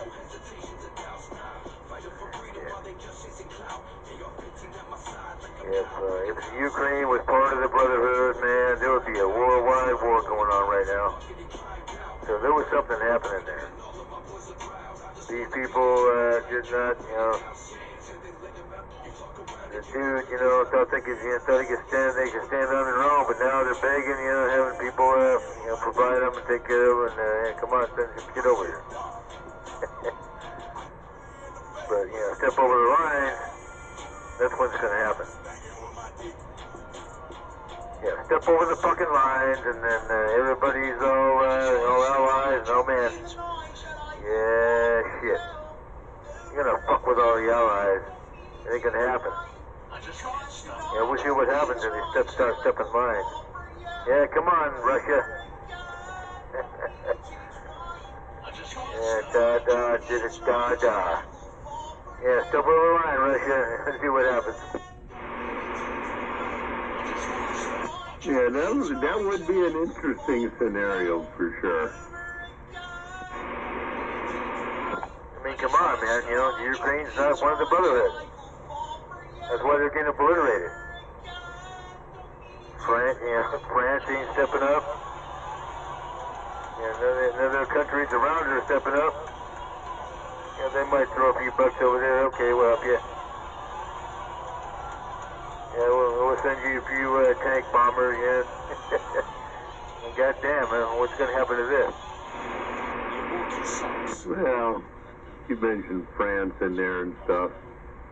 Small country, mostly inhabited by East India persuasion anymore. At least controlling factor. A lot of different things going on there, so that's nothing. But as for the Ukraine, I mean, if we think about what the USSR used to be and what it encompassed, and then when it dissolved, what happened? Well, of course, Putin wants it all back, man. He wants it back as it was. So who do you think is going to fight that? It's going to be the little countries that are trying to be like, like our Commonwealth in this country. They want to be left alone, but can't do that. You got people, you got property. We want that. That that, in my opinion, that's Putin's thing. He wants it back like the old USSR, because then they had control. And the far goal of communism was what, Cougar? Yeah, there you go. The definition of communism. Communing. Most people don't even know what communism is, man. Well, that's it. And to be in the commune, you have to have it all encompassed, which in the Earth's case, right, is domination. and you're all in the commune. And because there's people that think individually and by themselves, that's probably not happening. Well, anyway, it's just a start anyway. It's a beginning. And it's a way Mother Earth is gonna take care of herself, like you said. Mother Earth will take care of herself. Sick and tired of everybody sucking on her tits and ruining her fucking hair. Ruining the atmosphere. Ocean levels are rising. Oh man. It's all because of people. And they won't admit that. This world is going to fucking hell. And it's all because of people. All because of the two-leggeds, man. They know how to blame it on themselves.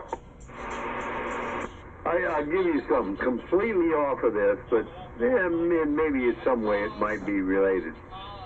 So we're into space exploration, the world is, if you will, and we send astronauts up there and we give them water.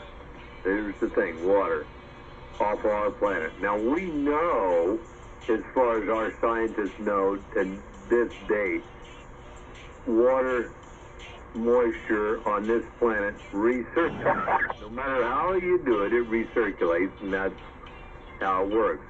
So now, as we explore space, we're putting a gallon here, 100 gallons there, 1,000 gallons here, whatever. You pick a number. But it ain't coming back. But yet we're doing this to try and populate other planets, if you will, which we don't even know if they have any H2O. What is it? Moon's supposed to have some, Mars might have some, something like that. I forget. I'm too old now. But I mean, so now, our space exploration, even a gallon or two at a time, but as we go on in our history and stuff, it's going to get more and more and more. We're taking more water away from the planets that can only generate some more. Something to think about. Just a theory.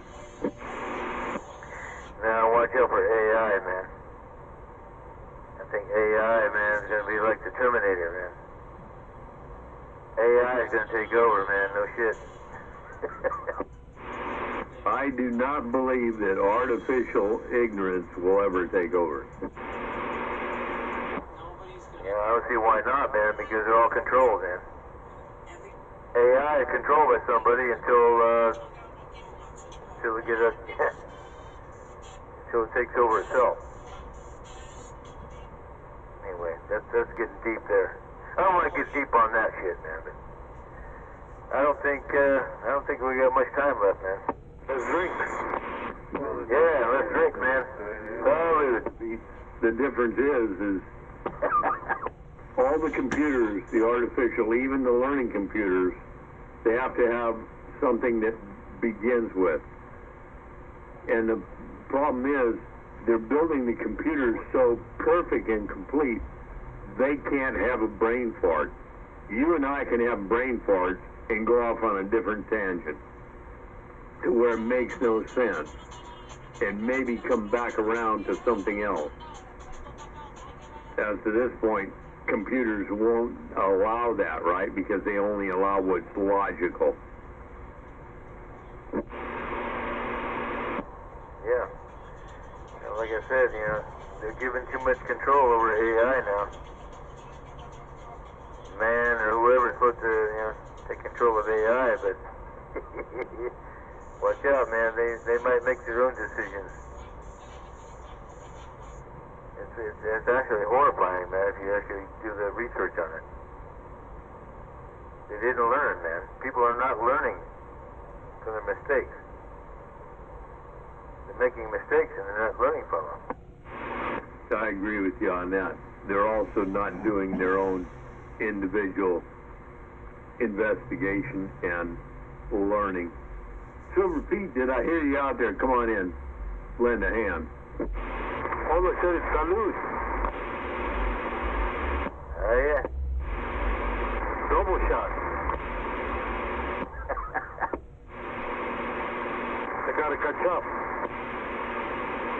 I'm trying to take it easy, Pete. Got to get up early in the morning, but I'm still here. Oh, same here. I got to go to work, believe it or not, tomorrow morning. Yeah, 10-4. Well, you get a chance, you hang that on somebody else and haul ass out of there and head to the Sunnyvale Library, man. Be neat to see you down there. Bring money with you, though, because you might want to buy something those people have. Well, if you see something that I might want or I need, send me a picture and I'll give you the money later. Oh, man, I can send you...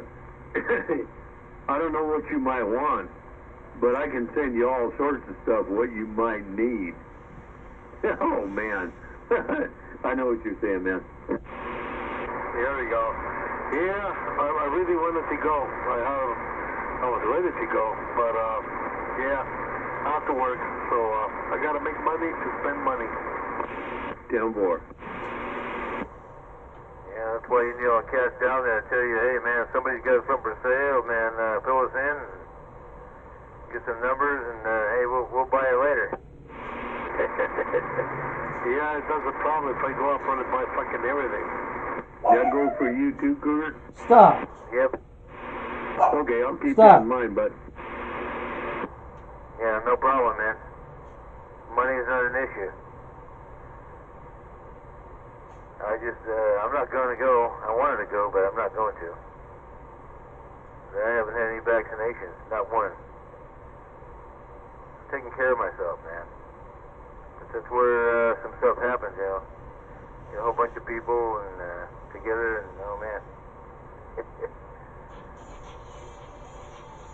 Really a lot of good stuff, you know. All I need is a couple of soldering irons, you know. Soldering iron tips. That's what I need. Probably gonna be probably 15 Hammerlands over there that ain't worth a shit. That was the last time I was there, man. I never seen so many Hammerlands in my life, man. Most of them were broke down and they were really nice pieces of equipment, but lots of Hammerlands. But yeah, I really don't need to go down there to. Unless there's something, somebody has something that I really want, which I don't think is going to happen. I really doubt it. So, I just don't need to be going down there and spending any more money than I need to. Good. You don't need the shot. You just need more whiskey. Yeah, I need something. hey, Cougar. What? What you said soldering iron tips for what make, model, gun, or whatever? Weller, man. Fucking good old Weller. Yeah, Weller, what? A soldering gun, a soldering iron? Which one? Guns, man. Like the last one I went to, I bought 2 of them, and I do a lot of soldering, with the Weller soldering iron, and you can't get those tips anymore. That's actually what I really need is soldering iron tips, from my Weller. Bakelite, the old Bakelite Wellers, Yeah, that's the soldering gun with the tube on the top and the tube on the bottom and 2 nuts on each of those tubes you put the element into. Yep. I tell you what you do. I haven't bought tips for mine in years. Depending on what I want, I take 14 gauge solid, bend it in that form, silver solder the first 1/4 of an inch, bend those little nicks so they fit in the nuts and go back in there. That's all I've been using. And after silver soldering, I can put those tips to a needle point, whatever I want. Something to think about. So I think they call them 402 model or some. I'll keep a lookout, and if you want some, I'll let you know. Yeah. I mean, that's the only thing I can really think that I would need, in the future is, because I do a lot of soldering with my old school Weller soldering iron. Soldering gun. Not an iron, it's a gun. And, when one of the best pieces of equipment I ever owned in my life, you know, is being able to solder with a Weller soldering gun. But those tips wear out, you know. It's hard to find them anymore. Yeah, I'm going to go pull mine out. I've got, mine was given to me when I was 14 years old.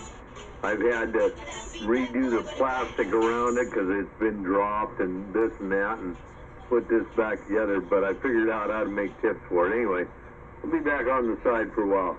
Super Pete, if I don't hear from you, we'll see you. No problem. No problem. So what's going on, Cougar? What's your poison? Just about everything now. Same here, man. I already finished my bottle of Macallan, so now I'm drinking beer. I had one little taste of the Balvenie, and that was it, man. Boy, I even got started. Just the flavor. I knew everybody probably going to crash out tonight early, man. They got to get down there. But I don't think I'm going to need anything there. Really don't. Plus, this and that and the other thing, no vaccinations, even though I wear my mask, I never got a shot. Not one. That's a good, good scotch. No shots for me, man. I didn't want to get sick, man. Come on. Oh, I hear you, no? You gotta be careful. The only shot that you need is whiskey. Yeah, that's why it's good for me to stay away from people, man. Come on. Break. Hit it. Yeah, Cougar, the old Weller gun I got's an 8200 model. It's 100 watt and 140 watt, depending on which click you put it on. And like I say, I just run 12 or 14 solid copper wire and make my own tips. But if I find some for those, I'll give you a text. Yeah, you can catch, some of those good old Weller soldering iron tips, soldering gun tips. Yeah, I'll buy them, If you can get, about 5, I need about 5 of them, just so I'm stocked up. 'Cause I use them a lot. I do a lot of soldering.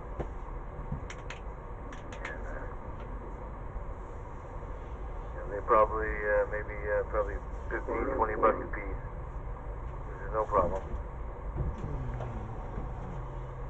That's the only thing I can really think of. It's hard to find for me. Good soldering iron tips, man. Soldering iron tips. Roger, man. I think Time Bomb's got a comment in there on that, man. Yeah, I looked it up on the computer. I know you don't really go up on there too much, 429, but they're it looks like $10 for 2 of them. You can order them. Yeah, one of us could probably order them for you if you wanted. Yeah, the last one that went down there with Bob. Me and Bob went down there on a couple of years ago, whatever. Yeah, there's a whole bunch of them, man. I should have stocked up on them, but they even had rolls. They had keisters, man. Some good solder, some keister solders, and it was some good stuff, man. In fact, there was a lady down there that was running that. I don't know what her name was, never got to meet her, but yeah, she had the thing going on, selling all that stuff. Anyway, that's the kind of bullshit crap I need, just soldering iron and technician stuff, Yeah, I'm hoping to find another analog scope, man. I want to find an old scope. I've had 2 over here that both died over the last couple of years just to look at the modulation, But, yeah, I like the Wellers too, man. I still have my Weller, but I bought a newer one recently for $100, which is not too bad, a Hako. And I bought it because it shows you the temperature of the tip, man, which is nice. And that sucker heats up to 650 in about 30 seconds, man. Crazy. Yeah, Roger, man. Need to know the temperature of your tip for sure. Yeah, for sure. Mine runs hot. all the time.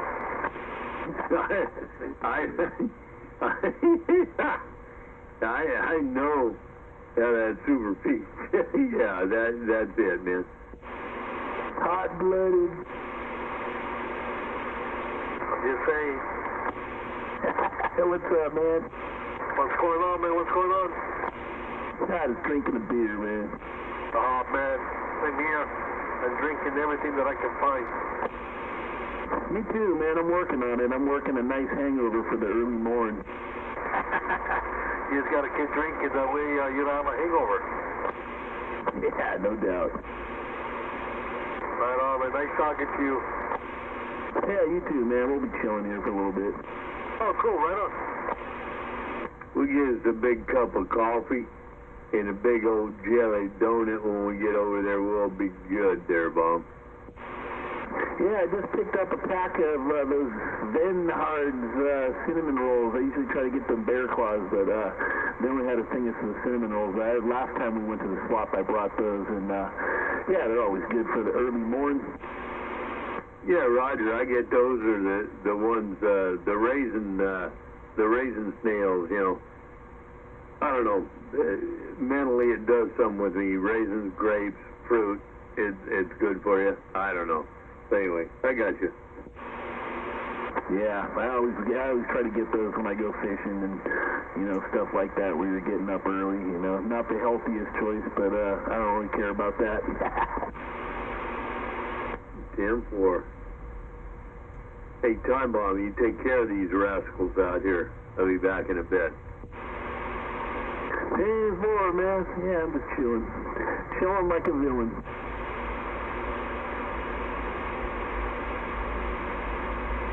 Yeah, I want to find a scope. Other than that, man, I'm kind of like with Cougar. I'm not really, there's not much I really need, unless it's like a killer deal or something. Yeah, that's why it's cool to have, you know, a bunch of cats looking around for you. Yeah, 10-4, man. Maybe a voltmeter. You know, like I've got my Fluke multimeter that I use for testing voltages in the radio, but it'd be nice to get one of those kind of stationary ones that sit there, you know.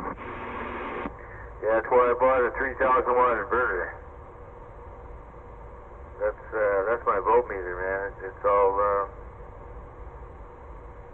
it's got an extension. You put it on your dash and wherever, you know. That's my voltmeter. In fact, I'm looking at my volts right, 11.9. I got a fucking wide open charge right now. In fact, I need to back the carrier down. Back the carrier down. Now I'm back up to 12.3. Yeah, man, voltmeters are cool, man. Especially when running, you know, running the voltage, you know, at 12 or whatever. I backed the carrier down. I went back up to 12.3. Maybe swinging. That's crazy. That brought in some background noise there. I wouldn't expect it to make it that much of a change in the audio there. You know, yeah, it just brought in some background noise. Kind of weird. So you're pulling that reading from the power supply? No, it's my inverter. I got a 3,000 watt inverter I bought up in Oregon.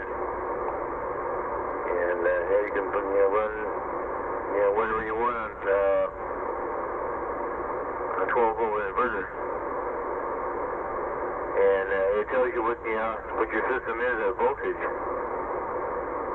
I like it, man. I never had one before in my life, and yeah, I bought this thing, and I didn't know it was even going to do that. I just wanted to run my microwave, refrigerator, you know, whatever, you know, out of my mobile, and it tells me where my voltage is on my system. Yeah, interesting, man. Huh. Never run one of those before. Hey, curious, so you never run a scope, huh? Do you ever put an oscilloscope in line just to kind of monitor modulation? No, I never had one. I wouldn't even know how to hook one up, man. Man, you know what? I was the same way for a long time, and then you just need a little BNC connector to a tap, and it just goes right in line there. And man, I almost can't even talk without having a scope on anymore, man. Just to see what's going on. You know, you key it and you don't talk, and you can see your carrier, you know, and if you got some fuzziness going on the carrier, then you know you got some background noise going, you know, and then after that you start talking, and then you can see, you know, how much modulation you got going on, and I'm sure you probably know the deal, but, yeah, man, it's like once you get one hooked up, it's like you can't go back, man. I bought a digital one a couple years ago. This thing wasn't that expensive either, but there's just a slight lag on the digital. I like the old analog ones, man, because they're just real quick, man, real time. And again, it's just kind of a preference, just something to look at, man, while you're sitting here enjoying the hobby, you know what I mean? Yeah, they did that back in, like, Blue Monday. I don't know if you were here back in the 80s, Blue Monday and his brother. Yeah, had the entire Yaesu 101 double E, actually E setup. Or the E setup, you know. Had the processor in it. And the whole line and the scope. All of it. That was a long time ago, man. That was back in the 80s. I didn't get a good look at that, but yeah, these cats had the whole Yaesu line, man, everything, man, all of it.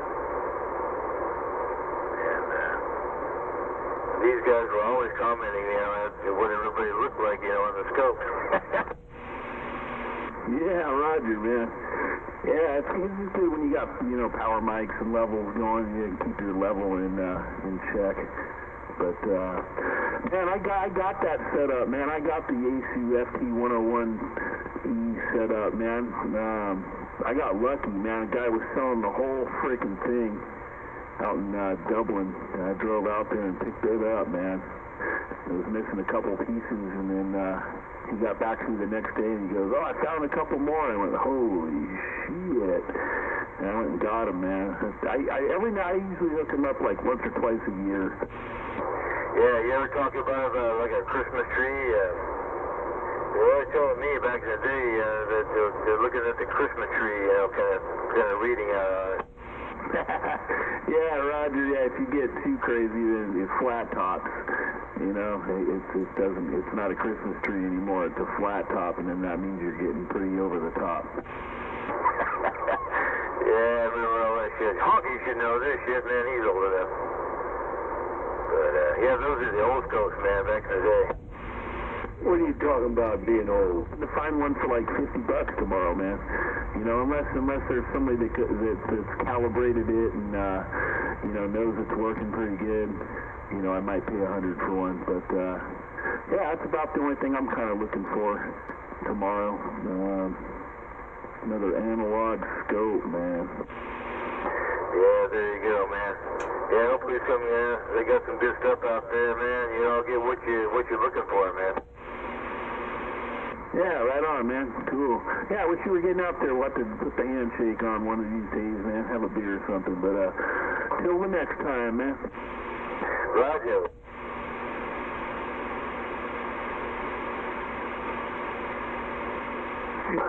You're not going tomorrow? Say again? You're not going tomorrow? I haven't decided yet. Dude, you ought to go, man. It's the first one in 2 years. You never know, man. If I'm going, I'll be there at 4:30 in the morning, man. I ain't gonna fuck around. I want to get a good parking space. Let's go now. Yeah, let's go, man. Let's camp out. I'll bring the beer. Hey, 460. Hey, as long as you're going like bright and early in the morning, save me a parking spot, man. Take the cones with you. Jump up 2. What's up, Hawk? Yeah, jump up 2. 1, 2. Up the duck. Done.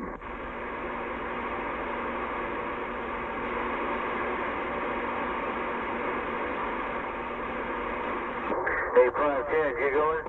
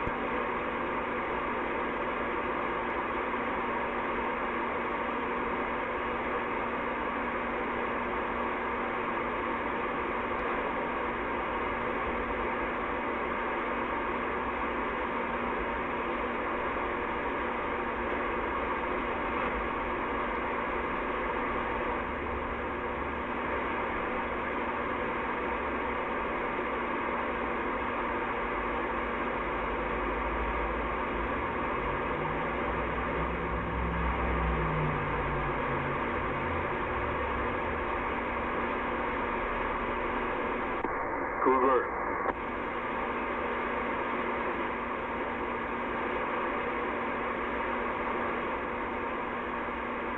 Oh, damn. Everybody passed out?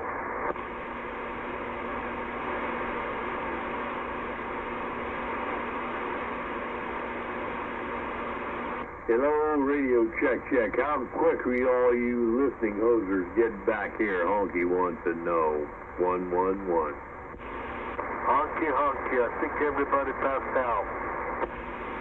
Oh man, I'm just on the barefooted radio. Pete, sounding good over here.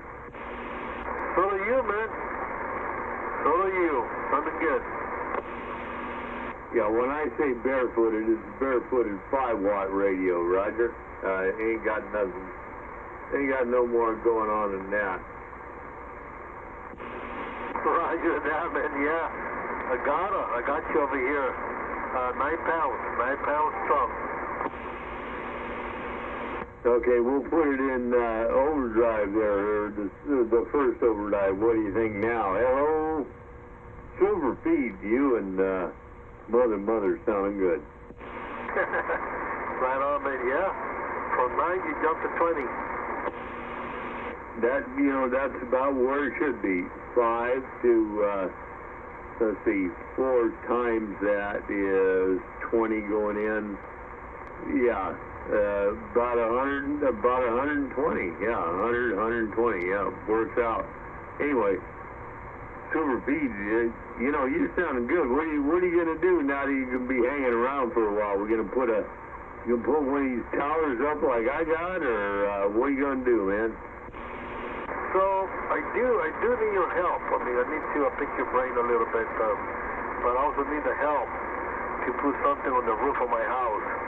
I want to change the antenna that I have, but I can't put something big, huge, humongous what my wife is going to be on my ass. It's got to be like something low key, but loud.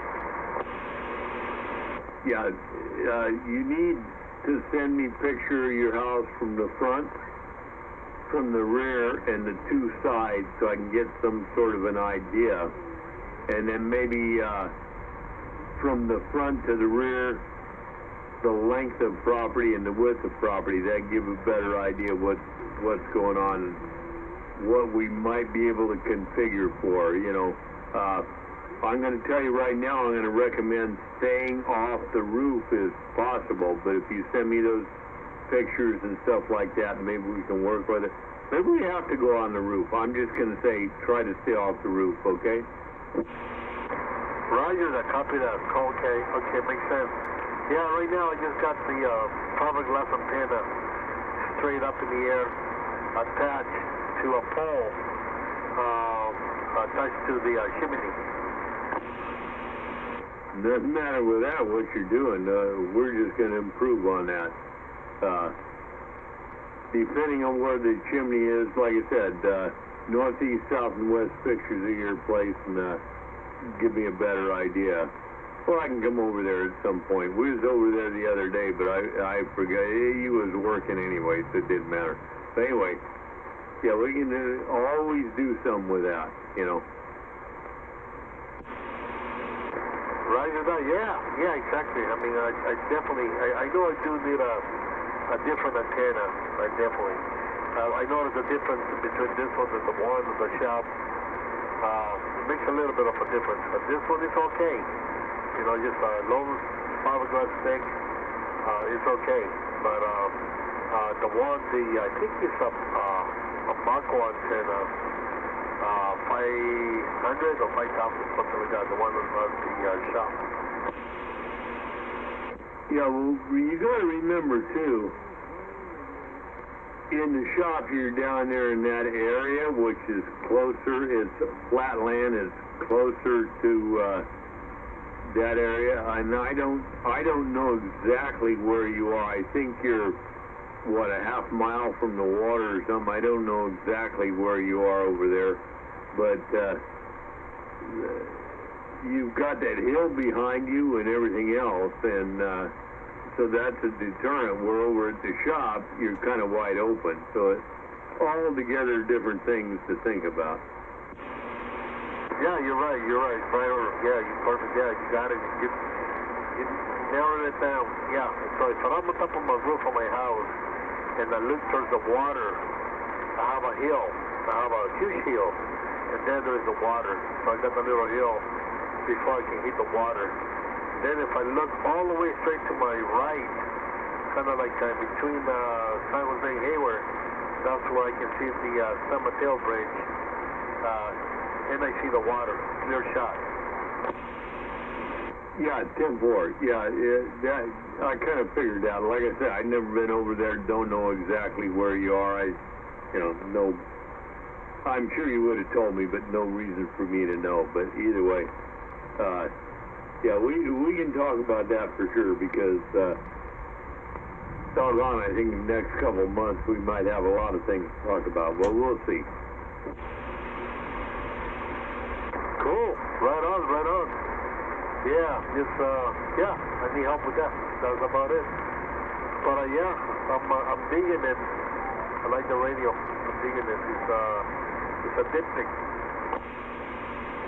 God, 10-4. No, you're doing good now. I mean, all is good. You're just on the radio right now, correct? Yes, sir. Radio only. This is just the radio. Barefoot. Yeah, you're coming in here a 1.5 and swinging to 5, so I know what happens when you kick that other stuff on, so it's all good, man. What you got there is a good basic station. All we got to do is get you a better antenna and get everything flattened down, and you'll be surprised at what you hear. The biggest thing is going to be what you hear, but that's what you want, If you can talk to people you can't hear, it don't make no sense, right? I mean, kind of like talking to me. Correct. So, matter of fact, today I was on the Supermobile, and I went to the little hill that is behind the house, so I was able to talk to Mexico for a while. I tried to do it from the house the other day.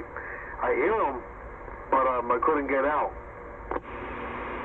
Yeah, you just kick that thing on. You're 7 now, swinging a 9. And I heard you all day today, here and there and back. Just like I sandbag a lot and listen to like Land Crusher and all the other guys out there. So I hear what's going on, man. It's good stuff. But anyway, yeah, we can take care of that when time comes and when you're ready. Right on. Cool. Let me go and open another can and I'll be back in about 2 minutes. I gotta release some water.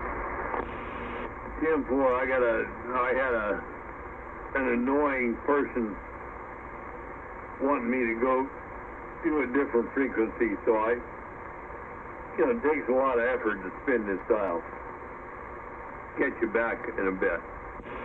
Copy that. See you in a few. I'll be here.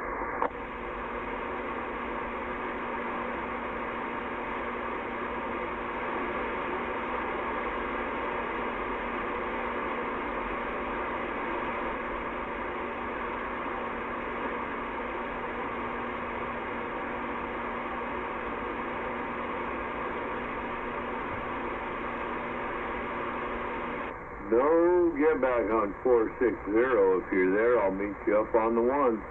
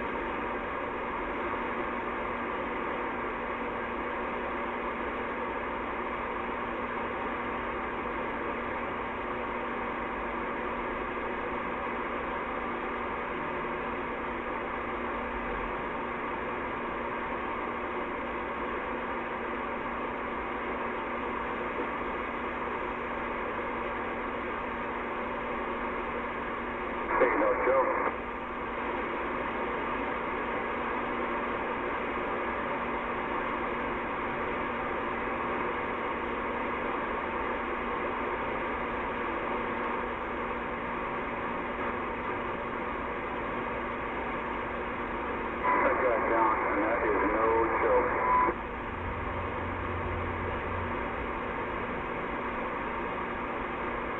What the hell?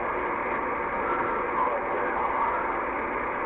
It's only like 10:30 and everybody went night-night. Good Lord.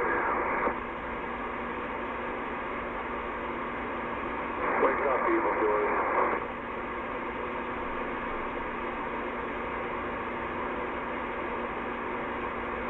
Wake up, evildoers.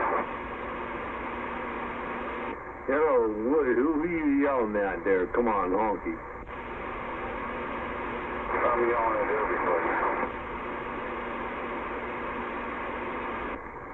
What'd you say again? Come back. Let me grab some more volume on that, man.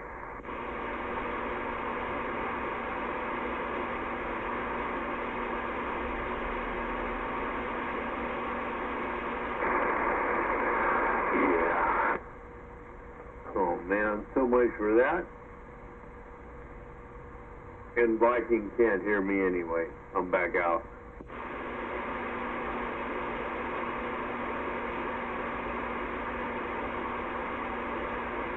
I'm just a mud duck. Well, I hear you out there. Just not enough to make anything out of it. You gotta kick it up a little bit. Honky, back to you.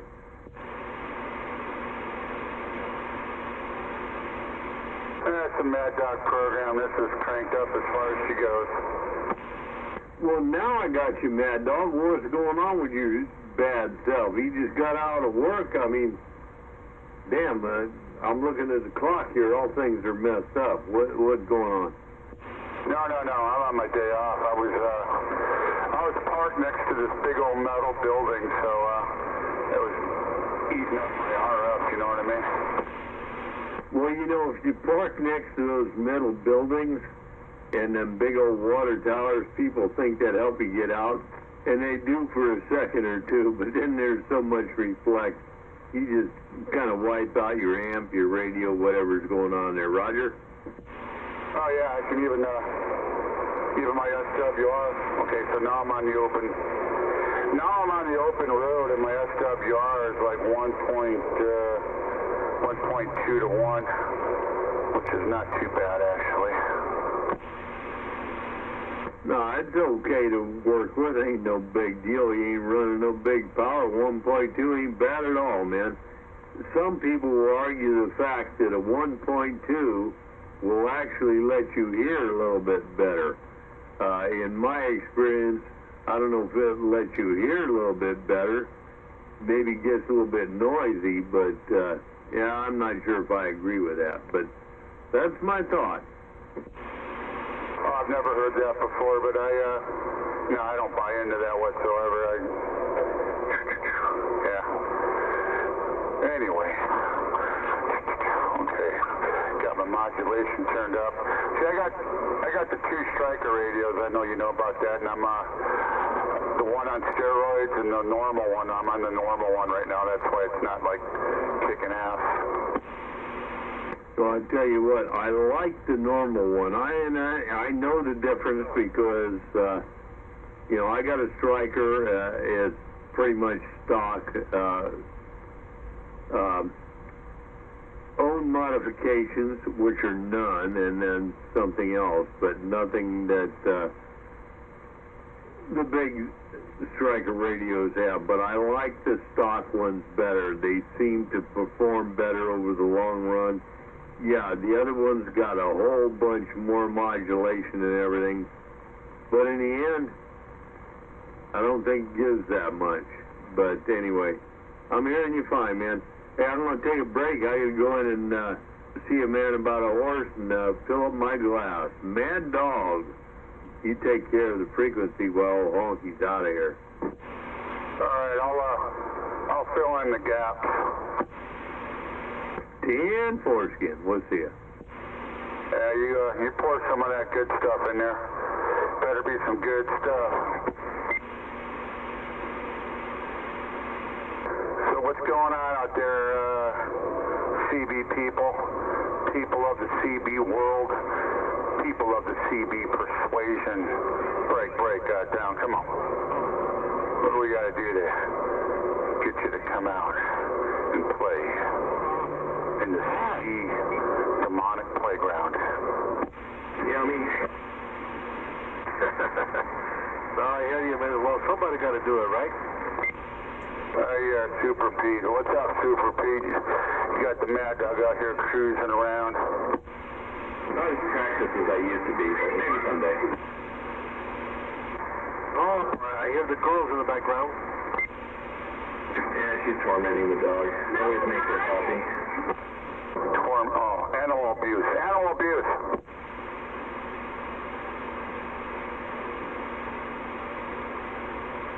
I was finding out if Oh, Lord have mercy. Oh, Lord have mercy. Is it right or left?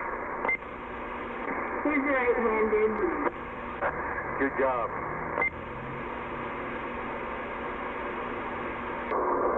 What happened to my warhead? What happened to my 510? Oh man, those two are quiet. There's something going down. They're plotting. They're plotting something.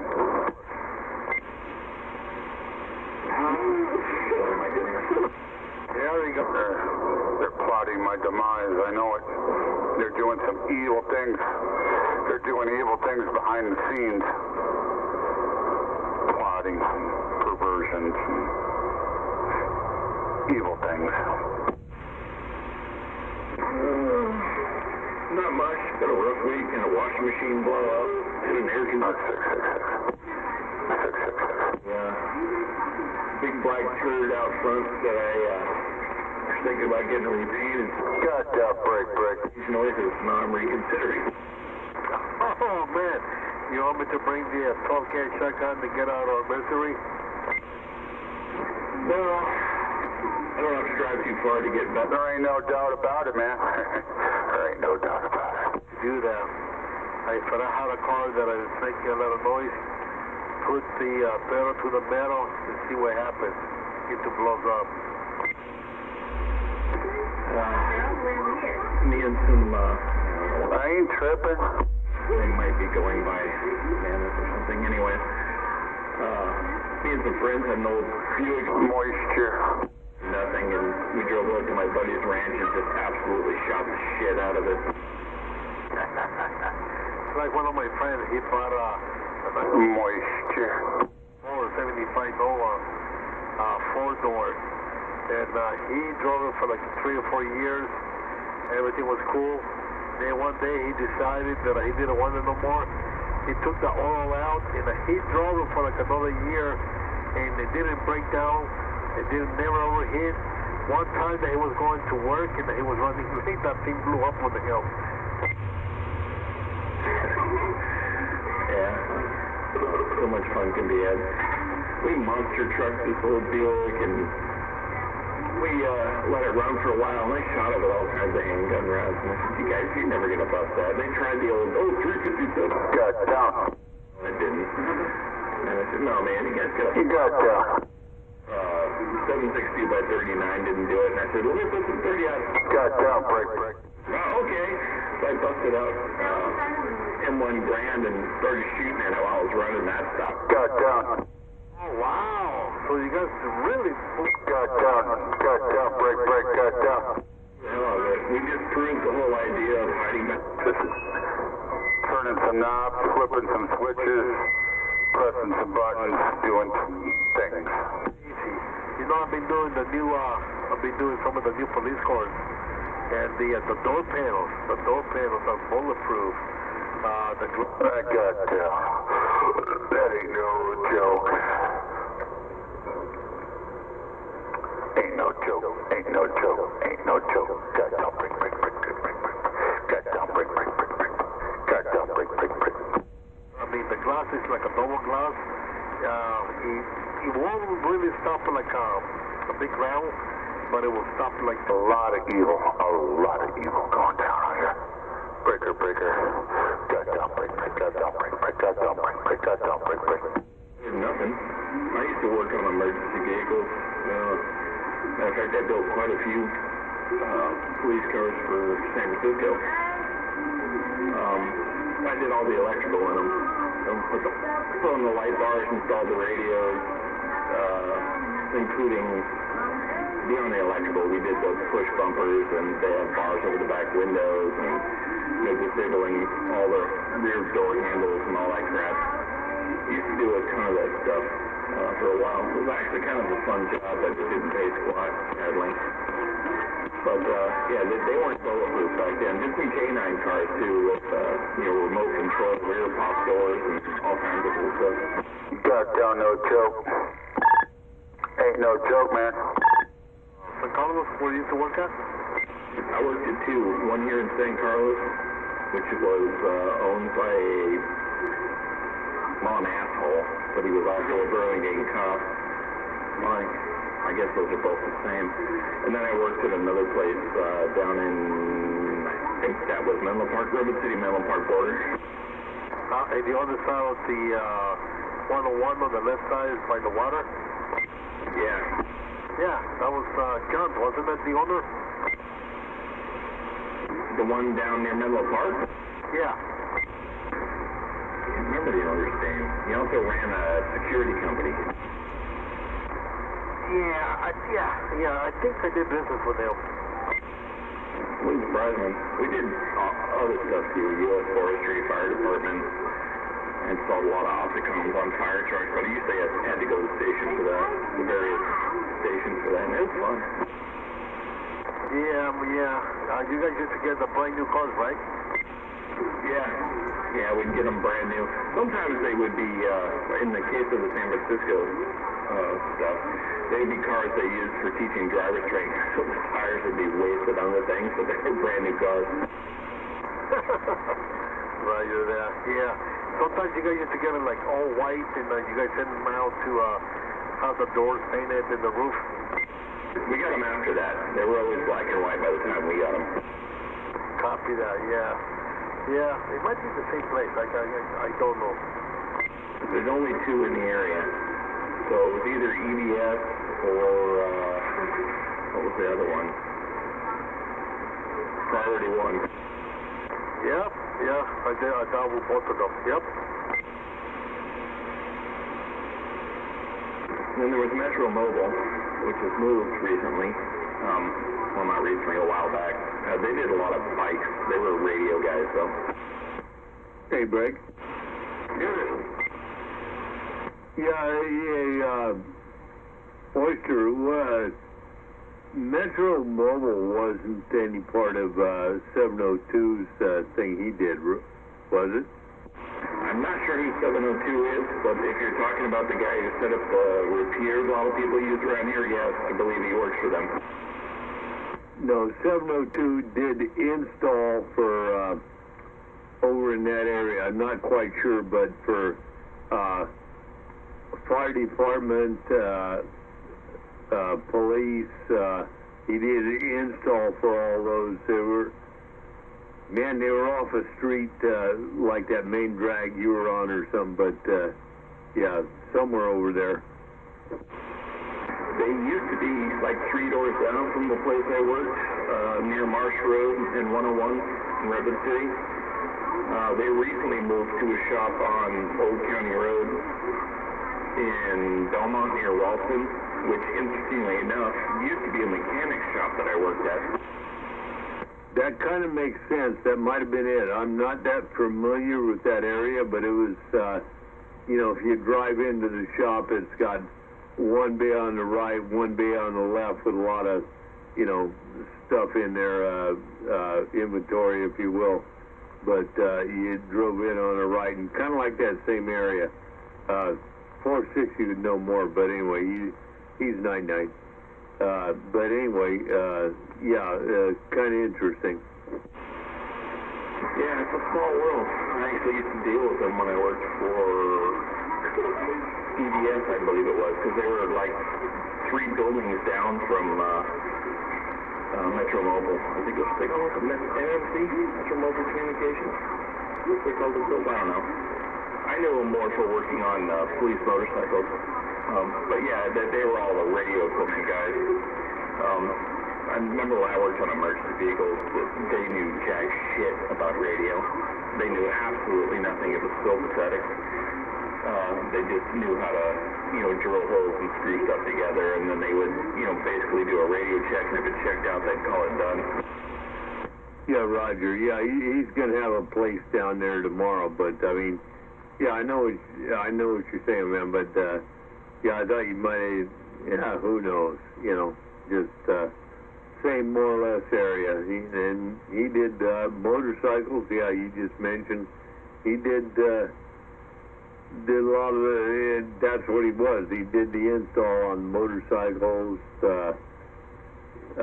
fire rigs, and all that stuff. So, yeah, okay, cool, man. I wouldn't be surprised if I met him back in the day. I just didn't know he was in the radios, and at that time I wasn't. But I probably met him. Yeah, I think you and him might be around the same age, so whether you were or whether you wasn't, yeah, it's in venereal.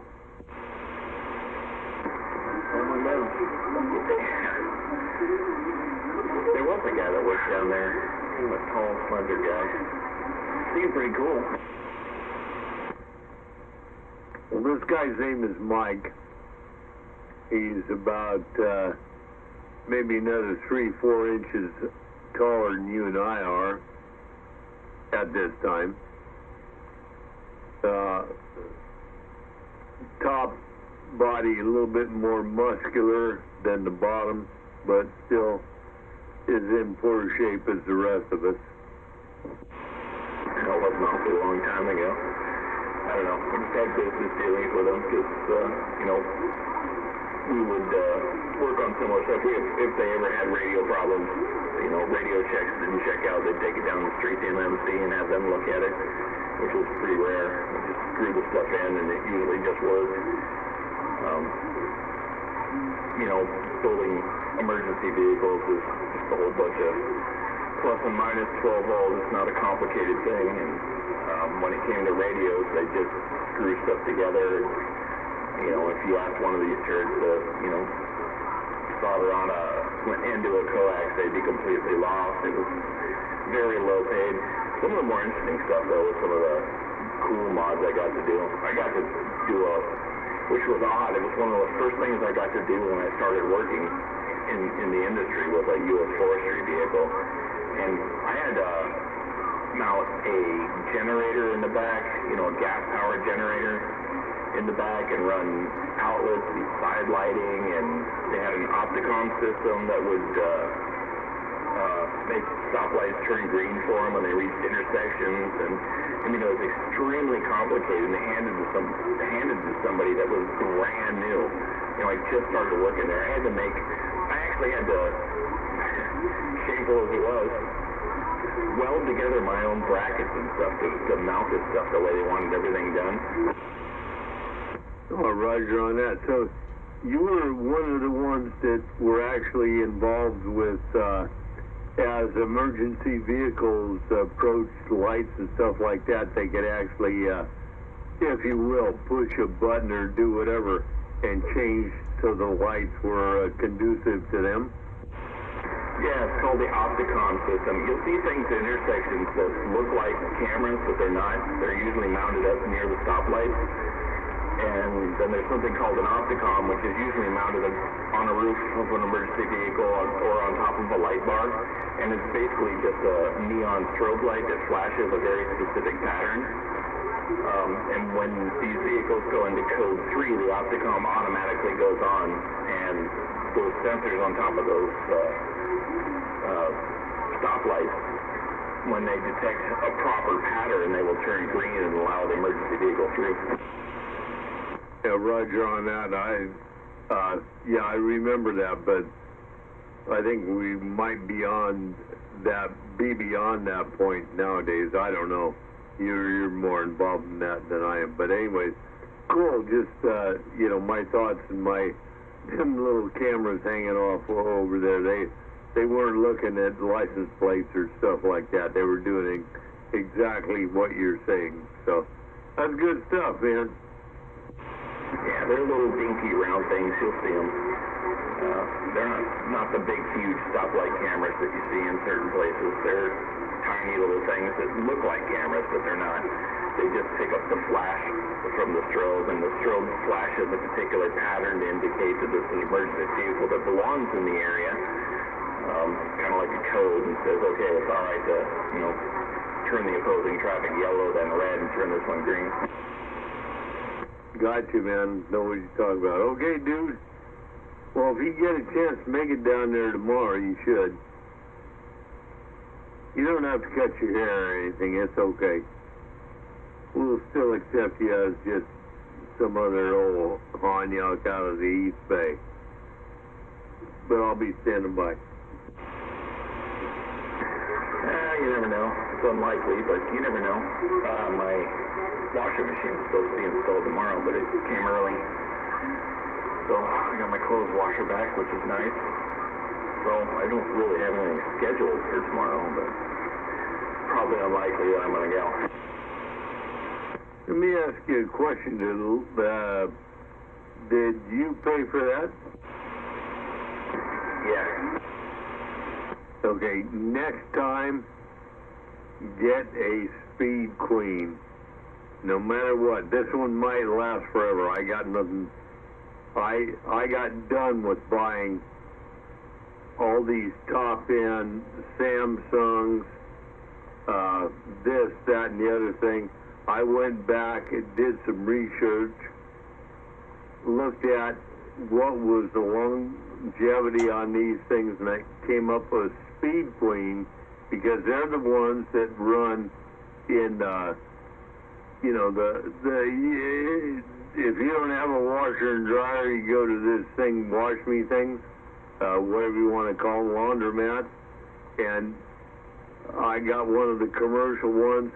This thing is, I start my wash at 6 o'clock, and Sunday morning I'm done by 10:30. 3 loads, done, boom, I'm out of here. Speed Queens are the best. They make all the commercial shit. Yeah, those are awesome. I just don't know. I thought the cheapest piece of shit I could find, because I need something to wash clothes with, but I don't know how much longer I'm going to need a washing machine, and I didn't want to invest a ton of money. I mean, normally I'd have bought a matching dryer just so I had a match set, but I didn't. I just bought the washer, and I don't, 3 months from now I may throw it away, I don't know, so I didn't want to spend a lot of money. I'm not even going to ask what the hell is going on there. You always got to wash something. But anyway, whatever's going on, good luck to you, man. But I am listening here, and we'll always make a conversation. Yeah, I always need to wash something, but I may not need to wash it here.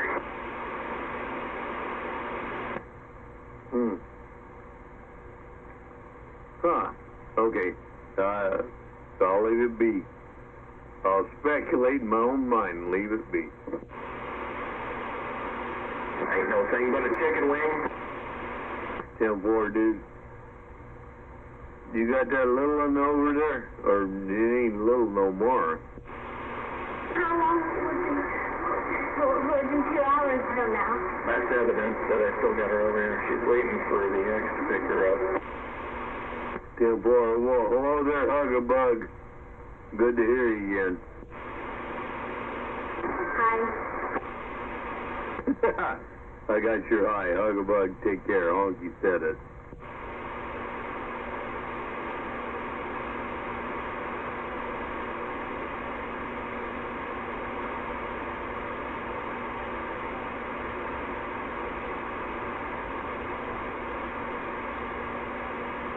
Hey, Oyster.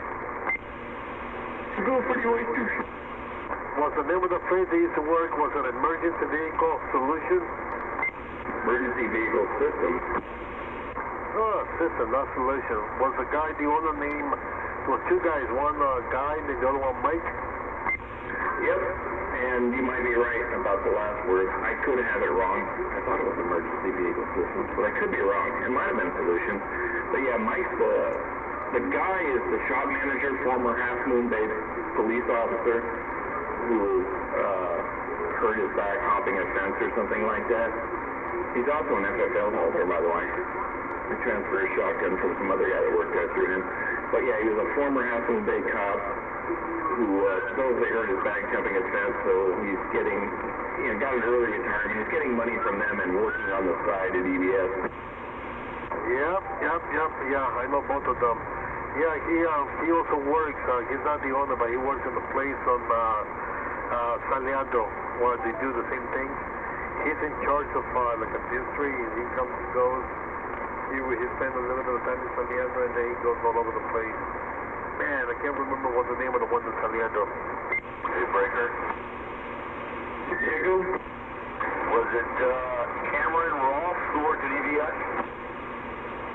I don't recognize that name, but I wasn't there very long. It was a low-paying job. I loved the work. It was a lot of fun, but it was a low-paying job. And the first time Guy marched out of his office and talked to me like the rest of the peons that worked there, I said, fuck you. I grabbed all my shit, loaded my truck, and said I quit and went home. Break. Yeah, because I heard you break. Cameron Roth used to work at EBS there, too. I don't recognize that particular name, but I wasn't there very long. You know what? They literally hired a guy that was a cashier at Sherwood, and he was totally unqualified and a complete idiot, and he was trying to wire up something to the neutral start safety switch on a transmission and burnt up the freaking computer for the transmission, and these are the kind of people they hire. I mean, most of them are complete freaking morons. I completely redesigned their method for using pop doors that removed the micro switch that constantly got banged out of adjustment, and I introduced them to using air tools because these fucking morons had no clue. And oh my god, I even got a tool truck to stop at the place because I wanted good tools for the job. And they were still behind the times. It was absolutely freaking disgusting. I practically retooled the entire place, and I was training people after just a few months there, and it was a complete embarrassment. And one time I took like 5 minutes to stop and talk to the guy next to me, and guy comes out of his office, Guy Renke, I think his name was, comes out of his office and starts talking shit. You guys need to get back to work. I said, yeah, fuck you. And I went out and got my truck back from the shop. Make your mouth sore. Pretty funny. Hey, we got a break in there, Greg. Stand by. Go ahead, break. No, more peace. I made one phone call and got a job as a mechanic that paid twice as much. all I said was it'd make his mouth sore. I didn't need to work there. I worked there for fun. I could barely make ends meet working with that shit all. And then having to come out and treat me like the rest of the guys that were totally unqualified and shouldn't have been there. I wasn't a child anymore at the time. I didn't need that shit. I said, nope, I'm done. Okay, so what's the problem there, Green Oyster? Sit back on my couch. We'll see if we can't figure it out. It was a fun job. It was a low-paying job. And when they started treating me like a child, I decided, yeah, that was ain't for me. Did you ever try drinking a few more shots and just letting it all be? I got a feeling that would be frowned on at work. I would have done that. Okay. Well, then I know the problem. You don't know how to let go and just have a good time. I think. You know they wired up canine pop doors, which is the cop carries a remote control in their belt. They can push a button and open the door for the car to let the dog out from a distance. Do you know they never bothered to wire those into the neutral start safety switch, so if a cop's driving down the freeway and bumped up against something, the door could fly open? Yeah, because why would they? Why should they even care? If that was a preventative, how would they increase revenue if that's a preventative? Yeah, and they used to install these little micro switches that worked off the door linkage. There was a solenoid that would release the door in place of somebody pulling the handle. And then once the linkage would fly forward enough, it would hit a micro switch, which would say, okay, the door has been released. That would trigger a relay that would say, okay, we no longer need power to the solenoid anymore, and that would all end. The problem was the linkage constantly slamming the micro switch would knock out of adjustment. This was a problem that went on forever, and nobody ever thought to do anything about it. I got rid of the micro switch and used capacitors that would hold the relay open long enough to get the door to open. And then once the capacitor drained, the relay would let go and everything would turn back. It seemed like a really simple solution, and it got rid of the whole micro switch issue because they were always bringing their cars back in, and we were having to take the door panels off of the K9 cars and realign micro switches. The first time I had to do one, I said, this is stupid.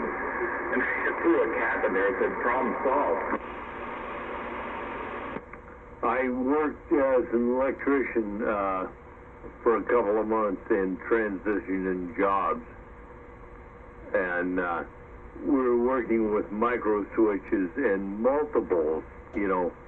One position clicks in one relay to do something else, blah blah blah, and this and that, so far and so forth.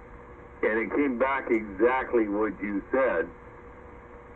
This one triggers this, and then what happens after that? Well, the problem was in the beginning, the one electrician didn't realize what the normally open was doing when it got closed, and when the switch failed, the NO and C, he didn't know how to check that. So I was in there for about 2 months. Then went on and above, and it all worked out well. I was underappreciated. My ex is almost here, so I'm going to be back on the side for about 10. I'll be back. Raji, honky, standing by.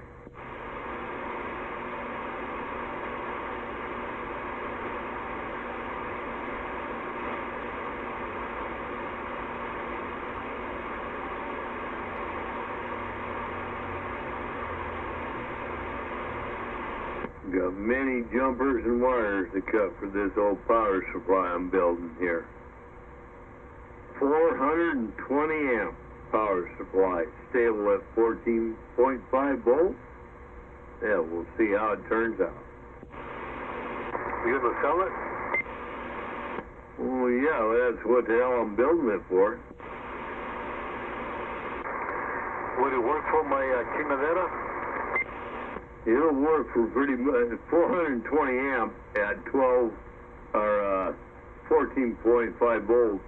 Work for pretty much any Chingadera you got, unless it's, I don't know, unless you share it with me. Roger that. Yeah, that's pretty good. I'm, on this 8-pill I'm running right now, it's 200 amp, and I'm only running it maybe at 25%. This thing, if it works correctly, and if it does what I think it should do, it ought to be, we'll sell it as 400 amp supply. It'll be capable of 420, but you got to remember there's plus and the minus. They rate all these things out, so that's why you got to put it together and put it on the base and see what it'll do. I think it'll do about 400, 410, probably constant. Wouldn't want to run it that, but if you got an amp that's going to be putting 410 amps, 400 amps on it, you're going to be busting some ass. You might want to even a little bit more than this one, but that's what we're going to put it together as. Nice. Sounds like pretty fun. Yeah, I don't know if you still remember the one that I got. I noticed when they go like a side dance, lower or upper, and I turn it on, it goes chop, chop, chop, chop, chop, chop, it just chops. So I guess this one doesn't have the amp, it doesn't have the capability to go into a side dance. Okay, what's happening there with yours, and if you want to bring it back over, we can show you how to work that. you got things turned up too high on sideband, and it's drawing more out of the supplies than they will supply, if you will. So the one that I got, it will do both. It will do AM and sideband. Yeah, for sure. Just you just got to know how to run it, dude. That's all. You're just talking about the delay? Yeah, go ahead. Sounds to me like you don't have a sideband switch on that linear. Stop. All you guys stop. Cover, stop. He does have. It's all getting used to knowing how to use it and work with it. Remember, old Super Pete, he's still new into this, so let's walk him through it and don't tell him what he doesn't have or what he does have. I know what he's got. Is there a delay switch on it? Sideband for that thing to operate. Yep. And it's up too high, like you said. Right? What the sideband switch is for, Pete, it's got a delay circuit in there where it slows it down until it keys back up. When you key that thing up, okay, and you talk on it, and then it comes back down after you're done talking on it, then it will go back to like AM side. But yeah, you got a delay problem on that. No, however, you don't know what you're talking about, so just kind of lay off. Pete, you got any problems, come on back over here. We'll take care of it. You guys are doubling Pete and Honky. I heard both of you, though. Yeah, he'll take care of it, though, Pete. You know, it has to be turned down a little bit to where it's not chopping. However, you don't know what you're talking about or what he has. Calm down. I understand you're trying to help, but that's not what's going on in this situation. All right, you're the expert. I'll shut up. No, I ain't no expert. I'm just trying to tell Pete that, hey, he's getting more and more into this, right? So he's reaching out more, and so he's wanting more and this and that. So we got to make everything explained to him so he understands how to work it and how to operate it. Different from sideband to AM. The other thing that's happening is, he's got a big thing going on there with no, not really. He's good there, but the difference, Pete, when you're talking AM and everybody says you're fine, and then you go to sideband, that's a big thing because the carrier is nil until you talk, and so your modulation in your carrier drive is different. We just got to talk some more. Well, I know exactly what you're talking about. It doesn't have enough oomph to activate the circuit. No, that's not what I'm talking about. I'm talking about just getting Pete to where he's educated to how to do it. Got nothing to do with activating the circuit. Oh, okay. We're bottle feeding him then, right? Excuse me? Flip the sideband delay switch. Yeah, we're bottle feeding him the information slowly so he absorbs it. Right. However, I don't know, man. I think that's a poor way to put it. Well, that's in layman's terms. We all are bottle-fed babies, and when we get this thing in our brain that we want to talk on the radio, we need to know information. We need to have it straight up. We need to talk about it in layman's terms where everybody can understand it instead of going into specific terms. It's delay. That's all it is. No, you're wrong. It's not just a delay. What is it? It could be biased. It could be a delay. It could be a person just not understanding how to operate the equipment he has. That's my point. Sounds like a delay switch to me. 2-second delay when I flip it down to sideband. Okay, I'm done. That's all I got to say. I'm done. And neighbor, you know, yeah, we'll talk about it tomorrow. Ain't no biggie. Anyway. So let's have a shot. Oh well, I just tried to explain it my way too. Yeah, it's a pretty simple concept. If you have a sideband delay switch, just put it on and probably won't chatter anymore. Salute! Alright, time for a bong, yes. I didn't hear anybody saying it was chattering. I heard it was that the in and out and stuff like that wavering. That's what I just heard out of that. But that could be just me. No, that's what it's doing, the chops. It's just like the whole thing goes chop, chop, chop, chop, chop, chop, chop, chop, chop. Yeah, flip that delay switch, it'll probably stop. That's what mine does. Throw the sideband switch on that thing right now there, Pete, and see what happens. Throw it on right now as you're receiving me or Time Bomb. Let's see what happens. See if it changes anything. And then if you want, we'll kick it up a few channels and go to sideband, see what happens. Well, let's go to this one. Let's use this one. Let's go to lower band. Let's go low. John. You get him. It'll take me a second.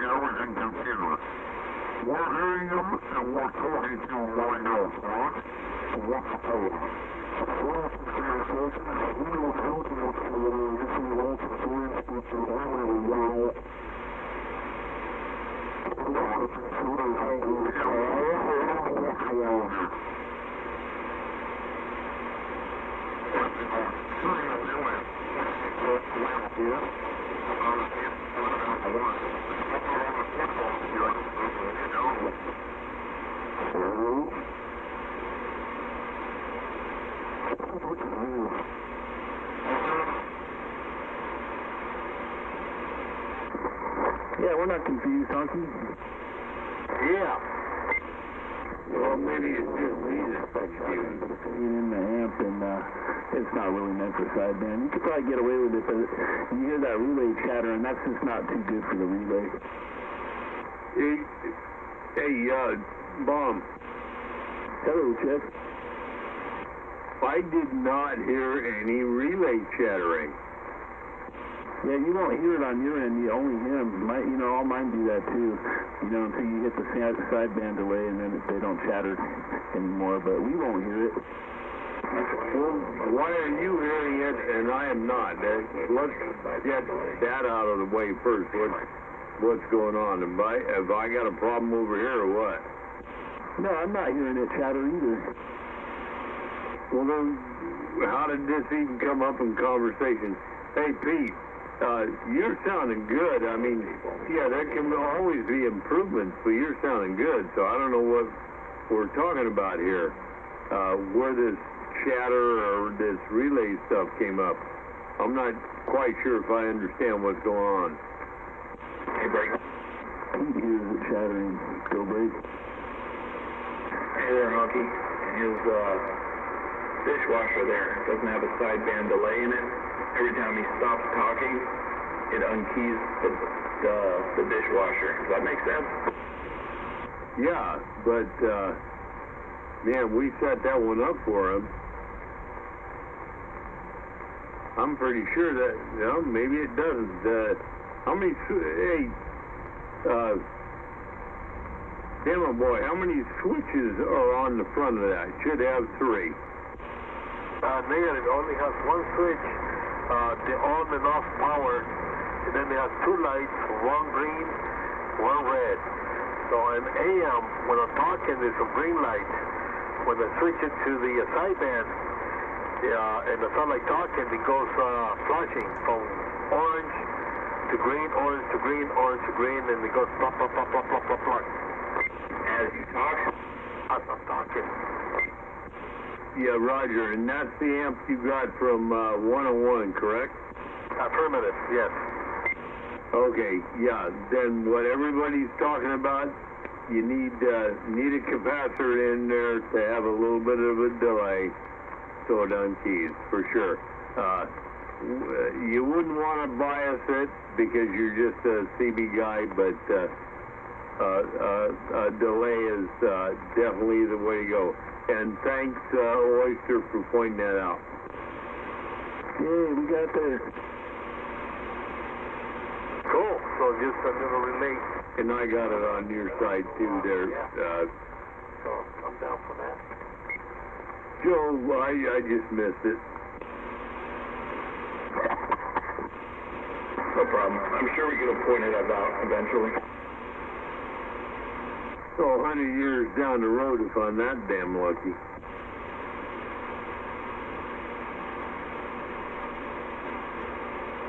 But no, that's good. And that can be done fairly easy, Pete, no problem. But yeah, that's the whole thing, man. Cool, no problem. Cool, right on. Yeah, essentially, I just started to get into the sideband. I noticed as soon as I turned the thing on, it was just like tap, tap, tap, tap, tap, tap, tap, tap, and the lights, they were like on and off, on and off, on and off. Yeah, 10-4. For now, what you can do is just turn the mic gain up all the way so it never unkeys it. It's picking up all the background and everything, but then you're going to sound shitty. But, yeah, no big deal. That can be taken care of. Cool, no problem. Right on. All right, guys, I'm going to go to bed. I got to go to work tomorrow. So thank you for the input. Thank you for clearing everything out. And catch you guys later on. Super Pete is going to bed. Oh, man. I'm going to have to drink this bottle of Oban all by myself. Hey, Super Pete, you take care. You roll up against their mother, and give her a big old hug. Honky said howdy. Let her fantasize. I'll be out. Roger that. That's what I'm trying to do. I'm trying to catch you before you fall asleep. Yeah, more, man. We'll see ya. See ya. All right, guys. Have a great night. Peace out. Peace out, man. Peace out.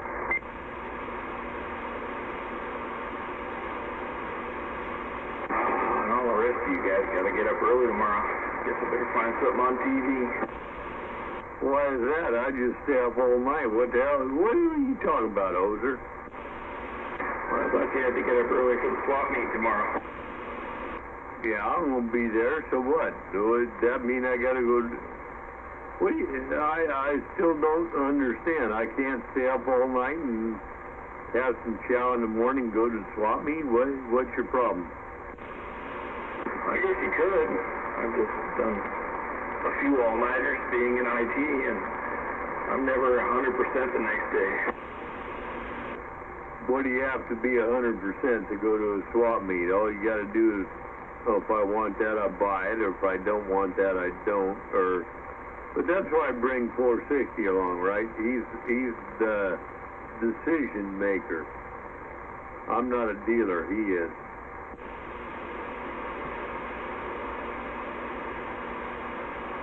Well, keep an eye out for sideband delay switches. Oh, don't go there. I think I'm going to keep an eye out for a VFO that doesn't need so much farting with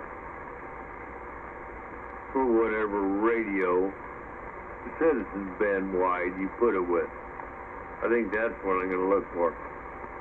Good luck for me. I'll have you know my VFO seems to be working just fine. It has a really crappy connector on the back, but that's an easy problem to solve. Well, I tried to give a new one on that because that was one of the big things. But yeah, I mean, that Glen is that is a definitely high-end unit. I mean, it can slide, do anything. It's you just got to figure out how to throw the switches and stuff. But that chip was, I guess, the biggest problem. I don't know, just crazy. But anyway, at least it's working now and it's back to what your dad had, so that's a good thing. Yeah, it's got some warm-up periods you got to deal with. I guess that's typical of the day and age.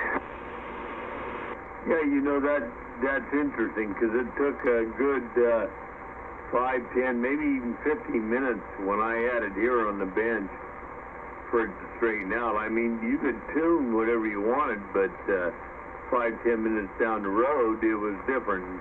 Once it got warmed up, it was good. Yeah, it didn't drift that far, but while it was warming up, you did have to constantly tweak it. Yeah, boy, but that's like the radio I'm on now, or the one, the 940 in the house. You turn it on, and it's right on frequency. It drifts up, it drifts back and back around. 24 hours later is right where it started from, and so you'd be chasing it, you know. Yeah, I need to hook that thing back up again. I'm gonna play with it. I got a new mic cord for the Silver Eagle too. One that looks more original. I gotta put that on there, but I haven't gotten around to it. Hey, Honky. Yeah, boy. Yeah, what about Honky? Go ahead. What radio are you gonna use a VFO with? Well, I've got one I'm working on, but I'm not quite sure if I understand your question. Yeah, I was just curious, man. Yeah, like, you know, like a Browning Mark III, and then you get the Siltronics 3, or the Glens are pretty sweet, you know, they're usually used on older stuff, so I was kind of curious, like, if you were going to put that on the 850, or like if you got an old 23 channel you're working on or something. I don't know, I was just curious. Okay, well, here's the thing. There'd be no need to put any VFO on the 850, right? Not at all. I've got that. What I have that I'm parting with there, Joe, is the old original 23-channel SB sidebander. And I have a Celtronics 11 meter, if you will. I don't even know if they call that VFO. It was to expand that 23 channels out to what we have now, 40 channels. And I can't quite get it to fit one to the other. I know which crystal I got to plug it into, but I'm not sure if the VFO is generating the right frequency, because I've got no thoughts on that. But that's where I am with that. Other than that, changing anything else, no, I'm not doing that. Yeah, that perfectly answers it. Yeah, cool, man. Figured it probably had to be something like an old 23 or something. Yeah, I hear you. The 850 is a VFO in itself, man. No doubt. But, yeah, cool. Right on, man. Yeah, those are, that's a good one to look out for tomorrow. Yeah, Tim Ford, this Celtronics VFO that I bought, you can look up to 90s and everything else. This is not anything like that. It is built for, if you look at the graph on it, it goes like from 26 to 27.5 or something like that as you scroll through it. But it's just a small little, maybe it's, I'm looking at it here, maybe it's 4 inches wide, 2 inches tall, and 5 inches deep. The only one I ever seen like that was the one I had on my original sidebander, which back in the day, it wasn't all this stuff, so we were sliding as much as we could with clarifier, and that got to be, you were distorting everything, dropping wattage and everything, and then Celtronics came out with these, and we got them to where you could, go from like 2600 up to, and I'm trying to remember, up to 27,800. That was about it. But, at that time, back in the early 70s and stuff, that was big stuff. So I'm just trying to recreate some of the stuff I had in the beginning. Yeah, super cool, man. So it's not a model, it might be a Model 40 instead of the 80 or 90, Model 40 chassis or something? No, it's got no model on it or anything. I'll send you a picture, man. See if you can do some research. I'd appreciate it, but ain't no model. I'll send you front and back and the whole thing. Yeah, right on, man. Cool. Yeah, it's fun, man. Fun stuff. Shit, I just got the 36 screws out the DAC chassis, man. About to pull the cover off this thing. There's like 38 screws or something, dude.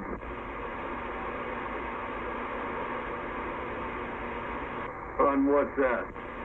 On the DAC chassis, the Mark 10. Oh, yeah, well, the great thing about that is at least you keep the original screws in it, right? Or the amount of screws. Yeah, I think they are, man. I think they are the original screws, actually. At least a good, or not good, but the front of the 8 with the little washer, the ones that are chromed out, those look pretty damn cool. Those are original. All the other ones are kind of chrome, and I think they're original, but yeah, it's just almost comical the way they button this thing up, man. It's like freaking, it's just crazy, man. It's like built for an airplane or something. I don't know. Yeah, man, I'm going to shoot you a few pictures here in a quick second. Right on.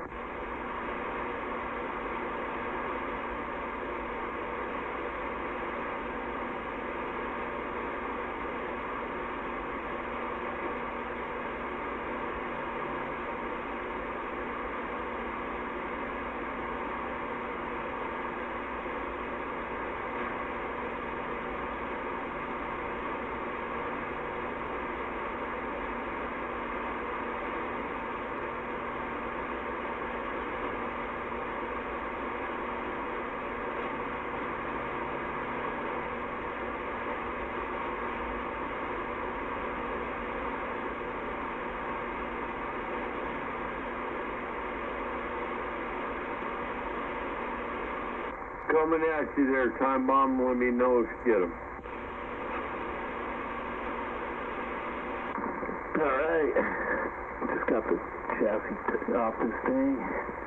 Yeah, cool. I'll check it out, man. Looking forward to seeing that. Dude, was today the craziest DX day ever or what, man? Holy shit, dude. For me, I probably got like 20 contacts or something, so that was real good for me. I'm sure I heard you probably hit at least 100. I wasn't on there that much. I appreciate that, but yeah, I was listening to you, man. It was good. Yeah, I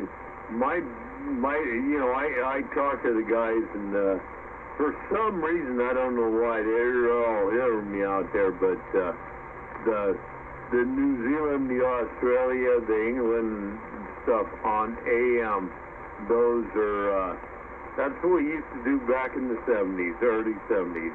So I'm impressed with that. Cycles is back, or getting back. Yeah, it is, man. There was that other wave after the 70s. I think it was. There were a couple of them, man. There's the early 90s one, and then it got pretty good again. And I don't know. It's all just a blur now. I've got all my notes, man. I've got them in a drawer of contacts and stuff from the last couple waves. But yeah, man, I remember, dude. It was freaking crazy, man. People every day, every channel, and Australia every day, and yep. Well, I tell you what, when I started off with Little SB Coronado, 23 channel in 1969, there was 3 of us that hit it at that time, and we were all in Castro Valley. And people in San Leandro and all that said, what are you guys doing? We can't even talk. Because the 3 of us were friends, right? And we was all talking. So we had to learn how that worked and everything. And then, of course, you get bigger radios and this and that. And it was just one thing after another. But at that time, too, that was when late 1969, 70s, then the skipper was really rolling, and it was a constant scream from in the morning to the night. There was no change, and if you were lucky, you got through to somebody about, I would say in maybe July or August somewhere in 70, I bought a 100-watt amplifier. And man, I was king of the hill. And then somebody bought a little bit more than that and everything, and we were all good for a while.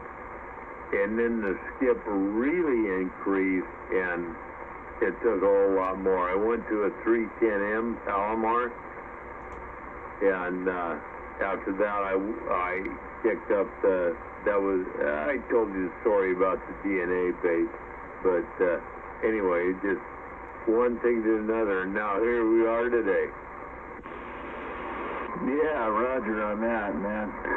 Yeah, you know, and the propagation doesn't know the difference between what wattage people are using, you know? I mean, exactly, man. I never had anything big. I've had that Palomar TX150 for like, that was the first amp I ever bought. And then I got the Texas Star 500 after that. And that's all I had for a long time. And I didn't talk a ton over those years, but I would definitely key up from time to time, usually for skip. And a lot of times I didn't even have the amp running because my power supply was insufficient, and I was opening the neighbors, or not opening, but turning on the neighbors' lights with the amp, and their outside light out there would turn on, like key up with the amp and stuff. And yeah, man, I mean, I was talking everywhere barefoot, you know. And I mean, that's still like the other day, you know, we were all talking barefoot, and dudes going, yeah, I hear you, and, you know, you really don't need anything more than, you know, the small wattage, but what fun is that, right?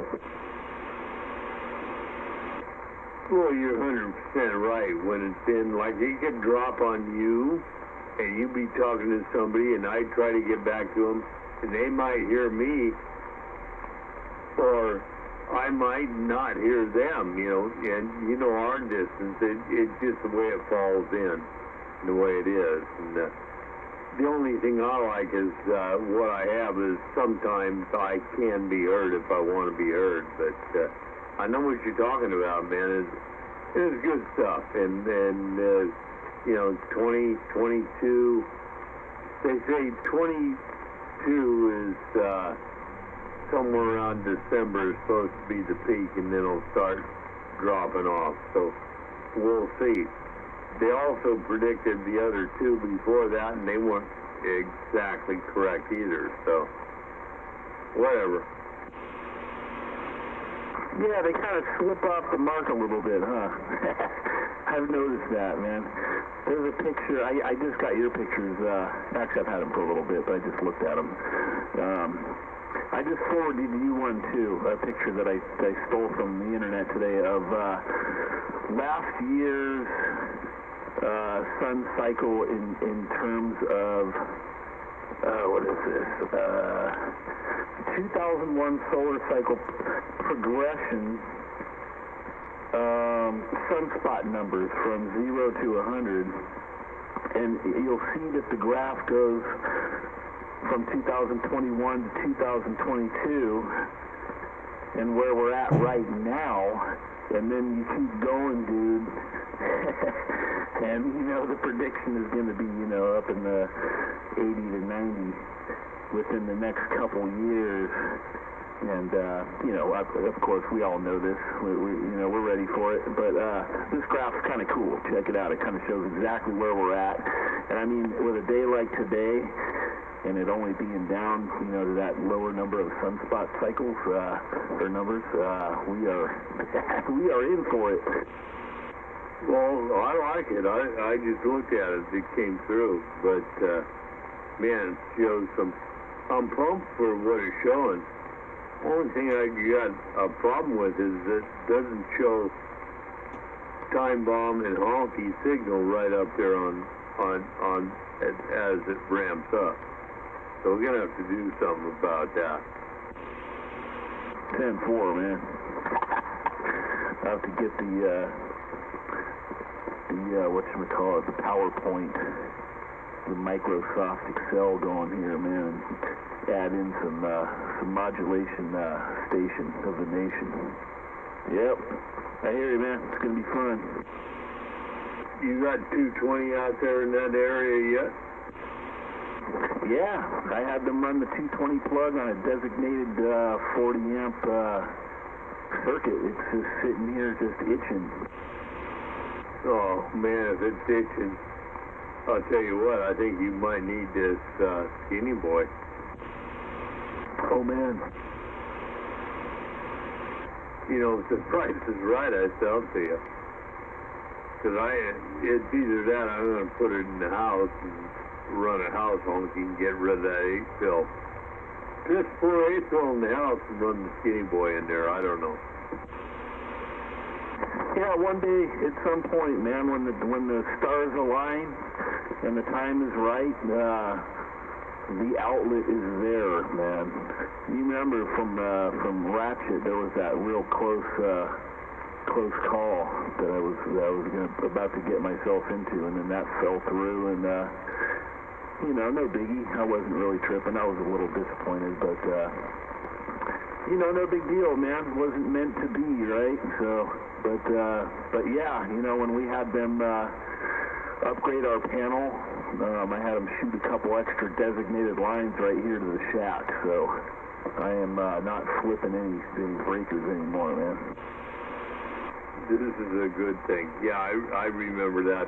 That would have been a good thing for you too, but like you say, like my wife used to say, you know, if it's meant to be, it'll be. So that's all good. Yeah, 10-4. Yeah, that thing was a trip, too. That thing was super rare, right? There was only like 10 of them or something, so part of me was almost kind of scared by that. I mean, it was a good build, but in terms of, you know, any availability of anything to replace, I don't know. I guess that doesn't matter. You could probably just parts are parts, you know, when it comes to that, and the tube or whatever, the two tubes in that case. But yeah, anyway, well, you know, there's a lot of newer ones out there too that are pretty neat. So yeah, one day, man. So I'll tell you what, I think you made the right decision. Might have been a great amplifier, but not that many of them around. Reputation, who knows? I guess it got one that's got a hell of a reputation, but, you know, other than that being said, it might have worked out just right for you, man. Yeah, I got to go in and take a leak and give me another glass here. I got about another half hour or 6 hours to go. No, man, one or the other, huh? Yeah, I told myself midnight tonight, you know, I think I'm going to set the alarm for 5:45, and, yeah, I'll be a little tired, but that's what coffee's for, man. Hey, I think that Siltronics is a Model 40. Look that one up. There's not very many of them, but, that's what that is. Okay, I will look that up. I've looked it up in the past and haven't found any information on it, because I'm looking for a 11 point, I think it's 590 or 950 some crystal. That's the slot it goes into on the SV sidebander, and gives it, you know, the full variable. But this one, well, in the first place, I can't even get this one to generate any frequency on the counter, but I may be hooking it up incorrectly or wrong, because, you know, all you're doing is warping the crystal. Yeah, you're not, well, in this case with a oscillator, you're doing something, so it's very little voltage is going on, so that could be one problem there, just me not knowing how to operate my equipment. But ain't got it figured out yet. But my biggest thing was get this radio, that amp, that VFO, and that was one of the first ones I had, and that'll be, you know, if I can get it working and set up, I'll do that, and I'll just put it up on the shelf and take it down every once in a while to be one of my first ones, like my original SV console, which that'll never happen again. But anyway, you know what I got. Yeah, that's cool, man. I dig it. I can dig it, man. Yeah, I don't have a lot of VFO experience, but the Yaesu, I use the Yaesu external VFO on my FT101 so that I didn't have to remove any of the crystals for 10 meter, because the E was not intended for 11 meter, so I would have had to pull out one of those 10 meter crystals, and I was lucky to get the external VFO with it, and so I bought the 11 meter crystal and threw that in there, and so I'm you know, it's another big old chunk of real estate on the desk to run it that way, but kind of fun anyway. Those things are meant to take up space, you know, so. But yeah, I always wanted to get the Siltronics Model 90 number 3 for my Browning Mark III. Thought that would be kind of fun, even though mine's got 40 channels on receive, but not on transmit, so I'd be able to transmit on all 40, but nah, you know, more of just looking at it on a shelf. So anyway, all right, man, cool. We'll be listening, man. We'll be chilling. Yeah, well, you know, if you got the Model 90, whichever one you got, you just change crystals so you can go 1, 2, 3 or whatever. It's not a big deal. That's the great thing about those Model 90s. You can change them just by the internal crystal. Yeah, but then the number on the back doesn't correspond to the original chart, you know? Picky stuff, you know, I'm just being Mr. weird over here with trying to keep the models from for what they were. But I hear you, man. I mean, shit, who cares if it's for you? And you know, just freaking buy another crystal, throw it in there, and make it work for you. I hear you. Okay, I hear where you're coming from. You want one that is original to go with whatever you're gonna pair it with. I got you, but I just thought I'd throw that out there. Anyway, all is good, man. I gotta fill this thing up again. What time is? Oh, I'm good for another at least 20 minutes. I'll be back. Right on, man. Yeah, we got 21 minutes. Yeah, I'm putting back this IPA. It's 9%, man. Woo! God down on my 12% Cabernet.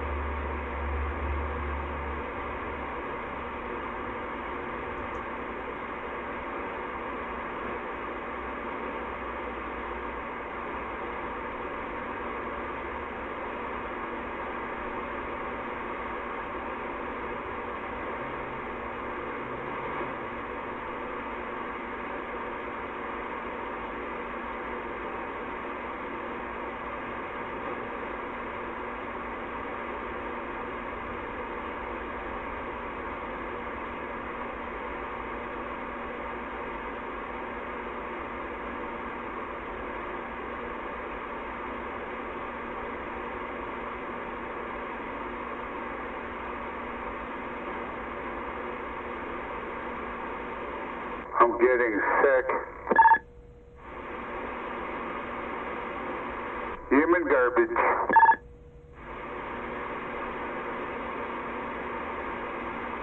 If you are getting sick, you need to go see doctor. I'm gonna fucking... Holy shit, there's some life out there? Oh, look at you, honky. Oh, look at you. Of course there's life out here. This old man ain't going away anytime soon.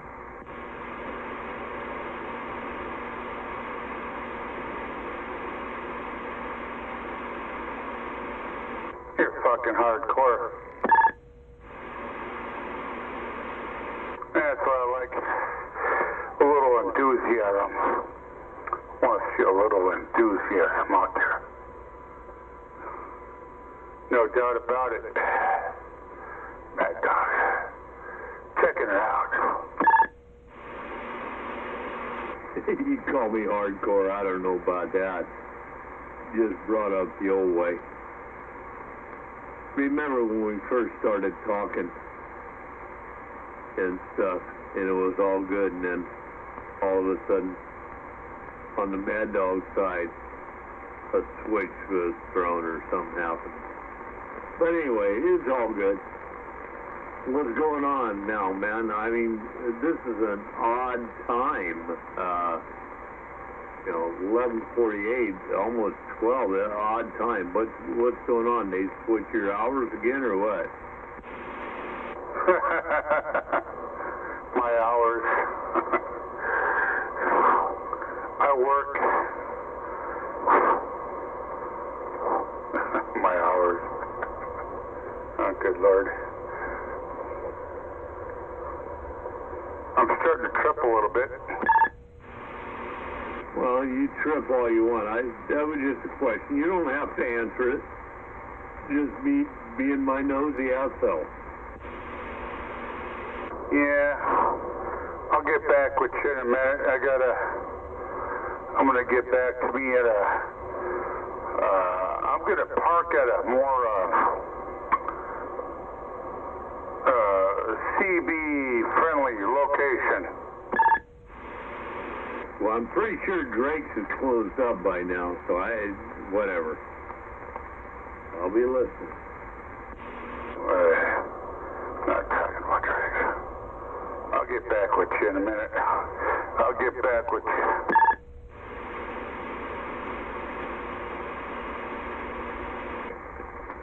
Dan Foreskin. Tim. There we go. This doggone radio, the longer it stays on there, Bomb, the more wattage it warms up to be. I just set it back to from right here.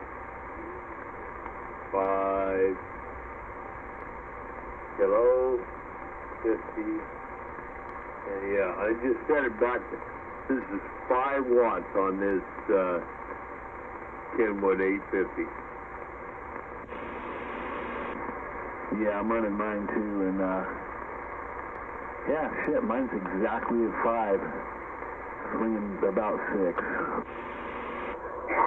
I'm gonna call the FCC on you. You're gonna go down. Damn near, you know. You're gonna get it real bad, real fucking bad. Calibrated or together. You're mother pumping out massive wattage. You 20 TEP just for shits and giggles. But yeah, see now after keying this long, now it's at 6. Now it's at about 7. So mine's got a problem when I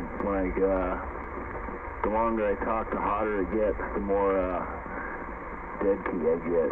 So when like all day today, man, when I'm running this thing with the Pride, my hand's always on the carrier. Well, someone's gonna get it. In the carrier to keep my dead key.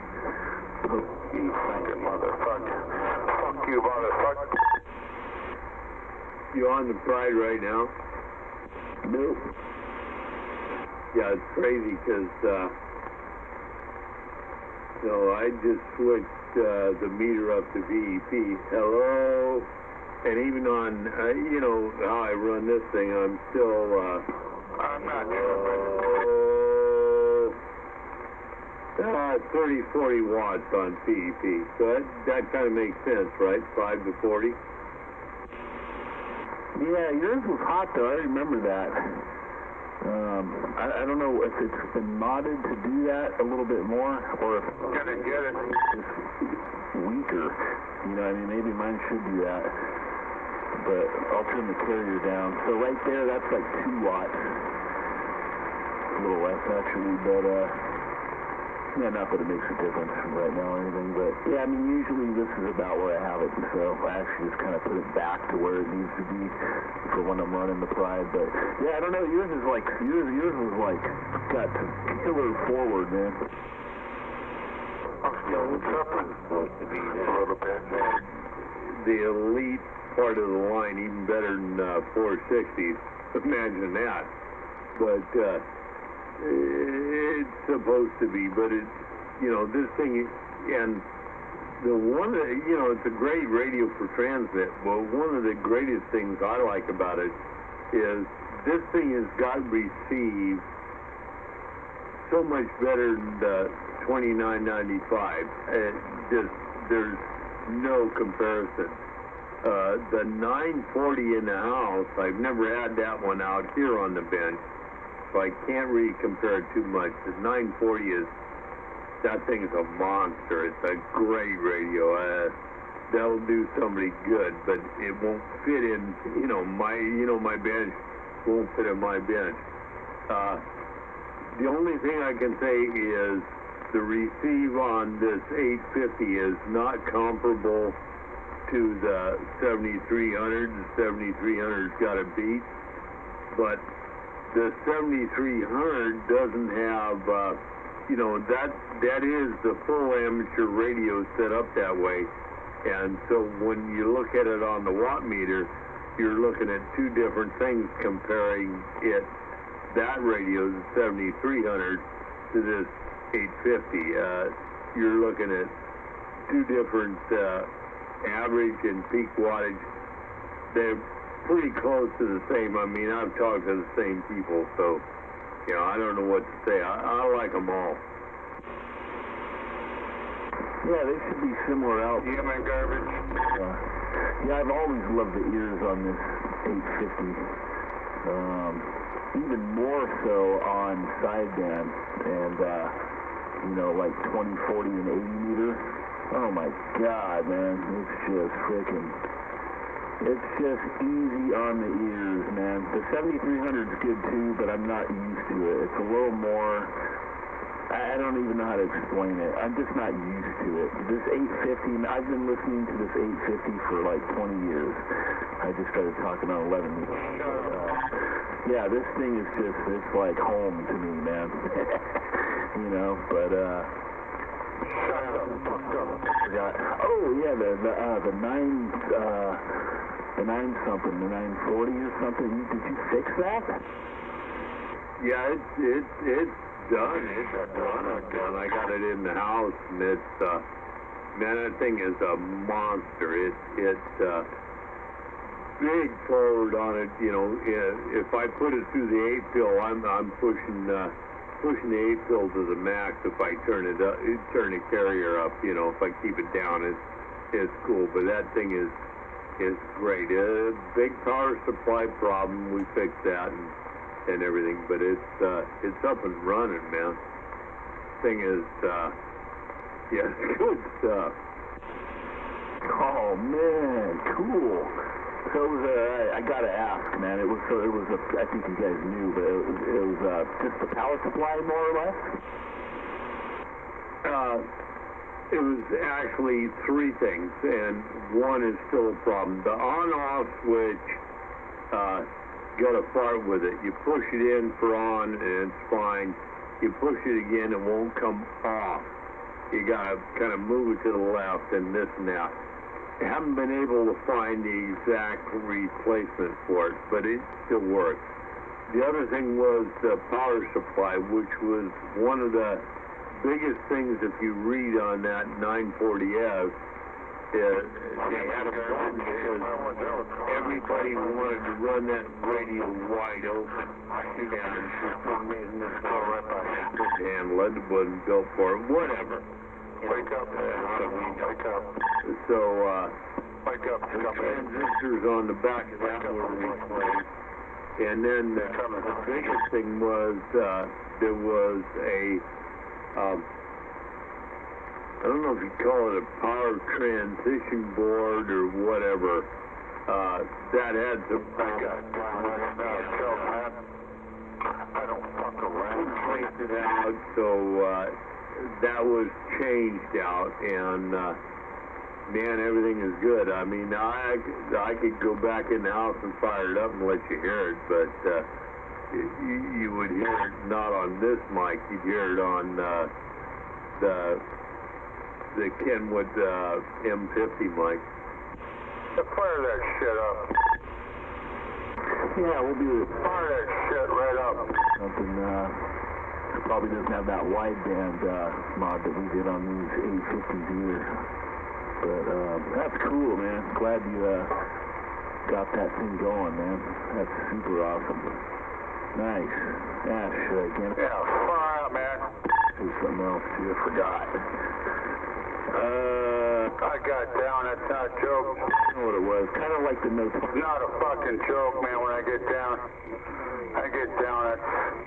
that's the real deal. I get down. Mine, on the other hand, I get the fuck down. it's like on the carrier board, it's leaked all over. You can just see the electrolytics of just Get down, break. messing with the traces, and I actually replaced all of them. I replaced all of the surface mount electrolytics, and so I should be good, but a few are kind of not really sure I did any better than they were, if you know what I mean. And some guys are just using normal, what's the cap with the legs on one side. Shit, I'm getting tired. Shut up, evildoer. Not use surface mount caps on that. You can just kind of throw a... Shut up, evildoer. There we go. Axial or a radial on there. And, You get out of here, evildoer. You get out of here, evildoer. what do we got? We got 1 minute, man, if we stick to the midnight rule. Get out of here, evildoer. Yeah, you got to reset your clock. I think your clock's wrong, man. But he's talking about surface mount. Get out of here, evildoer. Yeah, we know what we're talking about. But when we talk about surface mount stuff now, we're talking about them little piss ant things down there. But, yeah, it is what it is. But you talk about me and maybe Todd getting lucky, and maybe we did. But at the same time, you paid a lot less for yours, and you put the time in it and did work on it, and you got it working. So there you go. You know, it's where you want with this hobby? Where are you going? You know, that's so. 6. You get out of here, evildoer. Yeah, you know what I'm testing? Get out of here, evildoer. You get out of here, evildoer. Get out of here. Get out of here, evildoer. Break. Get out of here. So a 6 and G. 6.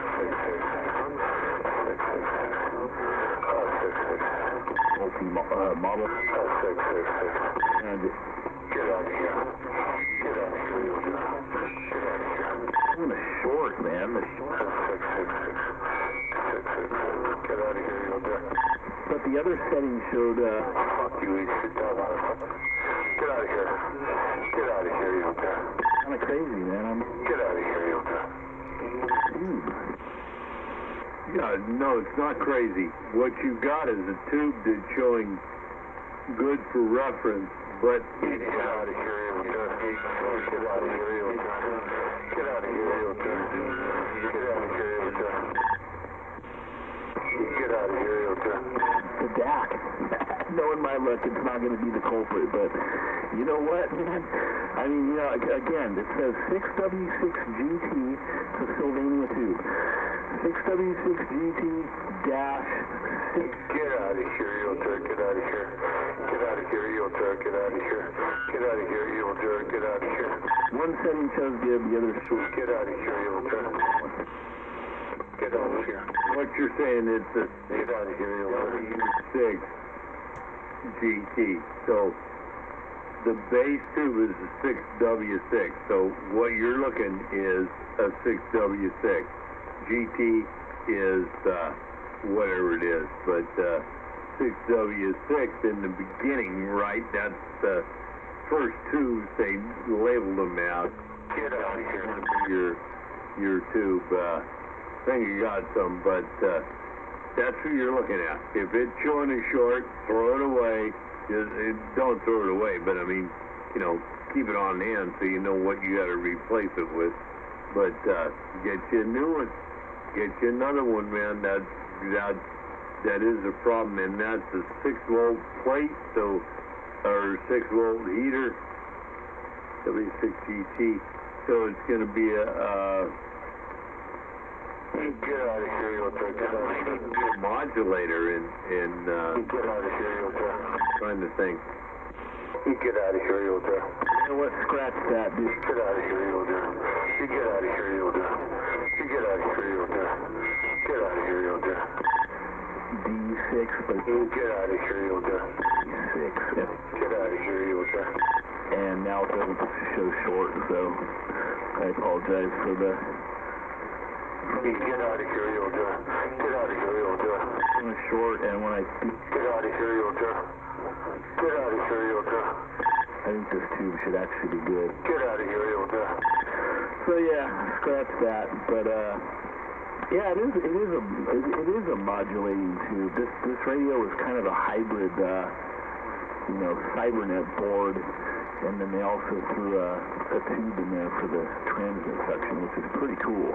These things get sort of a bad rap for what they are, but I've also heard the flip side that if and when they're stock and they're working right, you do get kind of a nice, warm, kind of a trammy, brownie sort of thing going on. Maybe not quite as warm, but it's in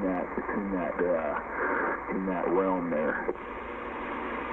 Yeah, for sure. I mean, and if you want to bring that thing over here and put it on this Hickok, we can test for sure. But what you're talking about, the warm stuff for that radio and like the tram and everything, the buddies we have here, right, the 3 buddies, originally they were all great.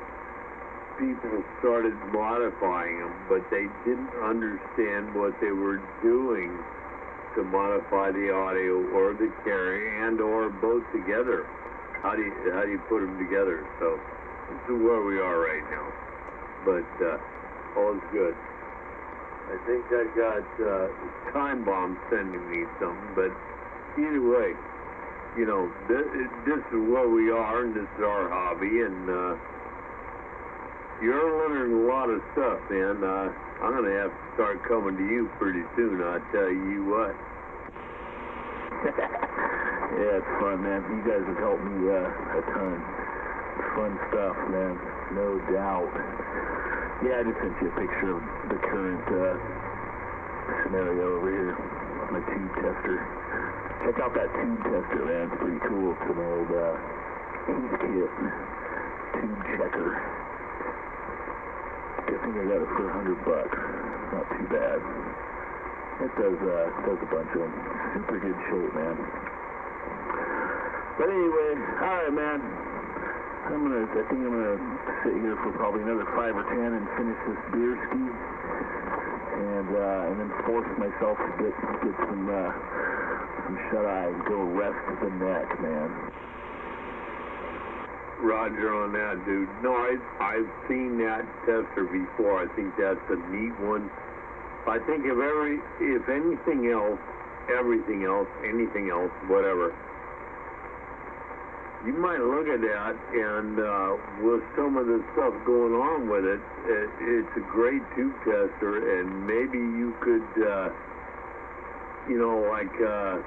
we're looking for the different adapters for this Hickok we have to get the bigger tubes and the different tubes and stuff like that. They're tube testers, right? They're testing voltage, current, the whole thing. Might be something could be worked together. I mean, just a thought. Anyway, I'll be hanging here. Who knows? I might hang all night because I ain't got to drive tomorrow, so I can nap. I'm standing by. Hey, we're lucky, huh? We're just gonna be cruising, man. Looking forward to seeing Tommy again too, man. That's gonna be cool. Right on, man. Alright, yeah, I'm gonna get on out of here. But, I'll see you bright and early, man. Time bomb, take care. So long, be on the side. Working on wiring this big old ass power supply. Check.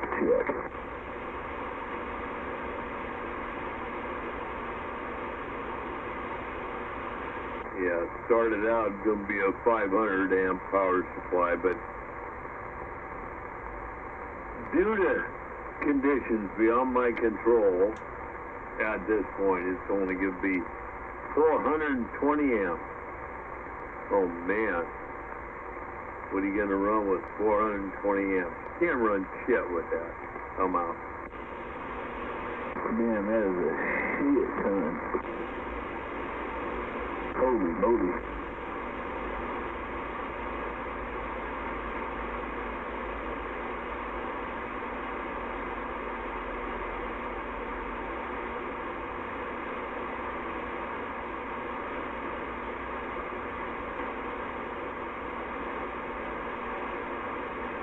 I'll send you pictures, dude, what it's going into. If I can make it work, it'll be good. Oh, cool.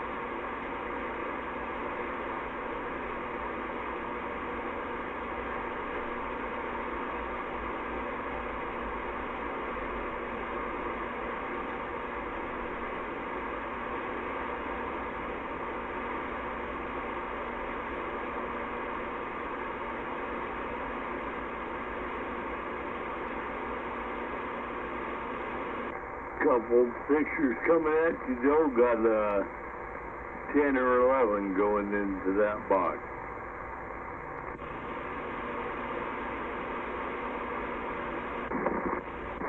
Cool. I'll check it out, man. Yeah, I haven't got them yet. Doing a nosedive into this DAC again. It's crazy how much more I understand looking at this thing now than when I looked at it last time. Go figure. Okay, cool. Just got the pictures. Goddamn, break. Yeah, Roger. Well, good luck with that because the DAC was a unique unit, right? Headaches to a lot of people. Come back out, listen. I think I hear DX out there somewhere, honky on the west side. Break. Yeah, no doubt about it. No doubt about it. That's one of the things I was going to say earlier, man. I remember years and years ago, occasionally you get that night skip on 11 meter, kind of like you do 80 meter and stuff. I've only heard that like a couple times, man, but you know, like skip just lighten up, man, like right now. You know, granted, East Coast is 3 hours ahead, so a lot of people are sleeping, but it does happen. Yeah, for sure, but I was mistaken. I thought it was DX coming in, but it was just Mad Dog out there. Yeah, 10-4.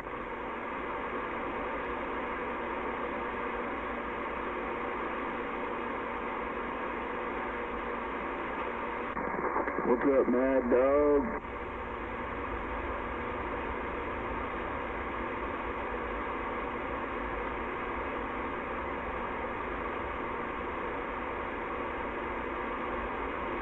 Come on, puss fella, what's the matter with you? It's just Mad Dog.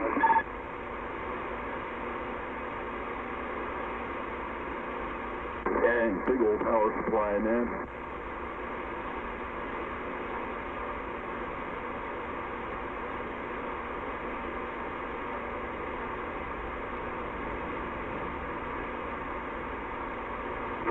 Just Mad Dog. So, like, I guess the hard part's all the jumpers have to be, like, exactly the same, right? So it all pulls evenly? Just Mad. Well, you know, there's, for the AC side, right, for the, you know, to power each individual supply, it shouldn't be a problem, right? Because voltage is what drives the current, right? So that's not a problem. So then if we think about, okay, the DC output side, in theory, right, all lengths should be the same, which I will build it as. But really, for an inch or two here, a quarter inch there, how much does it matter when you're dealing with multiple power supplies, which you can only get, I mean, I've got all these set for 14.503, 14.501, 14.508, you know, they're, and that's tens, hundreds, we're talking thousands. So, how close are you talking about? What are you trying to get to? I don't know. You know, I figure 14.5, one way or the other is fine for voltage, but what you're asking, Joe, on that, I don't really have a frickin' answer to it. Yeah, and I only asked because I've heard that, and I don't really know either. You know what I mean? I have no idea. I just think it's cool that you guys are doing that, man. It's gonna be cool, man. That is a big old power supply, man. Holy moly. Yeah, this thing will, depending on what happens, it'll probably be a 420 amp supply at 14.5 volts. That's what I'm going to set them at. We can bolt them more.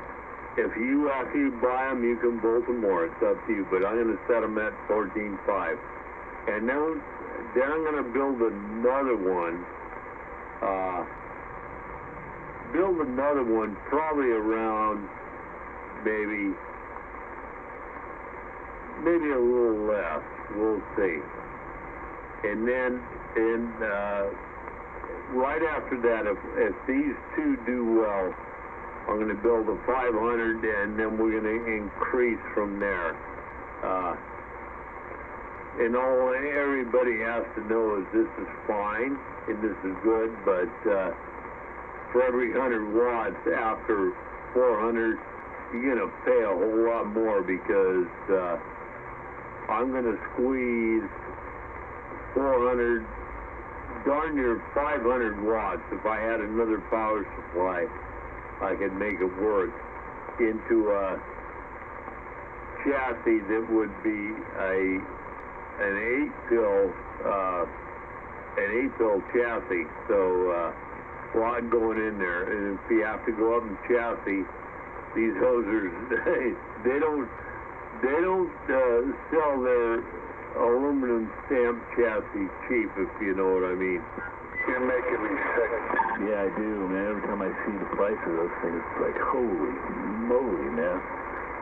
But yeah, I hear you, man. Yeah, it's don't shortchange yourself, you know. No doubt, man. Yeah, cool, man. Fun stuff. Yeah, I'll be excited to see how that goes, man. All right, dude. I'm gonna put my face into this radio one last time. then again, force myself to get upstairs, man. I heard that, man. You take care. You do what you got to do. I'm gonna do what I got to do. What I got to do right now is see you. I had to piss like a racehorse and get me another glass. We'll see you. All right, man. See you in the morning. Roger, funky, bang out. No doubt. Back out. Yeah, we heard you out there. Dog, give me a second to go bleed the lizard. I'll be back. I'm back, yeah.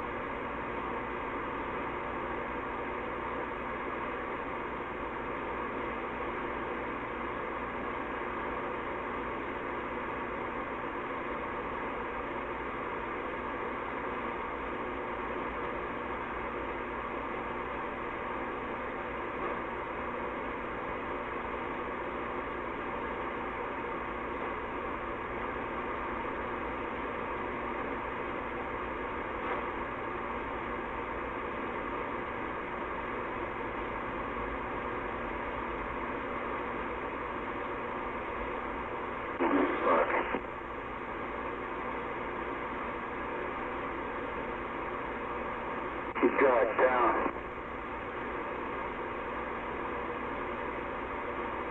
Ain't no joke. God down, break, God down, break, God down. Fucking motherfucker. God down, motherfucker. Shit, fuck. God down, motherfucker. Get down. You piece of fuck. God down, break, God down, break. I got down. Oh, shut the fuck up. Shut the fuck up. Shut the I got down, motherfucker. Got down, break. I'm going nuts. I'm going crazy. Shut the fuck up. Shut the fuck up. Going down. I'm going mental. You get down, break.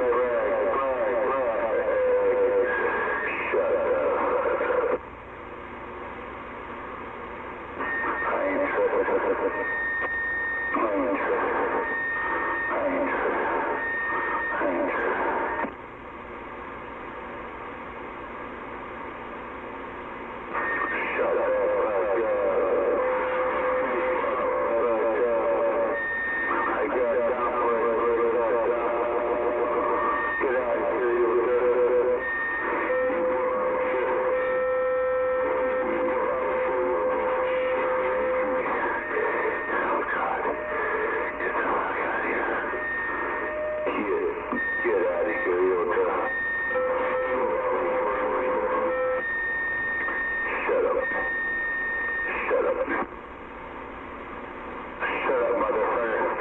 Shut the fuck up. Shut the fuck up. Shut the fuck up.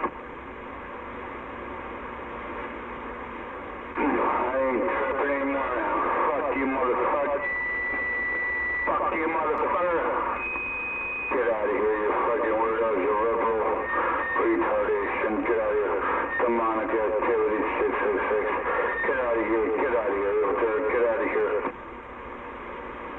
Get out of here. Get out of here.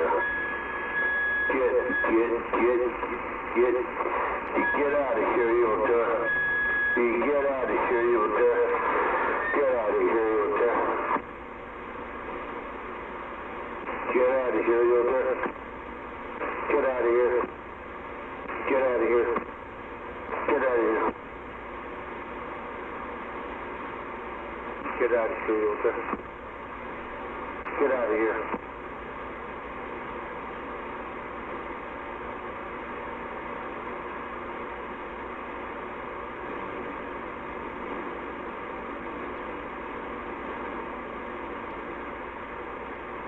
Get out of here, pervert.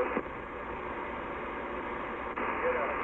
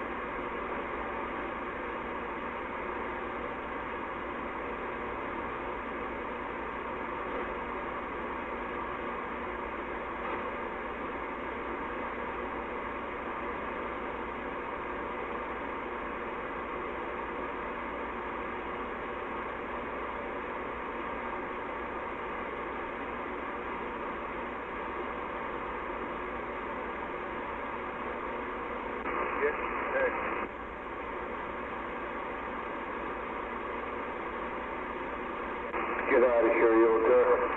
Get out of here, you dirt.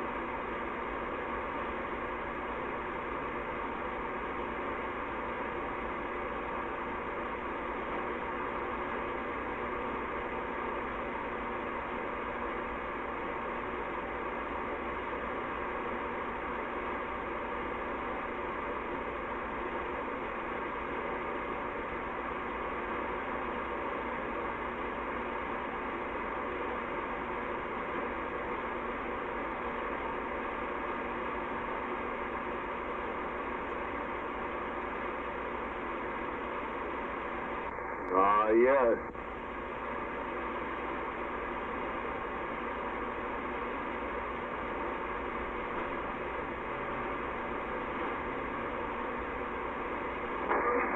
Still dealing with that turd 333 over there?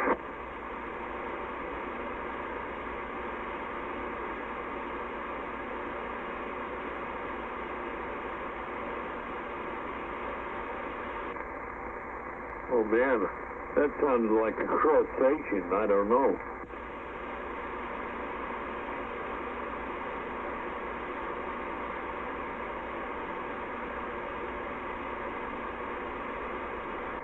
Was that you, Green Oyster?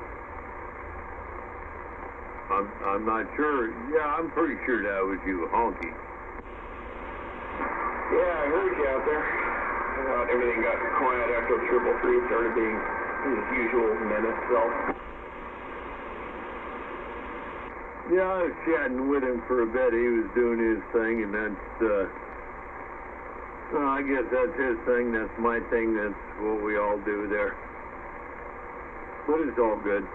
It just, you know, sometimes there's one or two or three or two or four on the radio in the evening, and it becomes pleasant. Well, I ain't gonna stir it up. He's easy enough to belch out. He don't bug me. Yeah, you okay, man?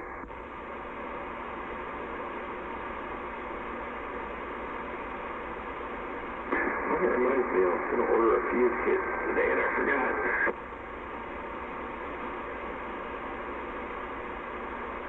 You on the black radio tonight? Yeah, looks like everything's set where it's supposed to be. Yeah. Yeah, I'm just looking at it. You know, I'm on a different radio from a couple times since I talked to you, so I'm just looking at where it is. Sounded good as usual, not a problem. Just looking for my own reference. Yeah, these are my set it and forget it settings. They seem to work, and I'm blowing everything up, so I just leave it here. Yeah, Roger. If you remember, I told you when I was running 2995, he was hitting right about 9 to 10, swinging to the red. You know how it goes. On this radio, it is like a 6, just moving, definitely moving forward, just almost to a 7. So that's the difference between, you know, a CB wannabe radio and 10-meter radio to a full, I think, amateur system. But, man, sounding good there for sure. Yeah, I suspect that's probably a little bit more dialed in meter. Yeah, I'm really liking this radio. Don't get me wrong, got nothing bad to say about 2995, but this radio is just, I'm just liking it so much more, man. The receive is, the 2995 had better receive than any other radio I ever had. This one is, I'm going to say 10 to 20% better than that, so it's just that much. That's how much more I'm liking it. I'm excited. Wow, that's pretty incredible. I know that cheesy little USB dongle for my SDR has better received than this 2995. Well, that might be understandable, right? Newer technology and what it's set up for sensitivity-wise. You know, I don't know how that works, but I mean, that's just my thought. I just thought it was surprising. I could see things, little tiny signals from other channels, and I figured if I go down there, I better really hear something. And it doesn't even break the static line. The needle doesn't even move. But the SDR picks it up. It can see somebody talking barely, just barely. But the 2995 can't pull it out at all. Yeah, you know, if I'm back in the house on the 7300, I know what because I've got even though it's a smaller screen than what you're looking at on your your monitor, I can see the same thing that you're talking about, and it is. You can tell what's going on anywhere, and sometimes, like, somebody talking down there, somebody doing this, or somebody doing that, you can get pretty crazy with it. Yeah, I was just surprised that a USB dongle could be so sensitive. It could, show me stuff that this radio can't hear at all. And it's on a crappier antenna, and the antenna is less than half as high off the ground, and it doesn't have anywhere near the advantage that this one has, but it picks up stuff at 2995 volts. So it's got a very sensitive receiver, apparently. That's interesting. I've never heard anything of it. Says, I don't know what to say. Get a hold of 460 and see what he's got to say about that. I'm thinking, why would that little piece of equipment have better receive? I don't know. Yeah, I don't either. I don't think it's anything to worry about. I was just shocked. A little surprised. Well, I would be too. I mean, that's the first time I've heard you tell me about that. And, if I can get better receive, that's what I want, right? Well, no kidding. It doesn't matter what radio I plug in there. Now, I've had several plugged in since I had the SDR. The SDR always picks things up that none of my other radios pick up. And my other radios are plugged into, a big chunk of aluminum that's more than twice as high off the ground. And, it's just more sensitive, I guess.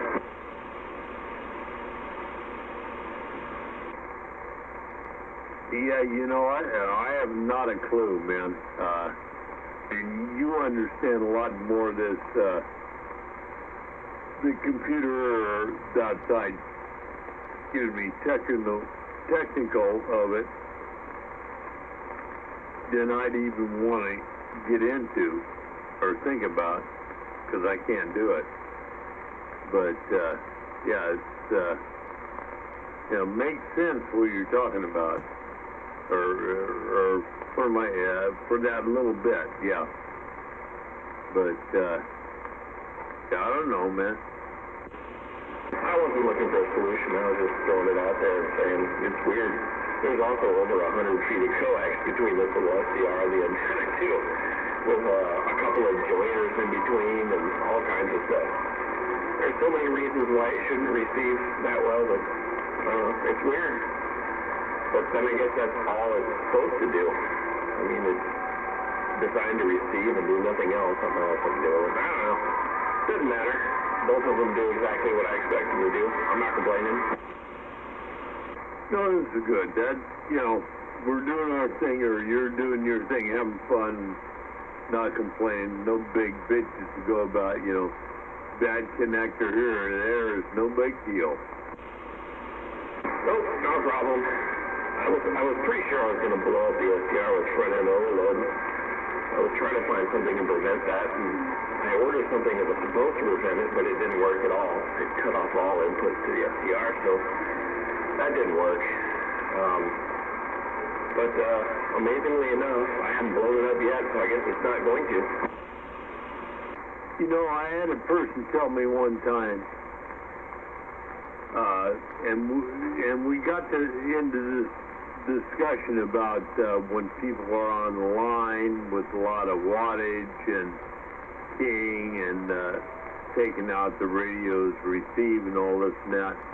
And this person told me, well, what if you were right at the wavelength, however it is, or the propagation of the wave of AM or FM radio station in your area, i.e. maybe the ones out here by 92 and stuff like that.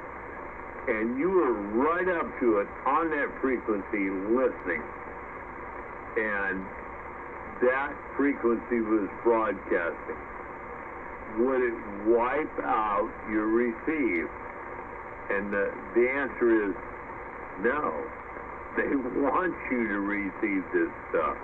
And we're talking 50, 70, 100, 150,000 watts, right? Different frequencies, different, yeah. understand that. But that being said, it brought up a good point. So here we are at 27 megs, and I sit next to you, and you've got your radio on, but it's just receiving, and I key up with 1,000 watts, and your radio all of a sudden goes crazy. But after it's all said and done, everybody's unkeyed. Is there anything the matter with it? Yes, maybe could be, because CB radios aren't made that well. It could be. Yeah, we're a radio station right off 84, Dumbarton Bridge 84. Forget what it is, KNBR, I don't know who the hell it is. It's an AM radio station out there. Right next to the bridge. You'd think it'd blow out every AM radio that drove by that was even close to that frequency. Yeah, for sure. But I mean, you know what I'm saying. I mean, if we were on R11 meters, there ain't no way. I mean, there was a time I was down there on Marina, and I came through there with the pickup, and I was talking to somebody, 429 said I was making his relays clatter and everything like that. Yeah, I understand it. I know how that works. But at the same time, if he'd had his stuff turned off, I wasn't doing nothing except just talking out on the frequency. I was running this hot plate through a PDL2, and if I pointed it through my next door neighbor's house, he had an old radio that hadn't been used in decades sitting on the floor. Wasn't even plugged into the wall, didn't have an antenna or anything hooked to it or anything. But apparently my voice was coming through it loud enough to wake him up at night. Well, and what I've heard, you've dealt with it, but you gotta understand something there. If I had to listen to your voice more than, 15 minutes, I'd probably have a problem with it too. Yeah, my ex did apparently. I think that was altogether something different, but it's all good, man. Yeah, it is what it is.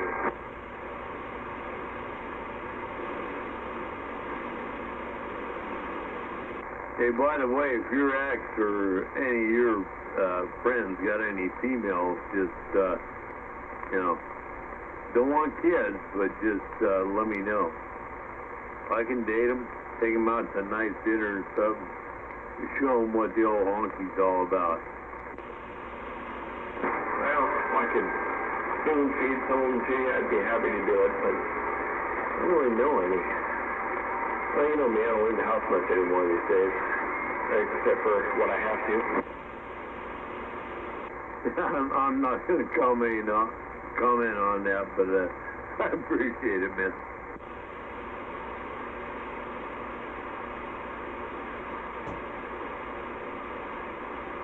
I'm so busy, it's stupid these days. And I've had my kid here for like 3 weeks. Wow. So I got a serious pile of garbage laying everywhere. I spent all weekend trying to clean this mess up. Get your big old butt up there and take care of it. You say kid, you got 2 kids, man. Just because you got one, don't throw it all back on her ass. Oh, by the way, she's about, 11, 12 now? Oh, I think it's about, you just wait. Turned 12 a week ago. April Fool's, baby. Tell you what, you got a tween now. Tweener. I know she's a good girl and all that, but be on your toes for the boys. But that other stuff, get that other stuff cleaned up. That's your thing. She's out of your hands right now. You got to get your own stuff cleaned up. Been there, done it. Raised 3. Yeah, my oldest is 14. Oh my goodness. some issues with her right now. She seems to be getting rebellious over her phone. Yeah. So, I'm going to have to make a decision as to whether or not to... Well, I've already told her, you need to put the stuff back on there, and Mom says, oh yeah, we'll make sure she does that. Well, that was 2 weeks ago. So, I'm going to have to send the old nasty text saying, guess what? I removed the phone from auto pay. I ain't paying for it anymore until it's put back the way it's supposed to be. I'll tell you what, I think you got the right thought on that. When my grandson gets out of line, my daughter just rips all his electronics away. Done, gone. You can't use them. And don't take much more than 4 or 5 days, and he's back in there. Not a problem. Yeah, I wasn't horribly thrilled about giving my kids smartphones, but I guess I could have got them cheap ones, flip phones or something, but I wanted them to be able to contact their mom when they're over here, or contact me when they're over there if they felt like talking to us, all that stuff. And I wanted to be able to track them because they were starting to get into the situation where they were going over to friends' houses after school and stuff, and, if anything went on, I wanted them to be able to, where they were, and, I wanted to make sure they were where they say they were still. There was a lot of reasons to do it. But I told them straight up, yeah, I don't mind. I'll get you phones. I'll pay the bill. No problem. They're going to be covered in spyware, and they're going to be covered in parental controls. You ain't going to get away with shit. Nothing's going to be secret. Don't think you're going to get away with anything. I'm telling you straight up, I'm going to be spying all over you until you decide to buy your own phone and pay your own bill. Wow! Never going to happen, but, yeah, I'm spying on your ass, so that's just the way the deal works. My oldest decided she's going to remove all that crap from the phone and turn off location services, and yeah, she's about to learn a valuable lesson. Yeah, for sure, man. I mean, that's, daughter trained me, but, more or less, but it's all good, and that's what you got to do. Hey, 429, you must have been passing by. Come on in. I heard him out there. Well, I heard him too, but maybe he's a little shy. I don't know. Well, but yeah, she's gonna learn a valuable lesson. I'll warn her. I'll say, hey, straight up, I'm holding on. No longer on auto pay. Next time the bill's due, your service is gonna die, and good luck to you. Your mom wants to let you use this uncontrolled and unregulated shit. She can pay for a phone for you. I'm not doing it. Oh, that's wild. I was just talking about that with a friend of mine, setting that up to where the young ones got a credit card and everything like that with X amount of dollars and everything. And this person asked me, you think that's a good thing? I said, I think that's the greatest thing. I said, but the biggest thing you got to do is set on top of it. Watch it every day. We didn't have that when I was growing up, or at least it wasn't, thought of. But you got to watch it every day. And if there's a discrepancy, you've got to sit down with this person, daughter or son, and explain why this is happening. And you got to do that every time there's a discrepancy. And then it will hit them, and they'll know, oh man, this might not be doing this right. Might want to take 20%, 20 cents out of every dollar I make from day one now, and put it in savings and never touch. And if I'm 16 right now, and if I am working, and if I take 20% of everything I ever make, by the time I'm 32, I will be a millionaire if I put 12% of that in a savings account I never touch. Something to think about. It's all about mathematics. I opened up a retirement account when I was 20. Unfortunately, I wasn't in control of the finances. Should have been, but I slacked off and it wasn't. Supposedly, so much was supposed to go in, and a lot of it didn't, but it was still substantial. By the time I was in my late 40s. But my ex stole it all before the divorce, so yeah.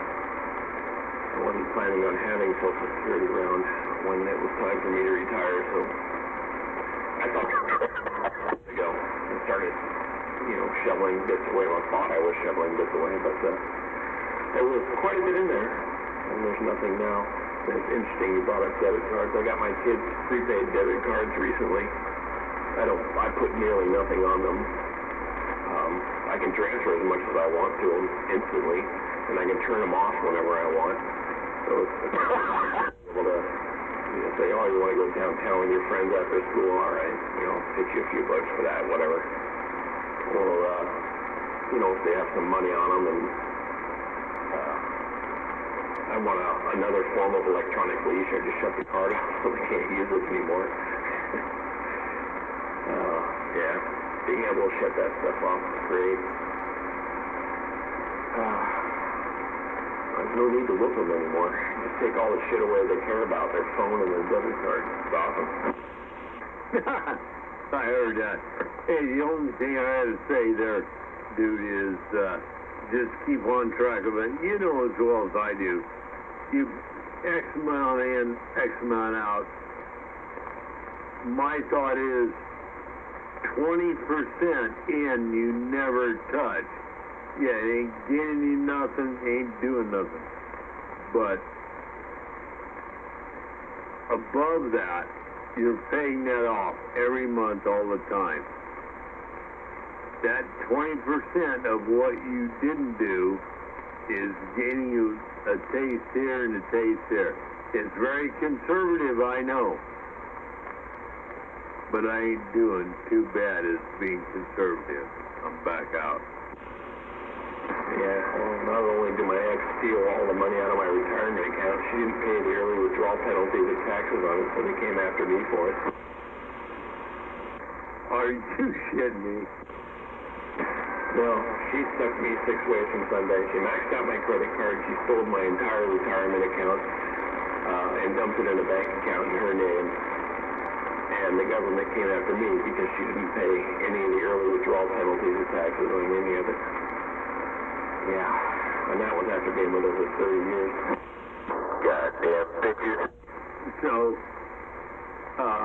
you have, at this point, let the retirement account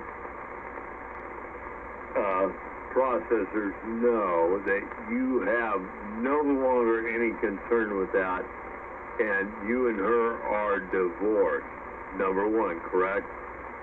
Number two, if they have not agreed to that, then you just default on everything and walk away and let them collect whatever they can. Am I reading you right?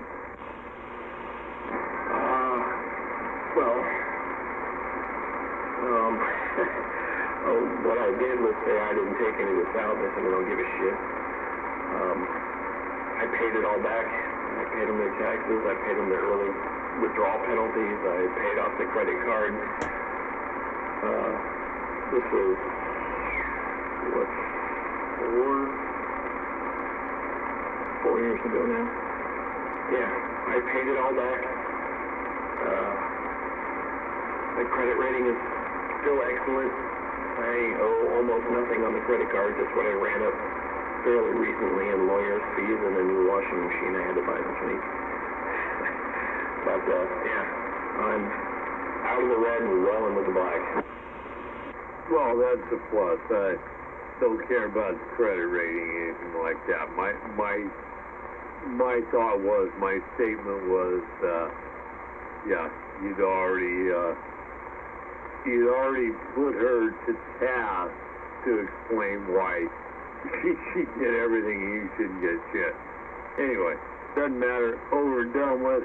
You're over and done with it. Moving on down the road. And by the way, if you ever hook up with any single gal, just let her know you got a acquaintance that wouldn't be too much inappropriate going out with a girlfriend and stuff, and you know, we can have some good dinners and whatever that may lead to. Maybe we should try an online dating site or something. Love TV, Ancient, Real Catch. Yeah. I looked at the online. In fact, even Gunsmith set me up with a nice gal and everything, but just didn't work out. A little bit baggage and stuff like that. I gave up. All the women around here are a bunch of freaking little crazies. Ain't worth the trouble. Yeah, 10-4. Sorry about that earlier. I was talking into the wrong end of the mic. I don't know what you're apologizing for. I must have missed something. Didn't see anything you needed to apologize for.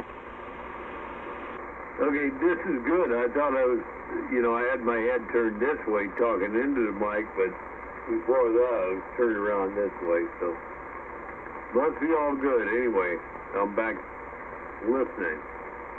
Green Oyster sounding great from across the pond. Honky on this little 850 Kenwood. I'll see ya. Kenwood? I thought they made stereos. Anyway, we should back out. My old bond is calling. I think it's time to go around. Oh, another round. That even sounds good. Yeah, that's where my exes are related to fucking Hitler. Who's related to Hitler? My exes. Oh, yeah. Mine might be, I'm not sure. Nah, she's just completely self-centered. She doesn't possess the ability to give a shit about anybody but herself, including her own damn kids. What a concept.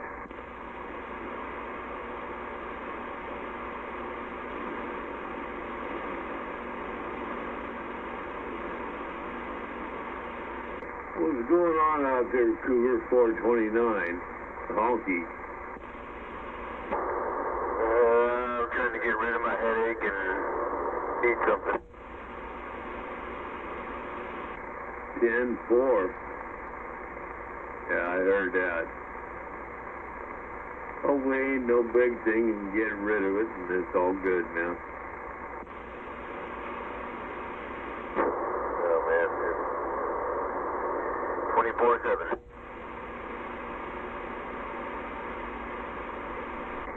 Hey, which way you pointed right now? You pointed at me? You sounded pretty good. I'm pointing at an oyster. Damn it, that means I'm coming in on the backward side. Not bad for a whole 5 watts. Yeah, I gotta at least give the west side a shot. Yeah, we're weakies over here. Quack, quack, damn it. I just gotta throw this other switch here and see if it makes a difference there, but yeah, it's all good talking low line stuff. Anyway, I'm back out. God damn, you guys are up late. And it was annoying, at least to shut off the static. No, before I had static, right? Like right now I got static. Yeah, it's irritating, but I can hear everything you're saying clearly. This is a good thing. That I appreciate that. That's a plus for the station. At a whole 5 watts, you know. I ain't sure it's that. It's dropped off a little bit because the voltage, line voltage dropped off. But anyway, here's what it is. Aren't you guys going to the swap? What's that, Cougar? Aren't You guys going to the swap? Yeah, we'll be there in the morning. We're not going to sell. We're just going to look and check the layout. Roger. Okay, I don't know what you said, but you got the radio on that. Let's try it this way then. We are not going to sell. We're going there and just check the layout and see what's going on there. 10-4. Run it any other way than that. That's what I want to know. Now, I guess I want to just conserve energy. I don't know. You just like this better, Roger. Well, yeah, it's a hell of a lot easier to hear than all annoying static. But you be you. I won't complain either way. Well, I might. I'm kind of a whiny bitch sometimes. And 429 might have the same thoughts on that. Why would I run it any different? But, you know, we were talking fine before. We were hearing everybody, so ain't no big deal. But Cougar said he couldn't quite hear me, so I just threw the switch. I can go more or less on this side, too. So doesn't really matter. It just, you know, if you like to hear me this way, I can do it. Not a problem. Yeah. Well, Castro, from here to Castro Valley is always like a Bermuda Triangle over there. It always has been for fucking ever. It's hard to get out of that hole over there, especially past the triple crosses. Anything over there, man, is always hard to hear, but I was looking at the clock, and goddamn, man. Alright, man, I guess it's gonna be a day. All the way on or all the way off? Like a gas pedal? Yeah. If I ain't bothering anybody, I don't understand this middleman crap. All the way on or all the way off? Cougar break. Castro Valley's always been a Bermuda Triangle to me, always hard to hear them cats over there. I still haven't figured out why. Well, let's run it up here. The only reason why, that's another 50 watts. Another 75. The only reason why is because where you're pointed, that beam of yours is so damn laser direct. That's what it is. And I don't know why Castro Valley that is, but I am down in the hole. But I'm pretty sure you got it now. I just kicked it up by about 40%, so shouldn't be bad. No, I can hear you okay, man. As long as you step on it, I can hear you fine. But even on the Omni, remember back when, my brother was over there with his little band up on the hill, up on Kelly Hill, it was still hard to hear, man. It just, I don't know what it is, but, that particular direction over there, man, it's hard to hear you guys. Yeah, 10-4. Let's see where I are right now. Let's figure this out. Drop this back to 50. Okay, there's a 200-watt dead key. Not quite, a little bit more.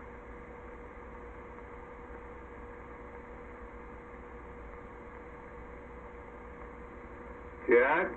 Oh, there we go. Swinging at 250. 200-watt dead key swinging at 250. You look at your meter to see what it's going. And then I'm just going to throw the switch for the big pedal and look at the difference on your meter. And that'll tell you how many times, right, we increase that. Yeah, I got you at 10 right now.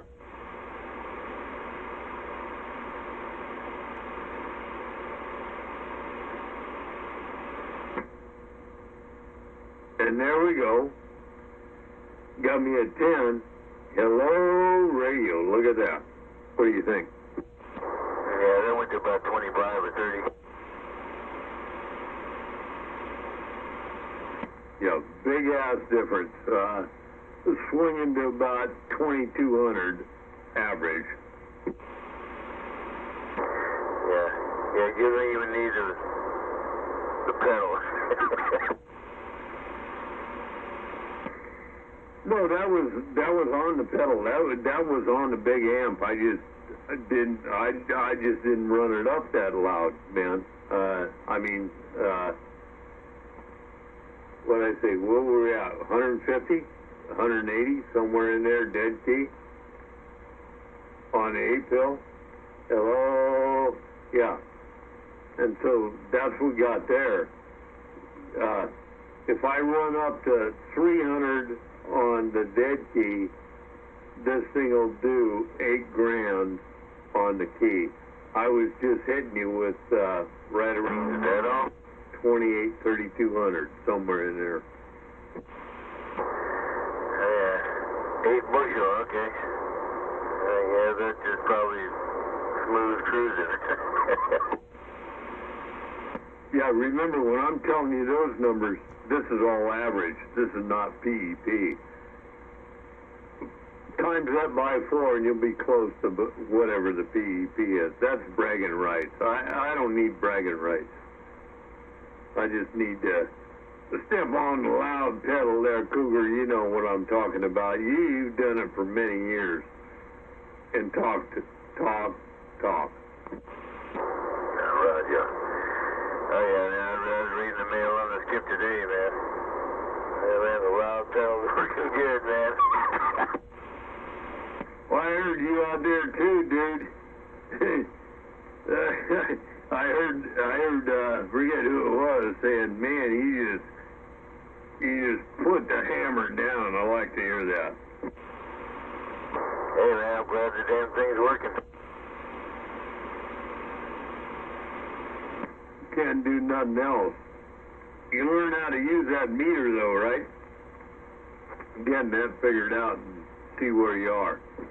Oh, yeah, man. Yeah, the birds, man. This is great, man. You know, this is the first time in my life I've ever got to see some birdies, man. Yeah, and you see what's actually going on is what you hear all these people talking about. You know, I got this and I got that. Oh, man. No, let's look at it as a real thing. It's a little bit different, but it gives you a better idea and a better perspective. You know, my 600 watts average is just kicking the crap out of your 2,000 so-called PEP watts. Oh, man, watch out, you got moisturized, man. Suddenly I love a beam. Well, that's the other thing, right? The old Cougar's running on that beam that's got, like, what, 13 dB gain on it? Somewhere. I don't know what it is. I just pulled that out of my hat. So you put what he's got, what he now knows he has, and put that 4 times. I mean, holy crap, now you really know what your effective radiated wattage is, right? Yeah, big time.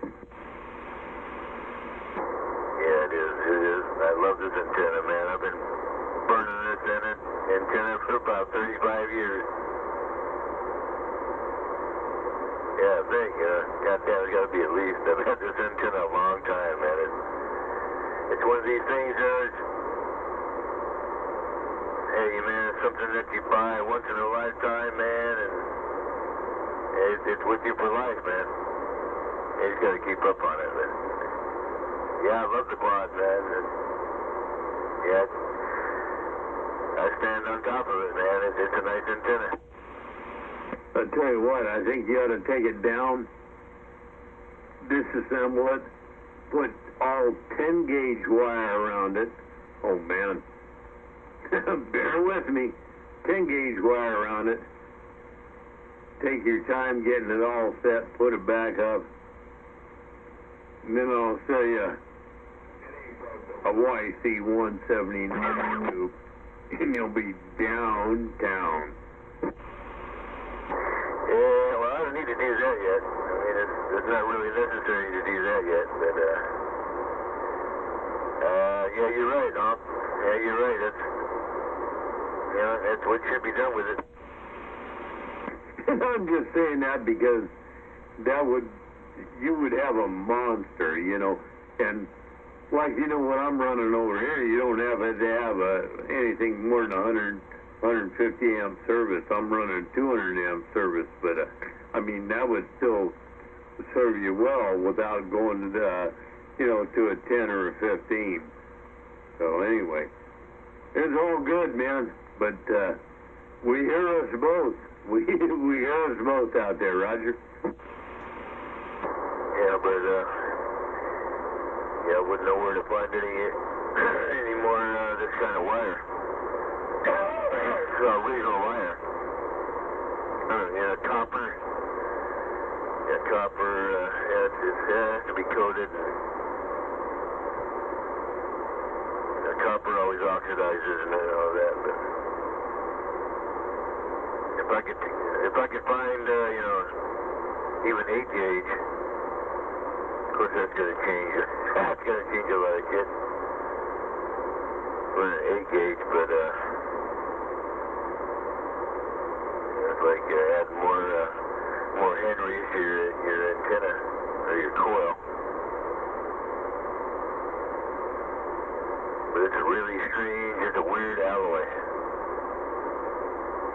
And look it up. You probably looked up the antenna on your computer there.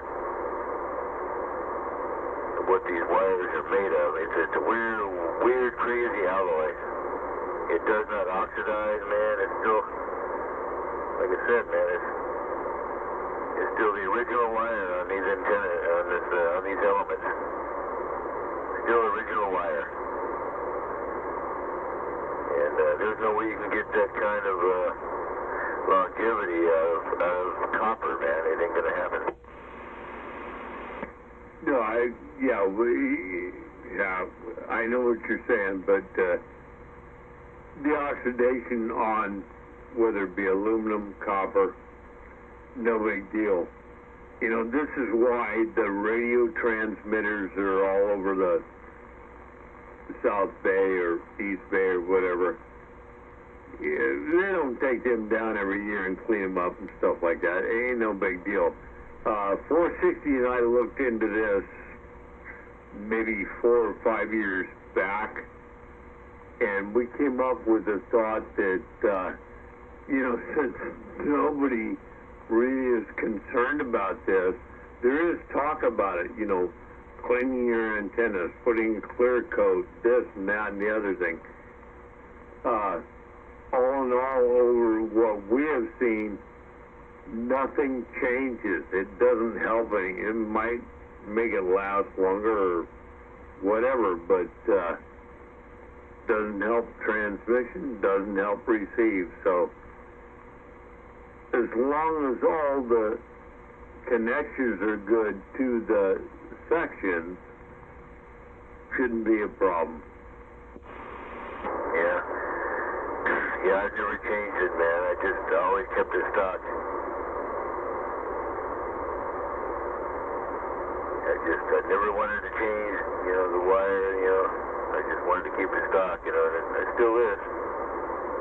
Just because it doesn't oxidize.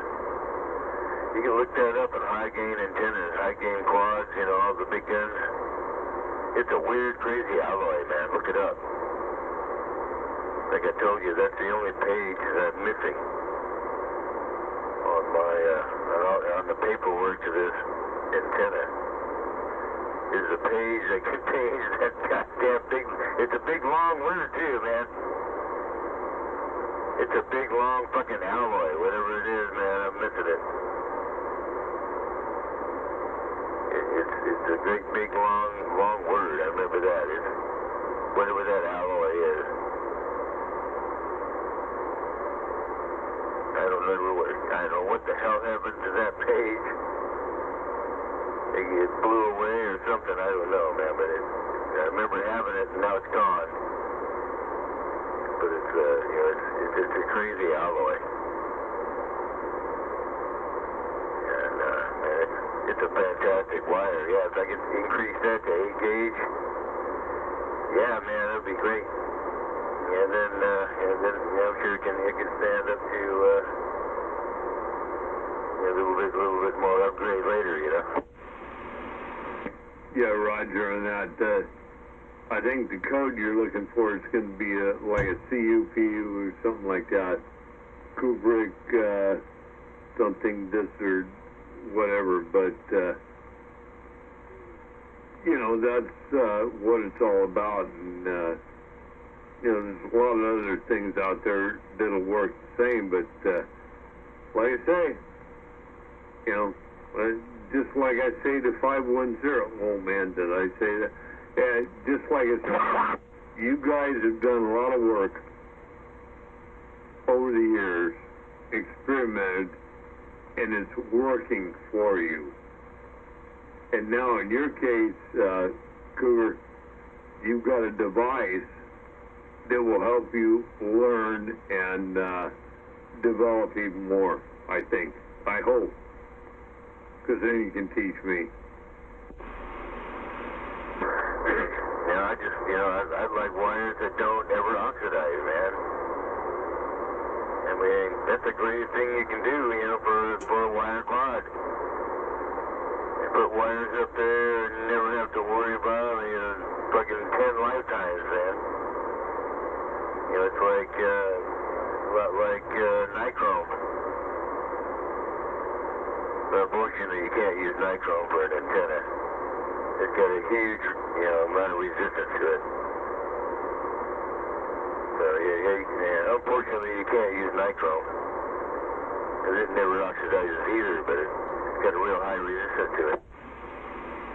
Well, there you go. I know I was going to bring it right back to you, nichrome. Name me a metal other than aluminum, copper, steel, that does not oxidize. Nickel, chromium. I can't, it's too late at night, too early in the morning, but nickel, chromium, they do not, they will oxidize to a point, but you won't see it. They turn dark. They won't have the surface imperfection like aluminum, steel, copper, and stuff like that will. Altogether different. No, nichrome does not oxidize at all. That's what they make heater elements out of. They glow about 2,000, 2,500 degrees. No, that shit don't oxidize at all. That's because of the chromium. A lot of people don't know how resilient chromium is, man. Chrome is a highly resistant, metal. Chromium is crazy, man. It's very resilient. It's just, man, you can't touch it, man. If you get enough of it on there, but that's the chromium. And then when you mix it with nickel, it makes it even that much better, but God damn it, too bad it has such a high resistance, man. It's got a really, really high resistance to it, as far as running electricity through it. Otherwise, those heater elements, as soon as you turn them on, they would just short out, man. You wouldn't be able to use it. So, it's got a high resistance, man. Can you imagine the SWR you would have on a chromium element? Or a nichrome element? You'd have to retune and do all kinds of crazy shit to your antenna. You want to run that. That would actually be interesting to even try something like that or play with it just to see what the hell it would do. But it's very expensive stuff, man. We use that in We used to use rolls of that stuff on our foam cutting wires and stuff at the Perfect Extract products, and putting them on the wire grid, for cutting foam. That's what we use for cutting, APS and trimer, cutting foam, with hot wires. That's what we used. That was nichrome. But, yeah, man, it would be totally different, trying to use it for an antenna. Yeah, Roger. Yeah, I know what you're talking. You use the hot wire to slice through the foam. Got you on that 100%. The nichrome, that alloy by itself sets it apart. So it's nickel and chromium. And it's not chrome, and it's not nickel when you blend them together. That's why I call it nichrome. I forget what the damn number is. Been 10, 12 years, dude. But the thing with that is that for what you and I are talking about doesn't mean nothing. To me, that says that's going to be very strong, but malleable, very resistant to the weather. All stainless chrome element, they will all oxidize, but at a different rate and a different style. Stainless steel chromium, what we're talking about, it's going to get grayish. Ain't going to have much of a deflection at all, but that is an oxidation as compared with that at 5 years of regular steel, going to be a big rusting thing. But that being said, man, this is all good stuff we're talking about. I mean, geez, where we go after that? That's about it. That's the basis. That's what you're going to get out of those two, and being a hell of a watch band. Yeah, well, I know Todd, he's looking at, putting up that, he's going to put up a quad too. I never did discuss it in depth with him, but, what kind of, what the wires, and everything were made of it. On that quad, but it's probably going to be copper. I'm assuming it's going to be copper, but you never know. It might be the good alloy, Now, what he's putting up is a full wave antenna. It's nothing. It's an LFA. Look at it. Innovo antennas. Look it up.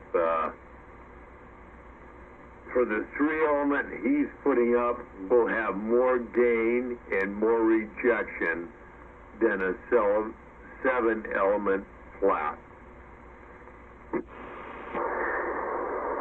Yeah, that's pretty good, man. Yeah, I got the quad book, and you got one too. He showed it to me. It's got the,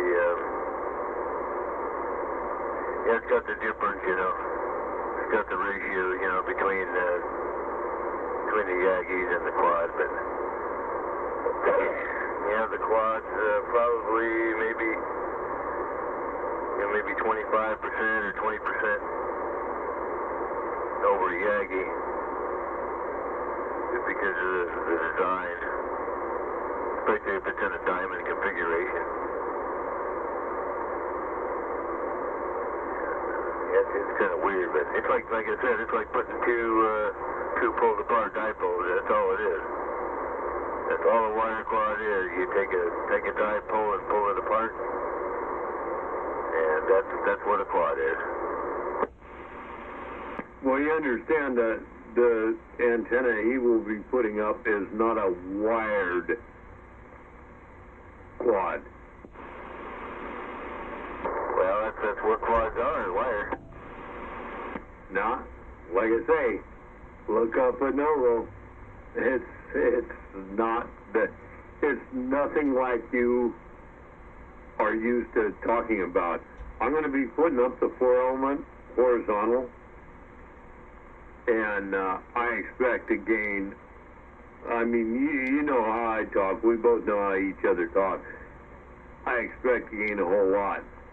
I expect that Todd 460 doing what he's doing will double, probably triple what I will be doing. And remember, we're both running the same basic system in the shack. It'll be interesting. Oh yeah, at least, yeah.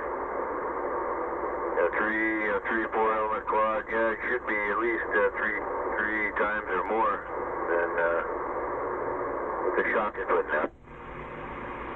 Yeah, well, I'm going to put up a 4-element horizontal, so we'll see. I'm going to run the MO104. I'm going to put it up here. I'm going to direct feed it and put this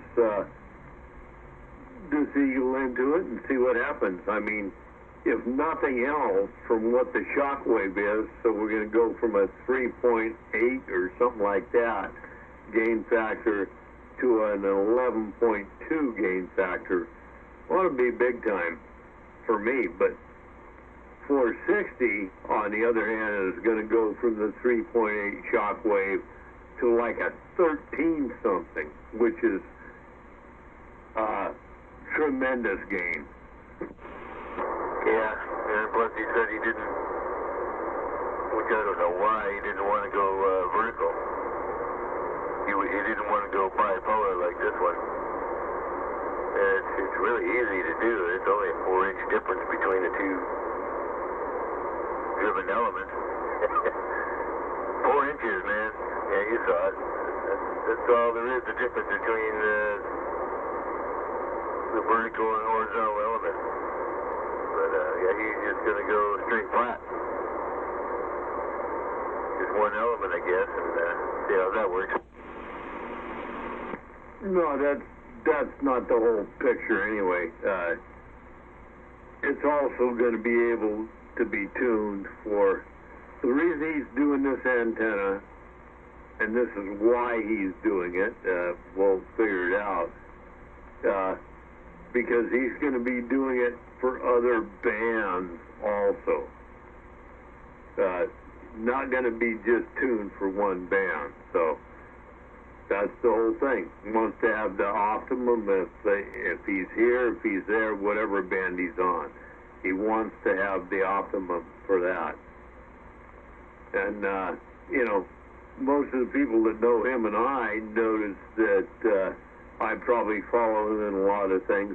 I'm not following him in this because I just ain't there yet. We'll see how he gets along. I think it's going to be a great thing. It might take some tweaking and a little time to work it out, but I think it'll make it. If you do the math and you can look at the stuff, man, it ought to be crazy. And according to the dude at Novo Antenna, back over there in the Netherlands or wherever they're at, this is the way to go. This is the thing. So we'll see. Okay, well, he never mentioned that. Yeah, I don't know if it was going to be operating on 10 or 11, 15 or 20. I don't know. I'm not sure. He didn't say what that was. There's going to be multiple bands, you know. I thought it was just going to be a mono banner. No, he's got a tuner capable of tuning his. Let's see. How am I going to do? He got a tuner capable of tuning his transmitter the size it will be to whatever antenna he has. Then you're making a dummy load. So the idea was to get the antenna that would give him the broadest band to let that tuner with the amplifier and everything, you know, to make it broadbanded as possible. Yeah, you're going to have to tune when you go from 11 meters to 2 meters, but to be able to do it without having traps and everything else. Yeah, well, yeah, that's still kind of like a dummy load. Yeah, I know, yeah, especially if you get that roller inductor there. That's why I've always wanted one. You could do that, but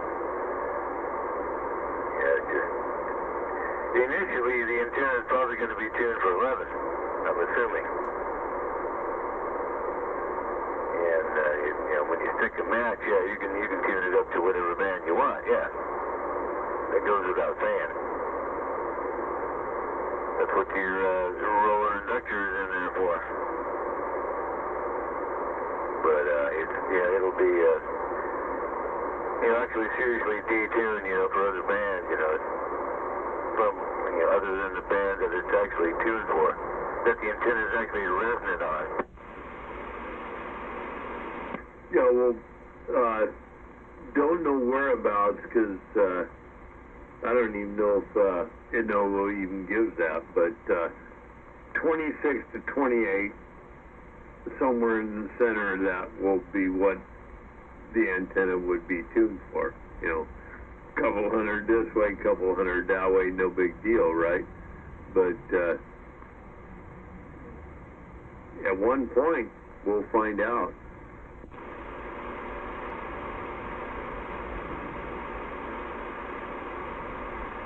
Yeah, man. It's fun stuff to play with, but you know, as much as 460 actually modulates on it, man. It would be. Well, Cooler, you know, it's the same thing like Bob does, you know. Maybe don't do it that much, but when he steps on the loud pedal, he wants to be heard. That's the whole thing. Yeah, man. Yeah, I wish I could have been standing outside his house, man. At the same time, his neighbor was coming out and saying, "Hey, your antenna's glowing red. It's burning up there." I would like to see that shit, man. Yeah, you know, that's the dude that's making some parts and mounts and stuff like that. Pretty cool guy, for sure. But, yeah. Yeah. That's what he said, man.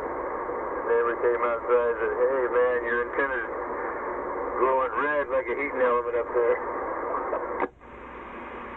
Well, you know, I did that back when I first put the Skinny Boy on V5000, and I hadn't messed with that little bit of, what do you want to call it, mesh cable that went from the center of the SO239 up to the radiating part, and you know, my match was all haywire and everything else, didn't know why, and I was talking on it and trying to figure it out. My neighbor come out, "Hey, Rich, what are you doing, man?" I said, "What do you mean?"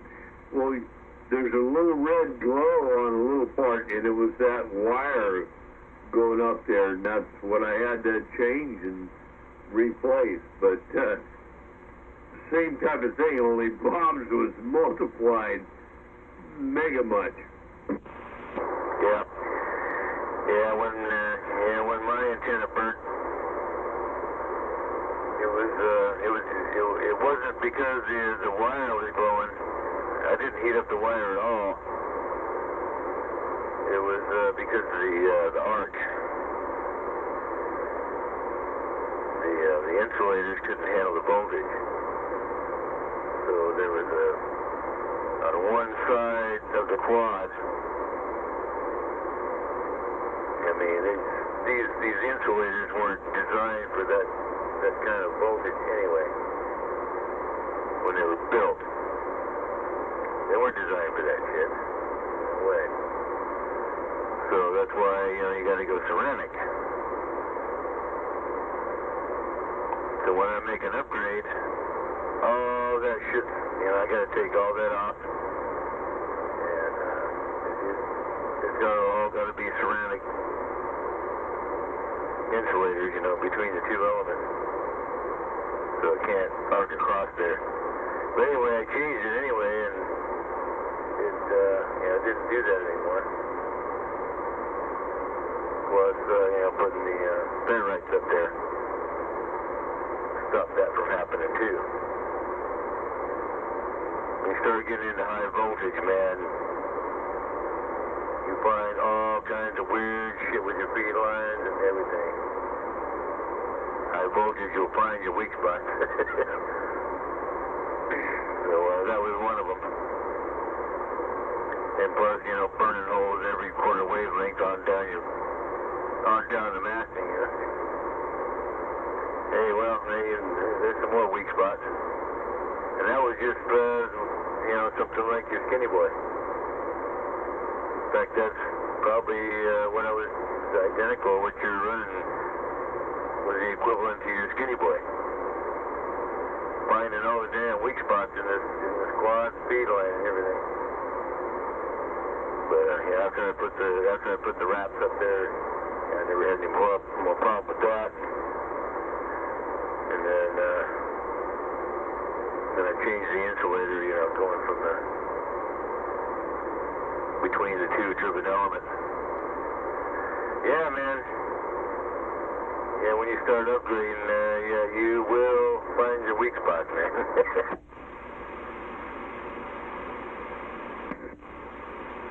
Yeah, that's for sure. I tell you what, man.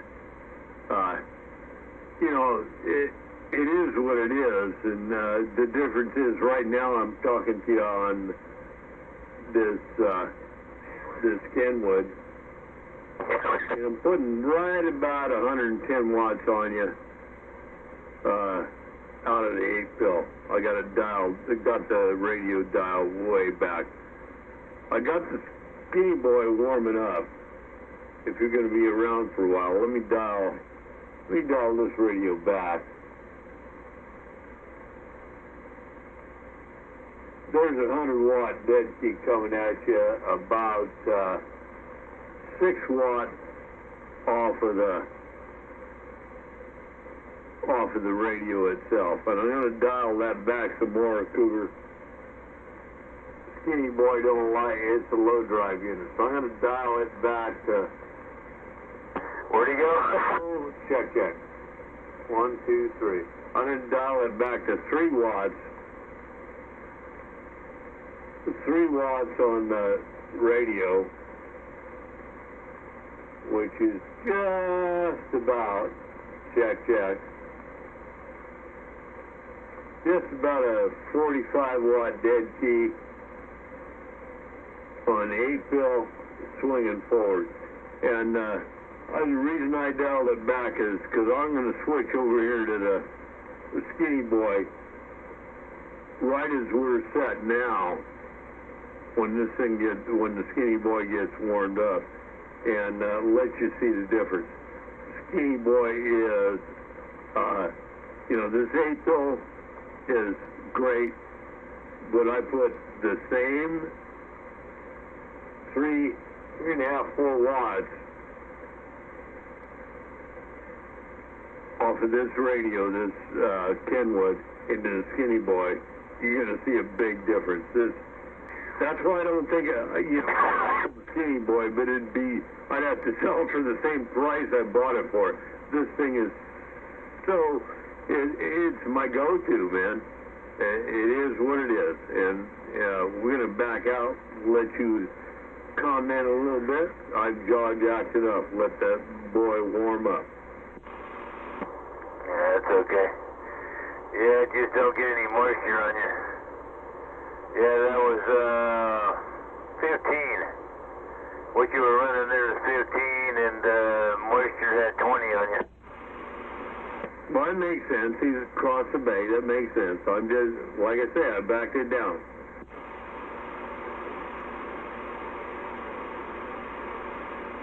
I don't get out. I just take advantage of the backside rejection area. Boy, you got a combine radio running over there, so we know how that works. It just talks. Not by any skill of mine.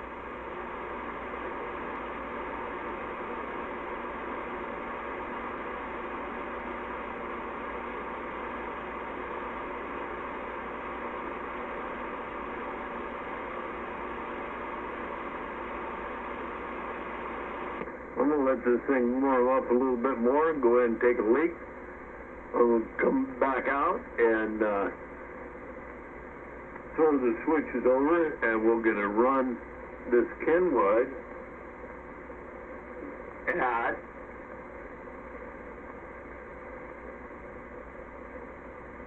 right at 3.5 watts into this Skinny Boy, because it's a low watt amp. This Skinny Boy might be up for sale. I hate to sell it, but man. Hello? Look at that. That's average swing. Oh man. Anyway, and that's going through an 8-bill right now. We're 3.5 watts going into an 8-bill. After I take a leak and come back, I'm going to turn the 8-bill off and put two 4CX 800s on there. Cougar, what do you think? Yeah, man. Yeah, it probably takes a little bit for them, yeah.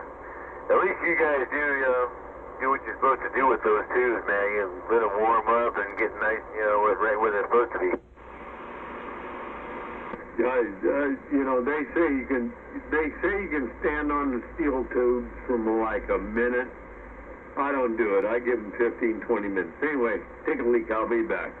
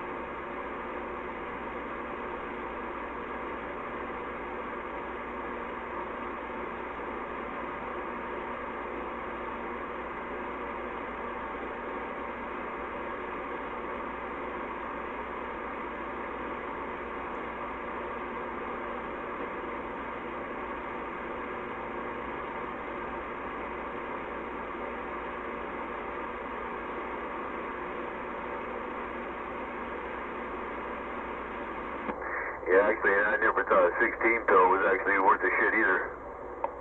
Any transistors, I didn't think any transistors were worth a crap. I mean, they're just what they are, but compared to tubes. But, shit, man, this one's actually kind of impressive. You know, Skip Bland is telling me, the damn thing's working, apparently. I never thought I'd get anything like this out of a pill box, but oh well, what the hell.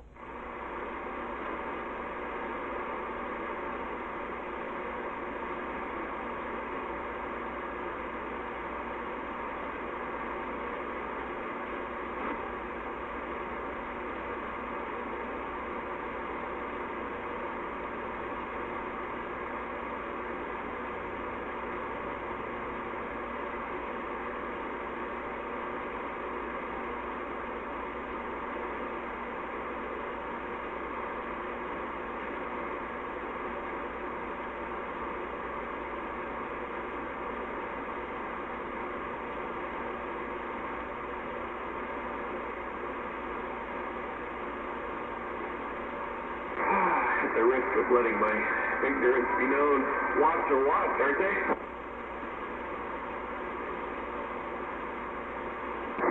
Yeah, but I didn't think this would do anything like that, man. I just thought it'd upgrade to another mediocre box, you know.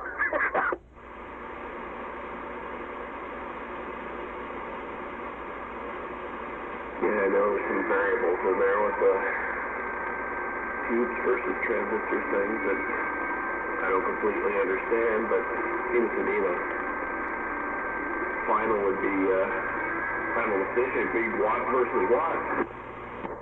Yeah, but the advantage, you know, of a tube is the voltage. You know, transistors run at a low, you know, way lower voltage, and it's hard to get it through the feed line. It's hard to get it through the elements. You got lower, you know, way lower voltage, but when you step it up to high voltage, man, high voltage goes fucking through anything, you know. It doesn't even see a resistance. Yeah, that's why it arcs. You know, fucking arc and do all kinds of crazy shit. Burn holes and stuff, man, like it's done with me. Yeah, there's not much to stop high voltage, especially if you get, you know, somewhere between, you know, 4,000 and 10,000 volts on the plate. Nothing there to stop it, but when you get into pillboxes, yeah, any length of coax or any length of anything has X amount of resistance in it. Yeah, I guess I don't completely understand how the final output was the same. So that's my mistake.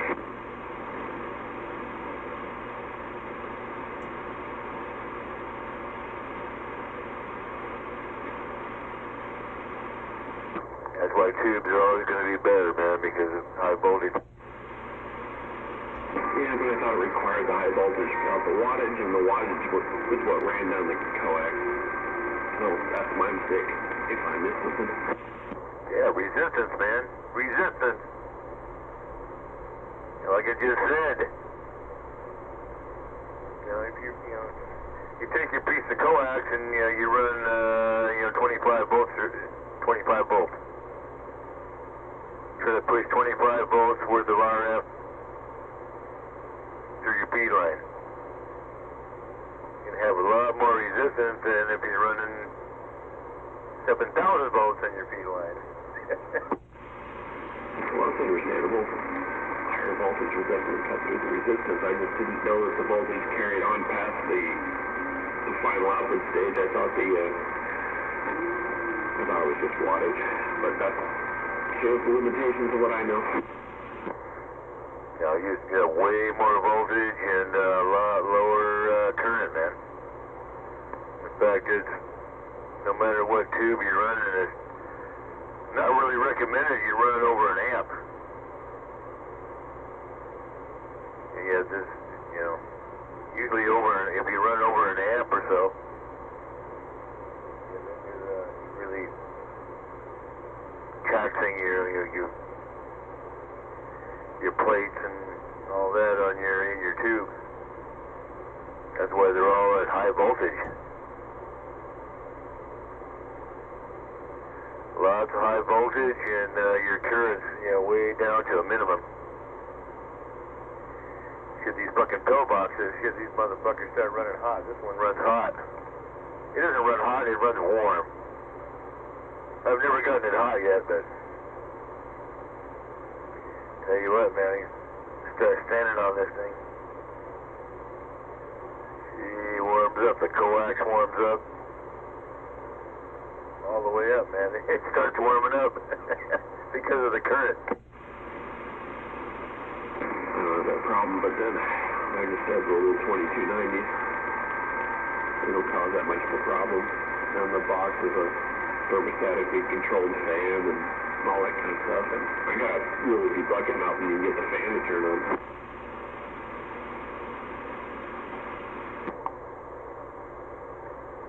No, this one here, the fans are on as soon as you turn the damn thing on. It's got 4 fans, and they have to be on. 460's got 2 of them. Yep, gotta have them fans, man. You don't run them without the fans. Or when it's got a fan, the amp just decides when it needs it and turns it on and turns it off when it doesn't.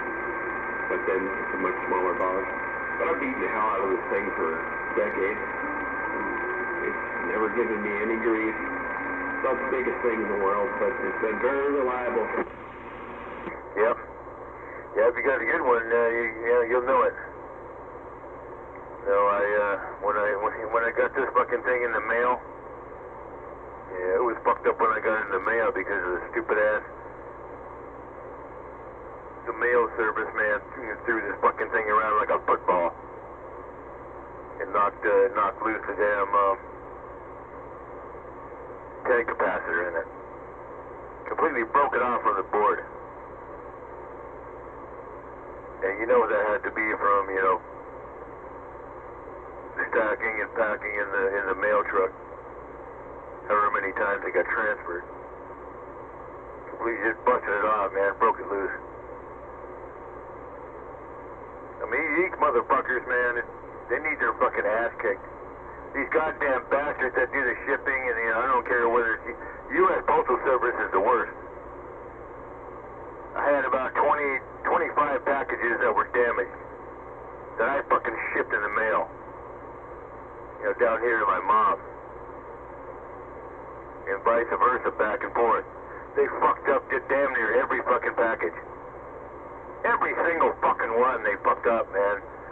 Dents and, they just fucked it up, man. I don't know how they do it. They just don't give a fuck. They throw these things across the fucking truck or whatever, man, like a football or something. They don't give a fucking shit. Even if it's real fucking goddamn, fragile on the side of the son of a bitch. They don't give a fuck, man. I don't know how these bastards stay in business, man, doing this kind of shit. This was UPS. This got shipped from UPS, clear from fucking bumfucked Egypt way over there. And they had to hit this son of a bitch. The goddamn box was full of fucking peanuts.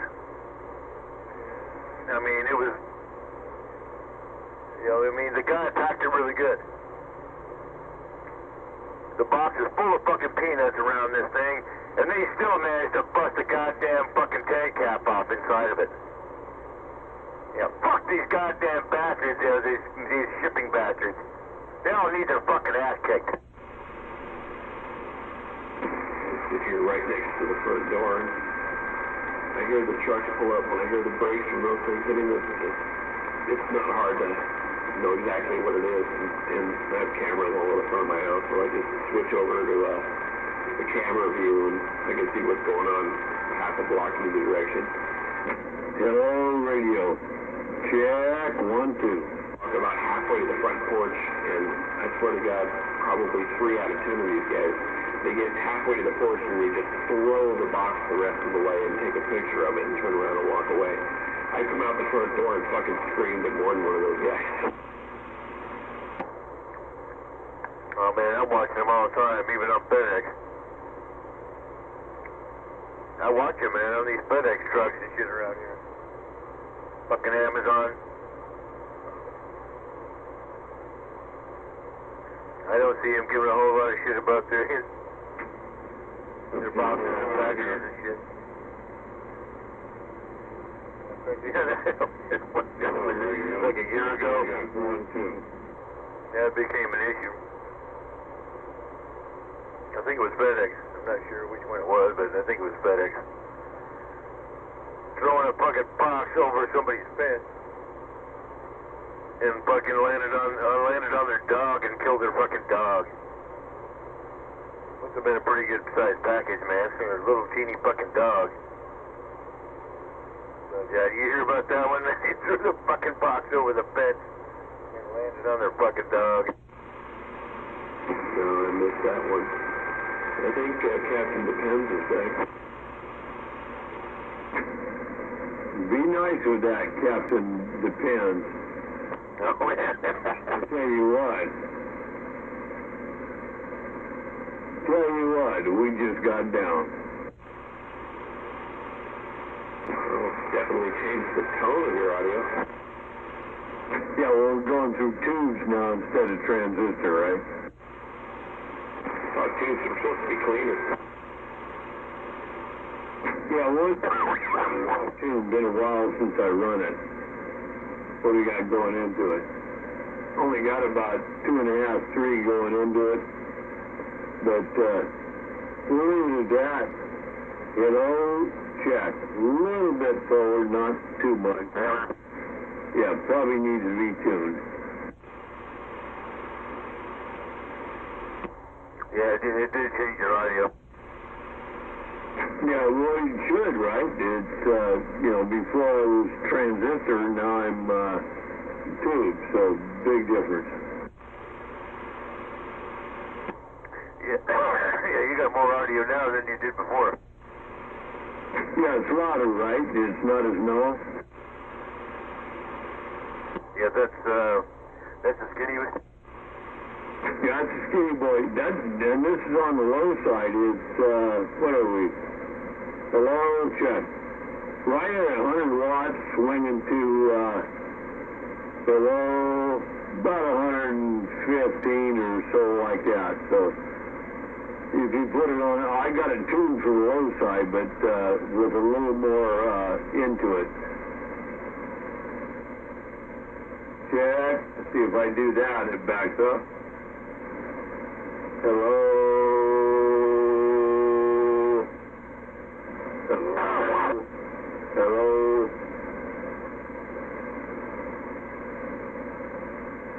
Yeah, it's kind of weird. Hello. A little bit there, still backing up. I'd have to retune it again. But it's tuned for low side. But that was with the other radio, not with this radio. So it's still working, man. This is still a beast. my go-to.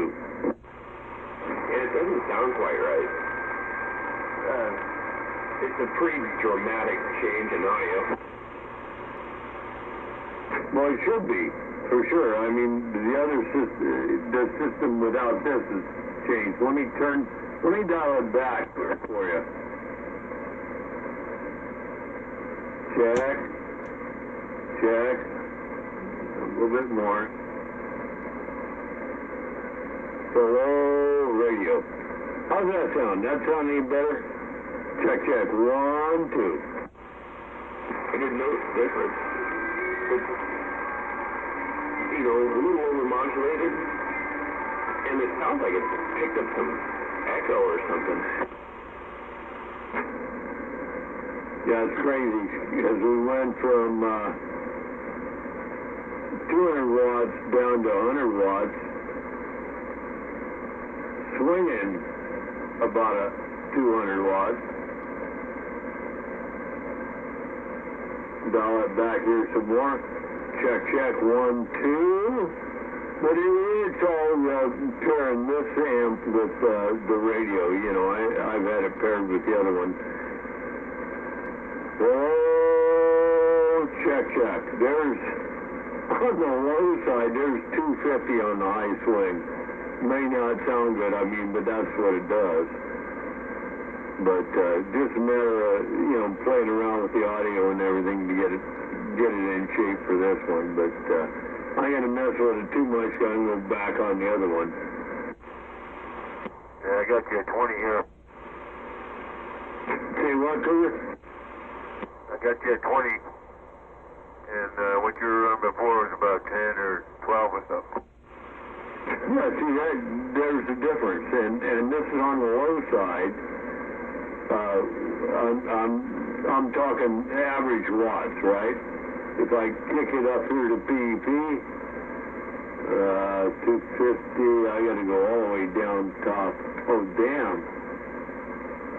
There's a problem there. I had to switch in the wrong position. I'm 200, hello, swinging 250. If I go PEP, hello, yeah, 250. So about 1,400 PEP. Damn, I had to switch in the wrong position. No wonder it wasn't sounding right, but that's what it's supposed to do, right?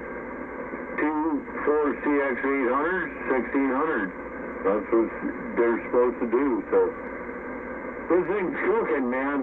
Swinging forward, doing well. This has always been a good go-to amp. Tell you what. Oh yeah, yeah. That should be. You should be good all day long with that. Always have been, man. This is the one that burned up the V5000. I had to put, I had to make it so it carried more because this thing flat did it to it. But there you go, man. And I think it's a great looking little unit too, Yeah. Yeah, I had the threes. I ran, that's where I found all my problems. With the antenna and feed line and shit, everything, man. Just running two of the 3CXs. Yeah, that was about what, 4,000 on the plate. I don't know what those run on the plate, but the threes, the IMAX were running about probably 3.5 to 4 on the plate. Yeah, this thing's, the Skinny Boy is running 2,800 on the plate. That's what it's running. You pretty much know what, if I put the Eagle on, this is, this is 5,800, almost 6,000, depending on what tap I put it on, but I run it on 58, so it is what it is. But Skinny Boy does well, I tell you what. Yeah, what'd you say you're running, 25? 24, 25, yeah, I got to turn around and look at it again, but yeah, very low. Okay, yeah. Yeah, it was, well, you also had the 3 CPXs, which they're rated at 1,000 volts higher. And, I'm not exactly sure why it was obviously for some kind of different application. Because, it was 1,000 volts higher than the regular 3CX 800s. So they call it a 3CPX 800 A7. And that was the only difference in the specs, it was rated at a higher voltage. Yeah, well, next time you come by here, if you want to look at it, I got all the things from MyMac. They give you all the different specs and everything. But remember, these are 4 CX 800s in this Skinny Boy. But next time you buy here, I can give you the thing. We'll make copies of it. You can read all this stuff. To me, Cougar is very confusing, but somebody that understands it more, maybe not so much. Yeah. Yeah, like I said, those were for some different application. I'm not sure why. And why they made those tubes, and that was way back. Because I thought about getting those, but I never did. I just bought the straight trios, 3CX 800 A7s and stuck them in a MLA 2500, which is, you can't do that, man. You can't. You can, but you can't, kind of thing. You gotta change everything around, all around it, and that's what I ended up doing. I ended up having to rebuild the power supply, rebuild the tank cap. And, Jesus Christ, man. You wouldn't believe all the shit I had to go through. To stuff the same tube in the same socket as the 400. It's like dropping it. This is a perfect example of dropping a big block in a fucking Volkswagen, This is what happens. You don't want to do that, and I've already done that. You find too many weak spots. Even though the tube takes the same fucking socket. Yeah, I'm never going to do that again. Anyway, it was something to learn by. Just up in some 800s and a Dentron MLA 2500. Oh man, what a nightmare that turned out to be. And I'm not joking, man. That turned out to be a holy fucking hell nightmare. Because I had to replace everything and, rebuild everything around them tubes. I mean, you might as well just throw the fucking amplifier away and just get a bigger amp, But it wasn't available up there. So I had to work with what I had to work with. By the time I ironed out all the crap, the tubes are already pretty much flattened. It worked for a while. I got some good use out of it. I ended up flattening the tubes by the time everything got done arcing. Oh, man. Gotta love them damn beam tubes, man. Well, let me give you a comparison. So, the tube I run in the big amp is a YC179. You look that up, it's, for like x-rays and computer imaging and stuff like this, rated at 5K. Yeah, whatever frequency. The comparable to that is a 4CX 5000. And if you look at them in IMAX book, I've got them here, the difference is the frequency response and the voltage. Well, the YC179, I've got a 4-tap here on the voltage control on the transformer. I can kick it up. I did it one time just to see what it'd do. It kicks up maybe another 300-400 watts.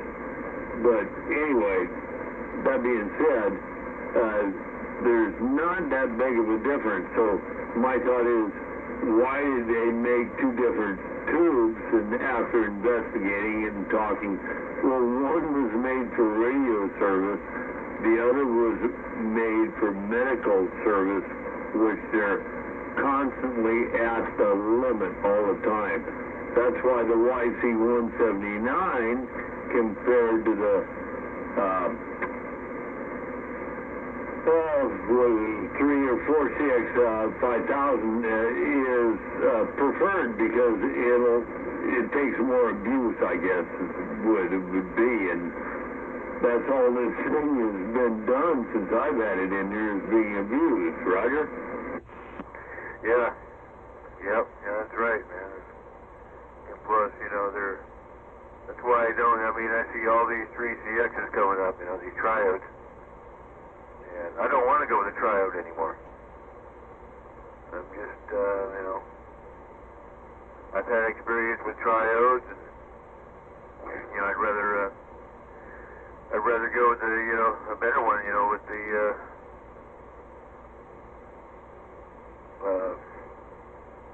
tetrode, man. Gotta go with the tetrode. They don't make the pentodes very big, but suppressor grid, but I at least want to have a screen grid. Screen grid is gonna clean up a lot of shit, man. That's why I want to go with the tetrode. Yeah, I got you on that. Well, the other problem is you start getting to the point once you go like some 15,000s or 20,000s that are all forced air cooled. You got to have big blowers, otherwise you got to go to water cooled, and that presents another problem. But I don't know what. Hey, I think I heard Oyster in there. What do you think, Oyster? What's your comments? Hammer. Okay, so you got no comments. But anyway, I'm still on the ski, boy. It looks like it's getting warmed up. Starting to do some stuff here. Check. What do you think? Yeah, pointed at Oyster right now, and you're still 20, swinging 25. Yeah, I tell you what, this was the first amp I ever spent big money on. probably more than I should have. But Bob told me it'll never fail me, and I've had it for a long time, and it still works. And the great thing is, Cooper, I got extra tubes, man. It's all good. Yeah, that's why, I'm really leaning toward the Tetros, man. Yeah, I think they're a way, they're just, there's a reason for that. There's a reason for putting that fucking screen grid in there, man. They're just a better tube. Well, you run them down low, right? If you want, you look at what do you want for output? Do you want, let's pick a number, let's pick 5K. That's what you want for output. So you get something that will give you 8, 9, or 10K, and then you run them at 5, so they just loaf around all day, just kind of keep chewing on down the road. Yeah, that's nice, man. That's nice. I love stuff like that. Built like a brick shit house. That's why I like this amp here, man. That's what it's doing, man. Really nice. 4-jet engine blowing on it, and it works nice. But damn. If you're going to the gig tomorrow, man, we better get out of here, man. It's getting late. I don't have a problem. I ain't driving. I can nap on the way over there. Ain't no big thing for this old man. You go ahead and you take off if you want to. I'm going to run this thing for a while. I may even crank her up to... Let's see what happens if I put 4 watts into it. Hello?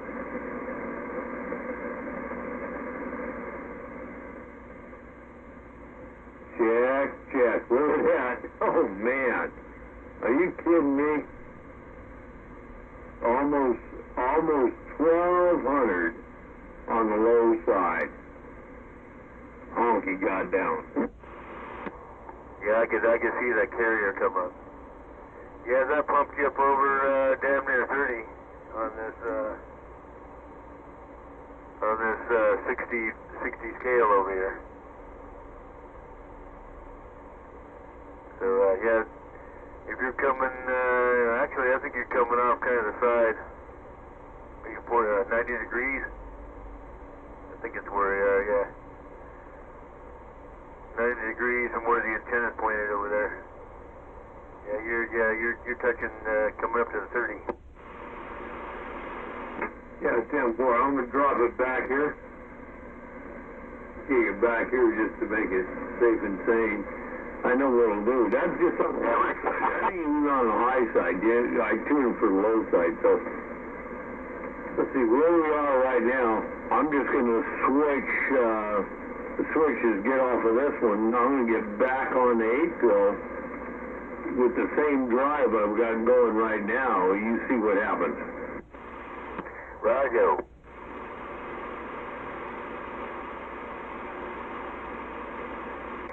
Okay, man. Now we're... Hello? Let's see, we're back on the... Let's try that. That's better. We're back on the 8-pill now. Ain't nowhere even near where that skinny boy was at with the same drive. Yeah, where we just at that for a second, man. You dropped down almost, I had to really listen to hear you. Yeah, well, I'm probably okay now, but it's nowhere near. It's like a quarter of what it was. I got to run the drive up on the radio. Let's see, to get where I was. I don't even think I can do it with this. I'd have to get up on the big radio. But anyway, I got to get back up here. Hello, check. One. Oh, damn it, boy. Hello, radio. I got to get back up here. You can get close to where I was, and that ain't the same. No, yeah, it's definitely different there for sure.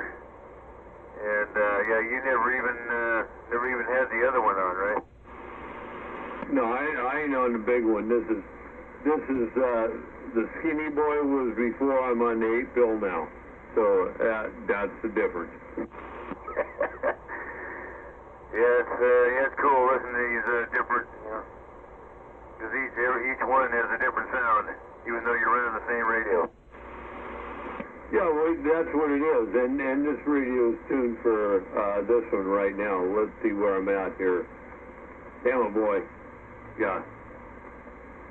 Where am I at here? Oh, damn. Hello, radio check. 1, 2. There we go.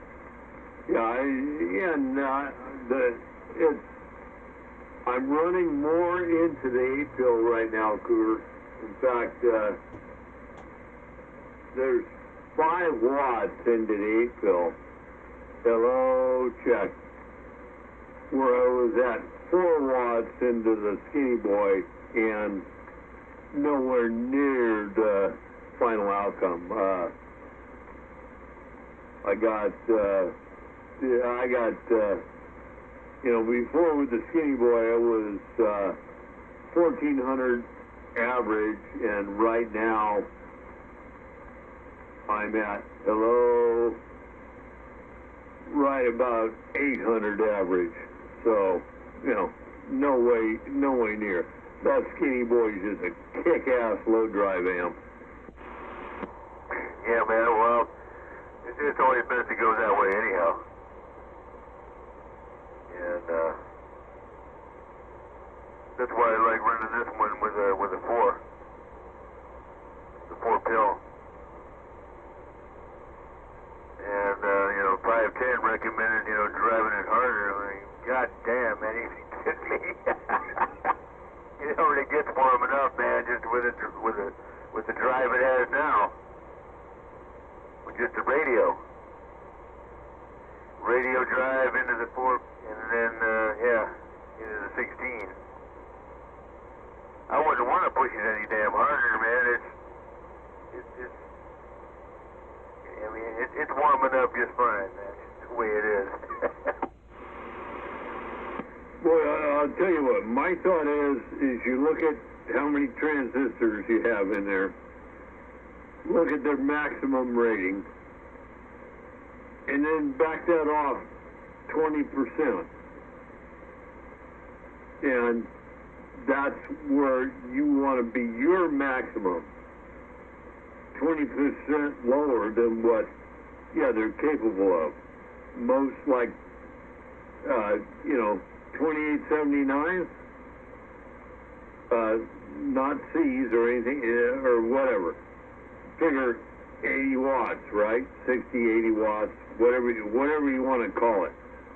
That's their max. So 10 times 6 is 1600, right? So if you get any more than that, you're really pushing it, right?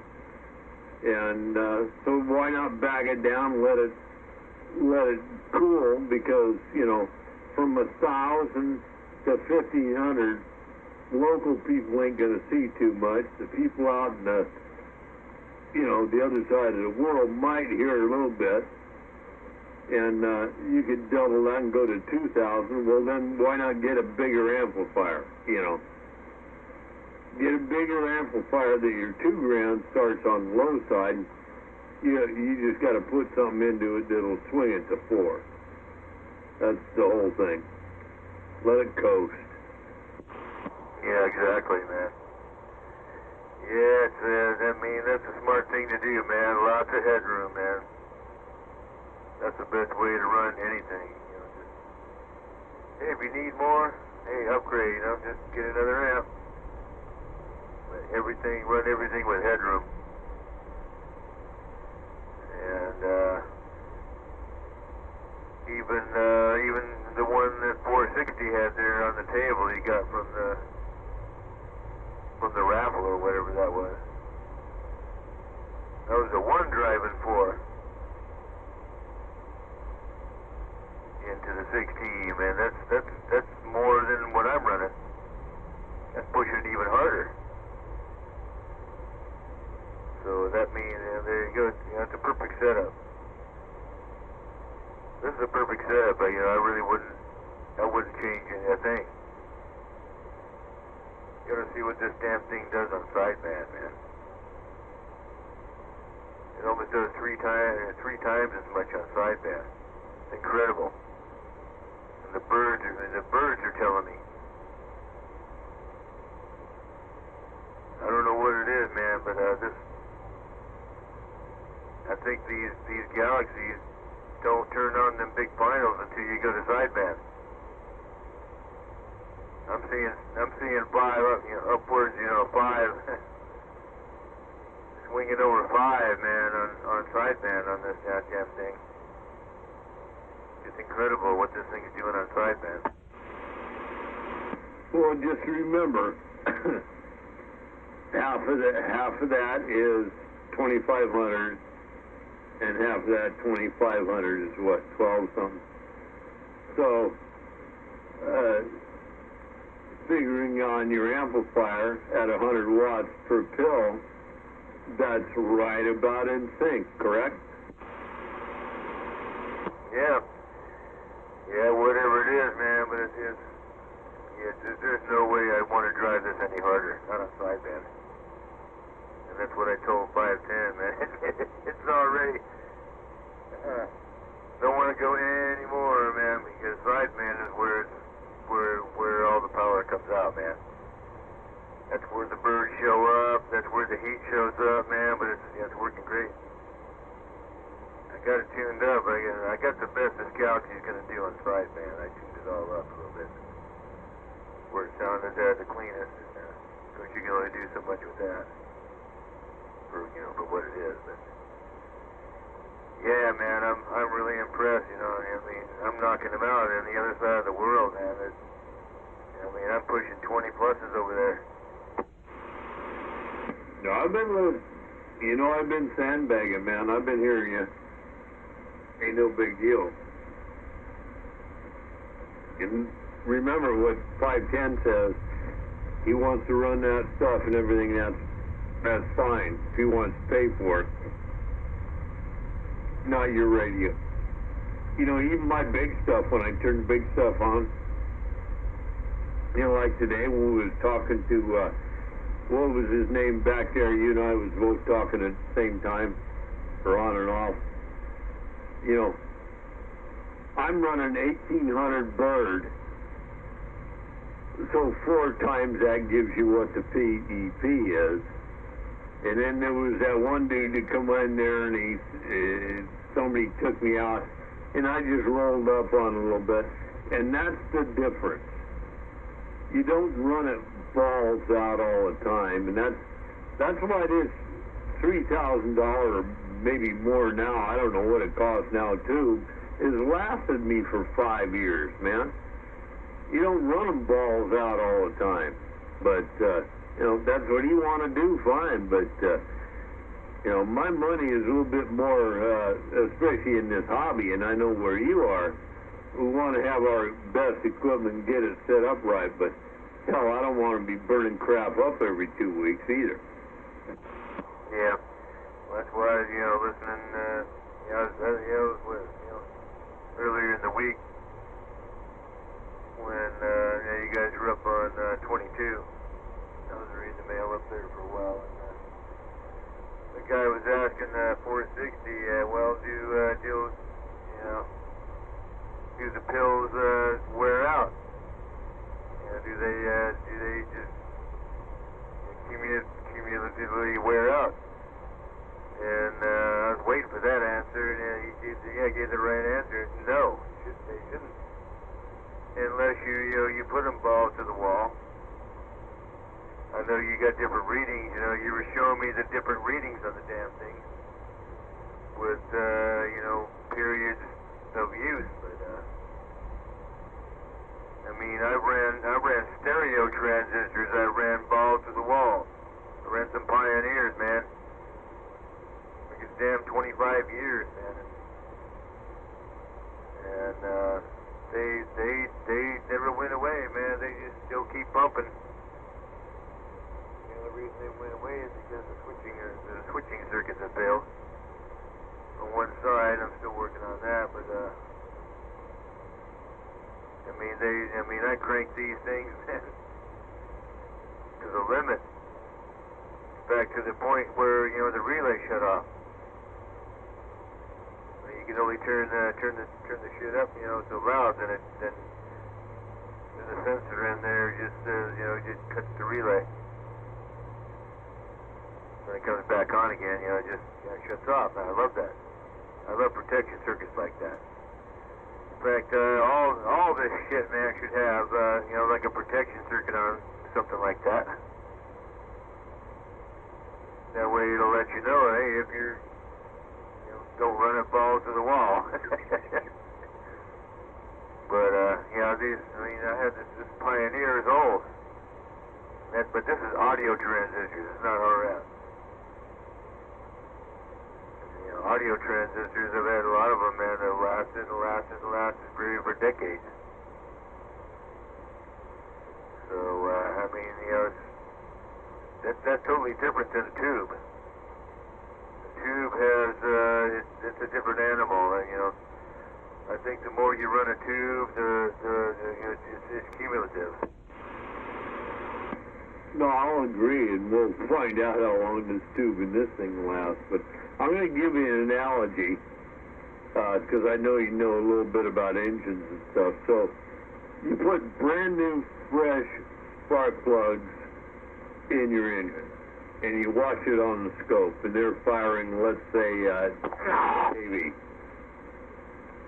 And 1,000 miles later, now they're down to 9 because they're building up a little resistance. Still firing your engine. Another 1,000 miles. Now we're only talking about 2,000 miles now. They're down to maybe 8 kV. Still firing your engine. No problem. Everything's running fine. Turn that around and put it into transistors, pills on our amplifiers, if you will. When they first start out, if you're real good and if you're lucky and pay a lot of money, you'll get 85, 90 HFE. That's frequency something. Forget what it is. But anyway, you're going to have that. See it running for a while. Now you're down to 60. Pretty soon you're down to 40. They will still perform the same, but the efficiency is not there. So, to me, that's how it was compared to where I could understand it, because I understood more about engines than I did about electronics. Roger? It's more or less similar. And the real crucial element, on engines and tubes is the initial break-in. And, that's why I babied this thing, I put this brand new engine in here. And I babied it, man. I idled it for hours. I just idled it for hours and let it break in slow, brought it up in RPM like the book says. And I kicked it up to 1,600 RPM, run that for a while, back down again. Initial break-in, no load. And you got to do the same thing with the tube. You're supposed to, a lot of tube, there's a getter in there. Hopefully the fucking getter works right. That's really crucial to, to any vacuum tube, or a glass or metal one. You hope to hell that getter works right and does what it's supposed to do in there. Get all the remaining oxygen or anything, any impurity or whatever the hell is in the envelope of that tube. That's what the getter is for. You hope to hell that works right. And then, then you run the filaments. The longer you run the filaments, probably the better before you even key it. let that filament, man, just you know, run, idle, you know, I mean, the longer the better. You know, to really clean up the environment of that tube, you know. Oh, for sure. I agree with you there, but what's that getter thing you're talking about? I'm not familiar with that. Can you explain? You don't know what a getter is? No, that's why I asked you, dude. Well, a getter is another auxiliary filament. And they usually burn those at the factory when they put the tube together. They did that with a lot of glass tubes. I don't know if they do that with a metal tube or not. And what it does is it burns. And when they light it up, it burns, you know, anything, any impurities or anything that's in that envelope.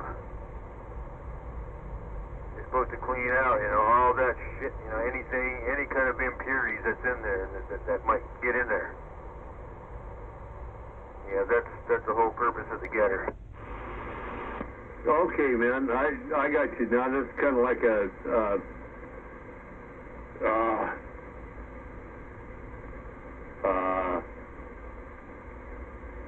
with nitrogen. Damn vacuum systems. It's or like the anode when the gas molecules hit the getter, the material, then they absorb it and it removes particles, gas, whatever. Trying to think how it related to what I worked with, but yeah, something like that. I got you. Well, if you ever look at any of those, you know, even the sweep tubes or whatever, you know, all sweep tubes had them. If you look in, you see that ring. You probably see a ring in a lot of those tubes. And there's a whole lot of, it looks like a bunch of discharge around that ring on the glass envelope. That's the getter. That's the imprint that it makes on the tube when that burns. And yeah, usually identify. You can see them in there with a little round ring kind of thing. Yeah, that's supposed to clean out you know, any oxygen or any impurities in the gas in the argon environment. Okay, cool, man. I just looked it up here on Wikipedia. What is getter material? A getter is simply a reactive material, which is what you were saying, that is deliberately placed inside a vacuum efficiency of that vacuum by scavenging unwanted contaminants. What you were saying. Essentially, they combine with it to chemically or by absorption so as to be removed from, eliminates even minute amounts of unwanted gases. Amazing. Pretty good stuff. Pretty much what you said, Coop. Roger. So I learned something this morning. That's pretty good stuff, I tell you what. Now they want who invented getter? What are getters? How does a getter work? Well, the getter, I know how he works for about $10 an hour. Anyway, I'm back out. Yeah, if you got any of your sweep tubes in there, you know, you look at them and you see that little ring around there. And there's right on the other side of the ring next to the glass envelope, there's a discharge, you know, it's kind of a haze there. That's what that is, man. When they initially, you know, but they're supposed to do all that at the factory. That happens at the factory, and then, you know, by the time the consumer gets the tube, yeah, that's all done. Well, cool, man. Like I say, I learned something tonight and looked it up. Never heard of the getter before, but there you go.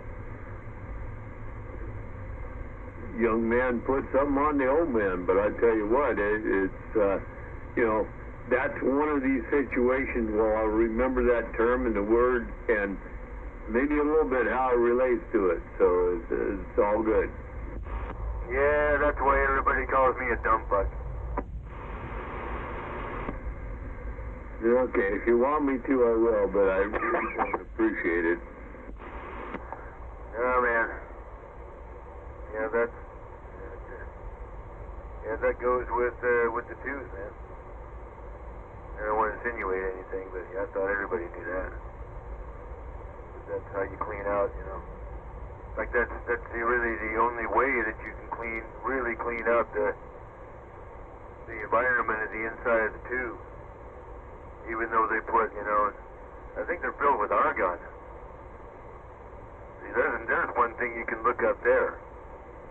Because probably different tubes may have a different gas envelope in there. But I'm assuming they're all full of argon. But there's little minute, maybe 1 part per million gets in there, in the argon environment, and that's what the getter's for, to burn that out. Yeah, in that respect, I got a little bit of thoughts on that knowledge, if you will. When they're doing vacuum tubes and they shoot argon into them, it is to displace as much of the air, i.e. oxygen, as possible before they are sealed. So in theory, what they're looking for is to have no oxygen in there, and argon is inert, and at the same time they pull a vacuum on the system, and that's why the elements don't burn up, because they've got no oxygen to interact with. Yeah, Roger. Yeah, another thing that's crossed my mind too, I think argon is one of the cheaper inert gases. Because there's also xenon. I gotta think, man. what all the inert gases are. There's a bunch of them. Xenon's one, but that's probably when you have an electrical current going through it, it probably has different properties. So that might be one of the reasons why they used argon. Xenon, they use those they use xenon in the bright, the bright damn lights. Different lighting envelopes. Oh shit, what's the other one?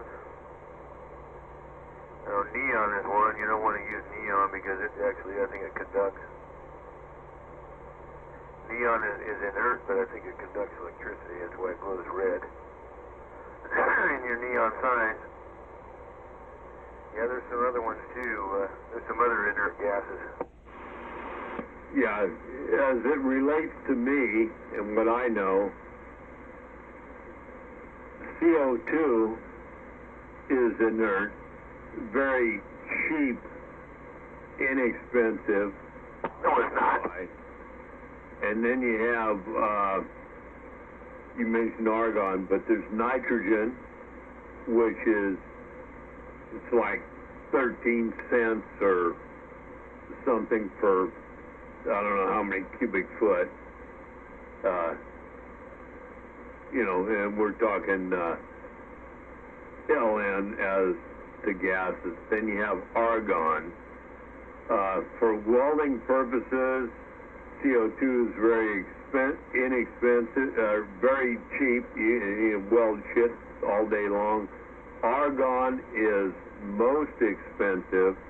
We're not going to go into xenon or stuff like that. That's over my pay grade. And nitrogen is in the middle. And that's why now, when I went down to get this last bottle for my new welder and everything, I'm looking for argon, and he says, why do you want argon? And I said, well, that's what you use when, you TIG welding stainless and stuff like that. He says, no, man. He says, what you want is trimix, which is argon, nitrogen, and CO2. And I said, you kidding? CO2 is, he says, no. He says, that's what you want. You get the same reaction and a little bit cleaner, but you don't pay for strictly full argon. So I haven't fired my new machine up yet, but we'll see how it works, because I'm used to working with pure argon, for TIG and MIG. Yeah, that's the other one. The hell was that? I backed the carrier down, please. There's something weird ain't happening. Let me check my birds.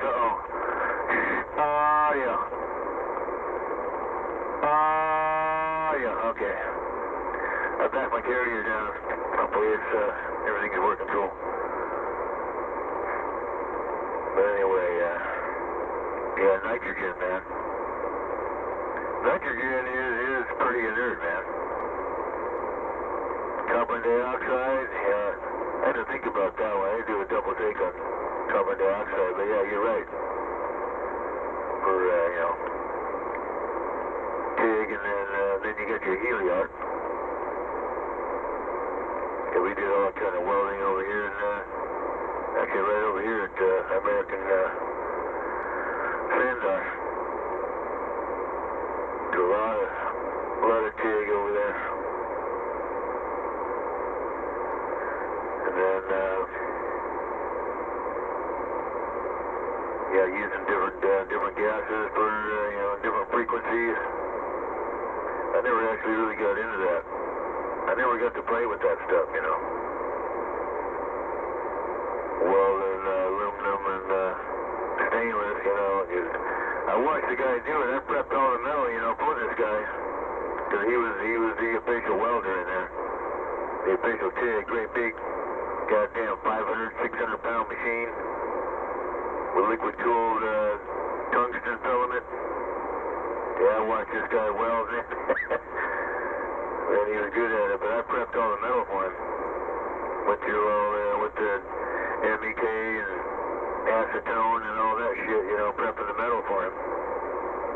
And then we had, these various tanks of, inert gas medium.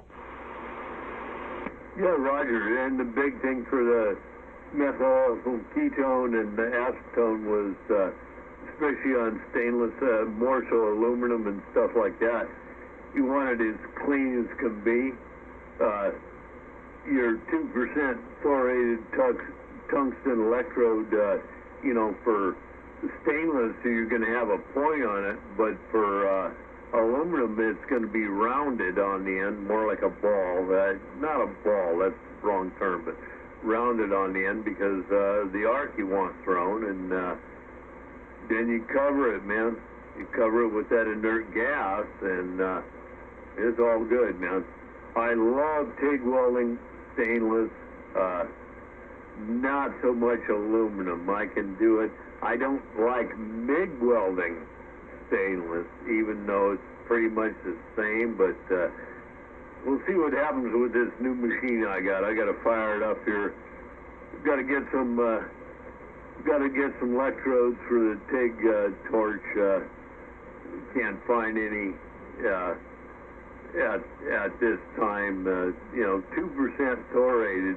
When you say that, and a lot of people that thorium, is that thorium? Yes, it's thorium. It's radioactive. Yeah, it's not going to kill you, but you know how that shit goes. Yeah, there's limitation to that.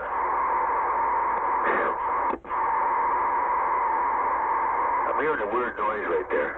Now it's gone. The hell is that? Might be because I got the carrier down too low or something. But no, just I can weld like I said. I like it actually better than stick. I've done stick welding all my life, but, you know, MIG, oh man, once you get a bead going and you don't have to stop. Man, I love MIG welding. When you get the puddle going just right, man, you keep that shit going forever. Don't have to fuck around with the flux and, no man, that's nice, but I never got to MIG. I've never had, I mean, those machines are expensive. I've never, but, you know, never had a MIG. And he did a lot of aluminum welding with it too, and then, you know, it's the, gotta get the pulsation going on and the right frequency and all that. So you know your work doesn't, you know, just melt down in front of you, you know. Whoops, that's all it takes to aluminum, man. Oh, shit. Get her too hot, man, the whole goddamn thing turns into a puddle. Yeah, I heard that. Well, this new machine I got, we'll see how it works. It's a multi-process, so it'll do AC, DC, TIG, MIG, the whole bit, you know. Just got to plug in the right and punch in the right numbers. Luckily, they give an old guy like me, they give you a template so you can, if you want to, you know, you're doing, you know, 1/4 inch steel, you can punch that in. Do an 1/8 inch stainless, you can punch that in, and it automatically sets for you.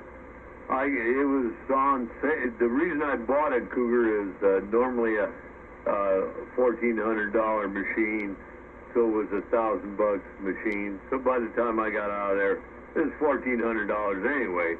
But all I had before and all I've ever used was my AC machine here.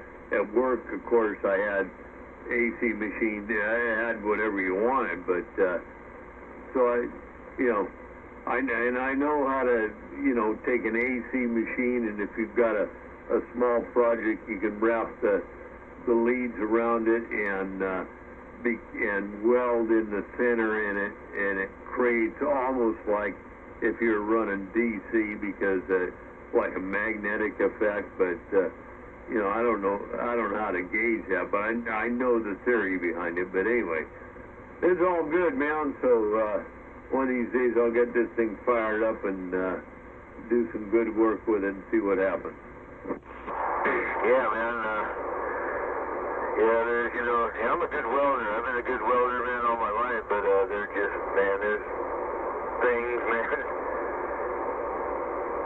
different stuff, and. Yeah, the worst one I've had trouble with cast.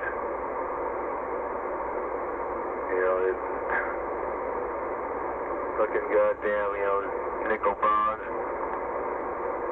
Trying to weld cast, oh man, it's been a bitch. In fact, this is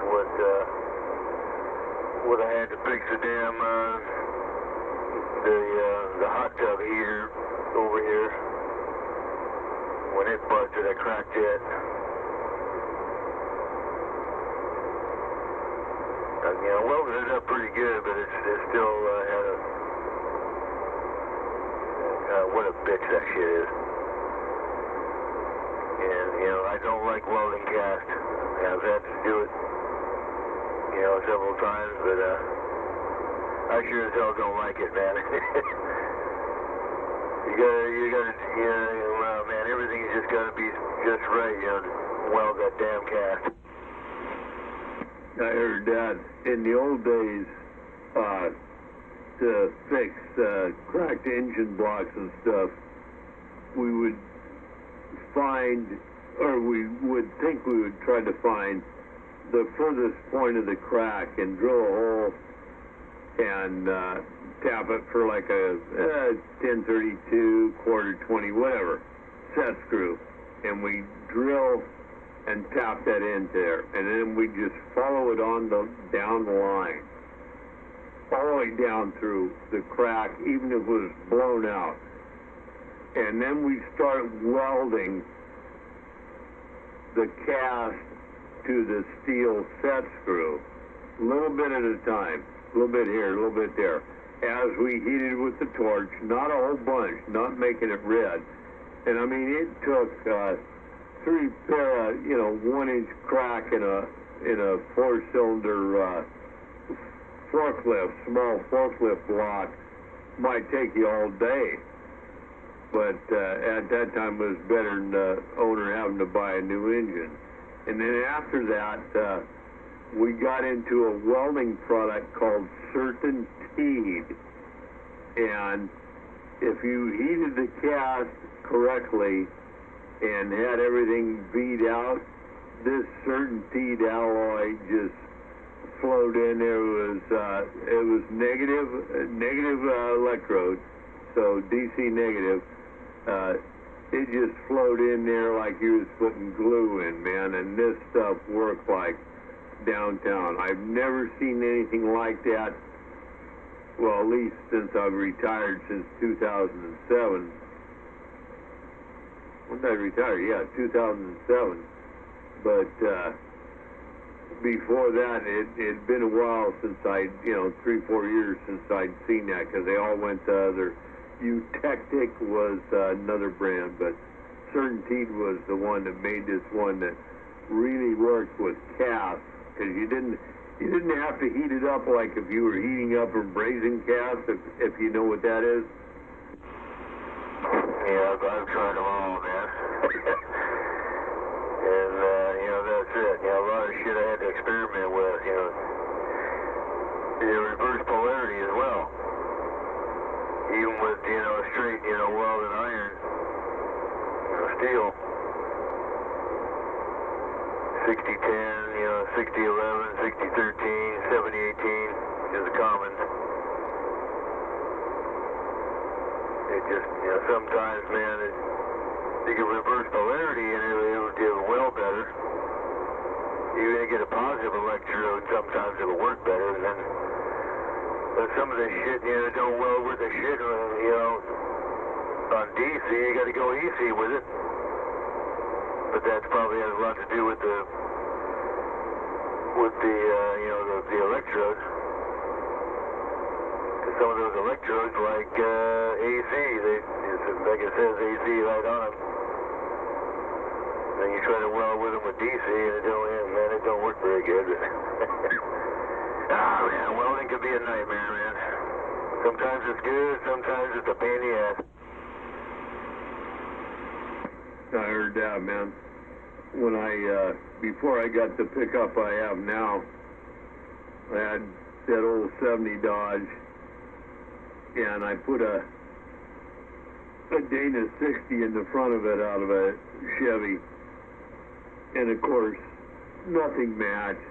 Steering arms didn't match, but I was off about 3/4 of an inch on the drag link, or if you would call it Pitman arm. And so I figured, hell, I just cut 3/4 of an inch out of it.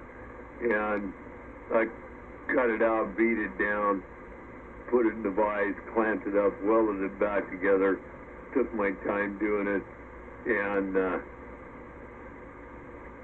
when I went into work one day, oh, you got that working there? Where'd you get an arm for that? I said I didn't. I just shortened it up so it wouldn't run into the tire, Well, you can't do that. What do you mean you can't do that? And this is a guy that's a welder, welding for the government. He says, you can't do that. And I said, well, I do, and we'll see how long it lasts. He says, yeah, but if it breaks you going down the road, you got good no control. And I said, chance I take. I drove that son of a bitch in the truck for, God, got it in 1970, January 1970. Got married in 74. I bought this new one in 98. That's how long I drove that old truck. I gave it away 2 years before I bought this new one, or the one I got now. I call it the new one. That thing never had a problem, but I took my time, man. Beat it out, did a little weld here, a little weld there, ground it down, make sure there wasn't no slag in there. Just kept building it up a little bit at a time, kept it warm. It was all good. As far as I know, it's still Still running down the road somewhere up there in Washington. Yeah, what rig was that? I had a 70 Dodge Power Wagon that about the only thing that was original on it when I let it go was the body. Oh, shit. Yeah, that brings back some bad memories. Yeah, that's what I was in when my hip was shattered. Yeah, my Army recruit buddy was driving. I was in the passenger seat. And I was lucky I didn't have my seatbelt on. Up there in Montana. Yeah, that's what it was, a damn Dodge Power Wagon. And, oh man, yeah, he should have never been behind the wheel. That's the last time I ever let anybody drive me anywhere that had anything to drink. Anyway, we took off this goddamn 2-foot, one of these big power poles. Sheared it right off. It also sheared my hip. My knee went into the dash. And my head took out the windshield. Yeah, we came to a screeching halt on that one, doing about 40 miles an hour. And the power pole just sheared off and wicked a chunk right into the ground. Right in front of us. I mean, it's fucking hell. Snowstorm, blizzard. Oh, man. Yeah, I won't forget the Dodge Power Wagon. Yeah, the one I had was pretty interesting. It came out of, it was bought in 1969 by a guy's dad I went to school with, which was the year I graduated. And he was in the fire service.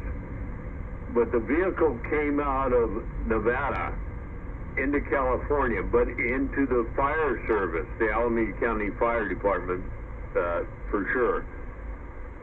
For whatever reason, old Rod had it for like, I think I bought it in April, so he had it for like 4 months, 3-4 months, and he sold it to me for a song. I mean, I sold a 56 Chevy pickup to buy this one. He sold it to me for a song. So all was good, right? And I drove it here and there and that. But there was always a problem when it came to registering it because it was a Nevada vehicle. But at that time, I knew a gal down on Fletcher Lane where the DMV in Hayward used to be, and so no big deal. Well, then she retired or went away, whatever. There was another dude took her place, and I got to know him, and all was good. And about in 1970, see when I got married, 74. 1974, I decided I was going to rework the thing. And I found a 440 cubic inch Dodge engine out of a police interceptor. A Dana 60 rear end, a Dana 60 front end out of a Chevy. So I spliced all this stuff together. That year, truck had a divorced transfer case, about a 12-inch drive shaft from the engine to the transfer case and then back on, and from the T15 out to the front. And so I had to reinforce a lot of that stuff when I put the 440 in it. When we finally got the 440 in it, it was dialed in about 650 horsepower, almost about 625, 635 torque, foot-pound torque. Monster at that day and age. And that's just what we were doing in the back shops and on Charlie McCullough's dyno. And so that was all good, except every time I got stuck I had to replace a drive shaft or something like that, because that torquey engine just bust everything all to hell. But finally got to the point where I couldn't register it anymore because the engine never came in the vehicle to begin with. The smog stuff it had at the time was never California compliant. It sat in my driveway. I started up once a month for 2-3 years. Finally gave it to a good friend of mine's girlfriend's son who lives in Washington. 2 years later, he's got the thing running, and it made a page in Truck Magazine. Amazing. Yeah, man.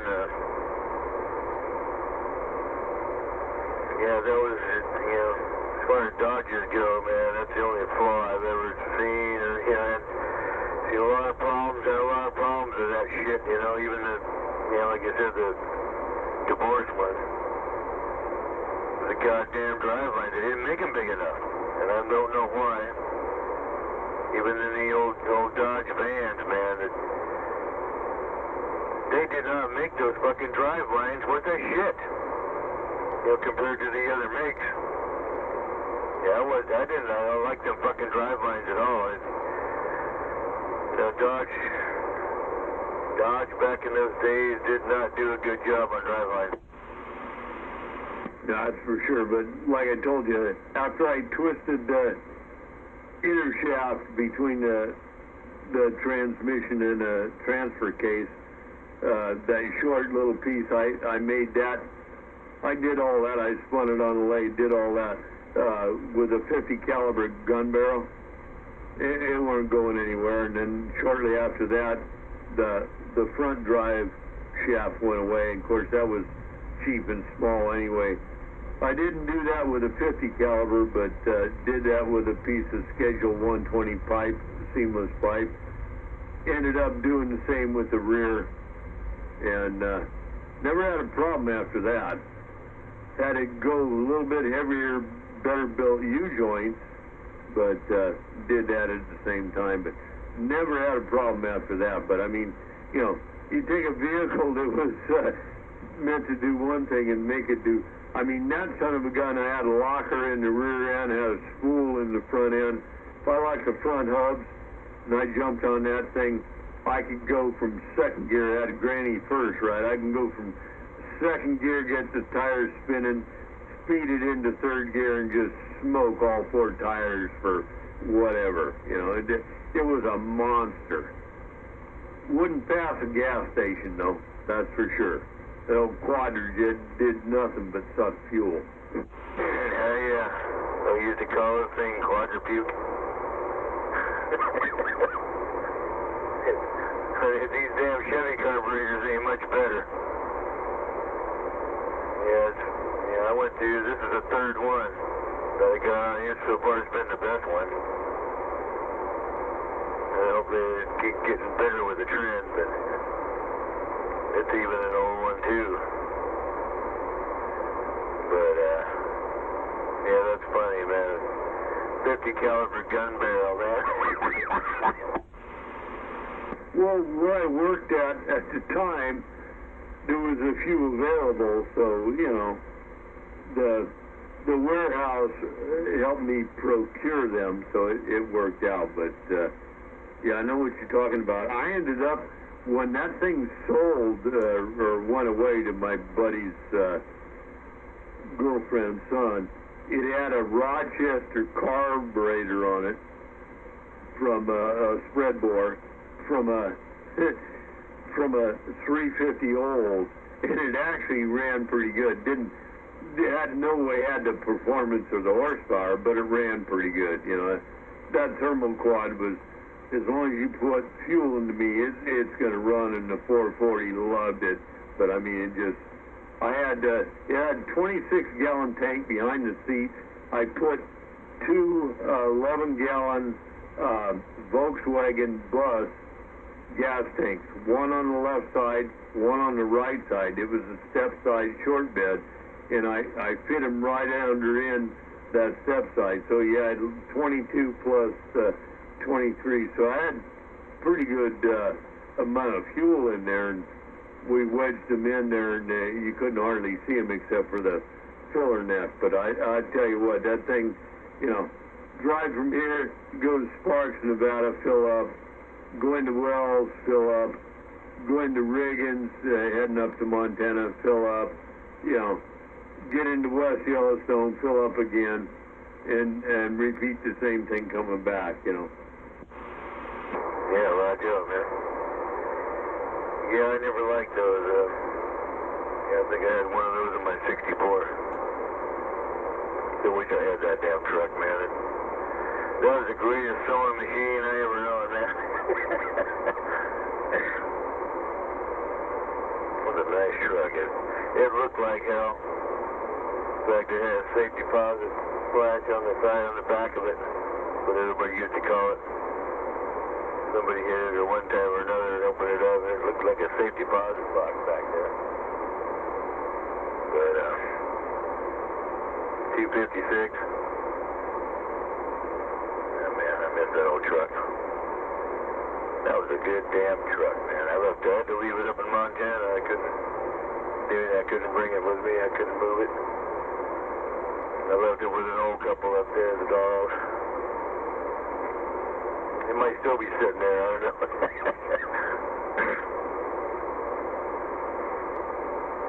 I used to have a 3 on the tree, and I put a 4-speed in it.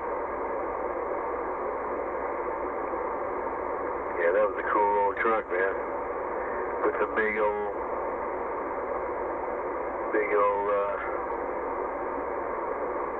hell-sized tires I had in the back of that thing with truck chains on it.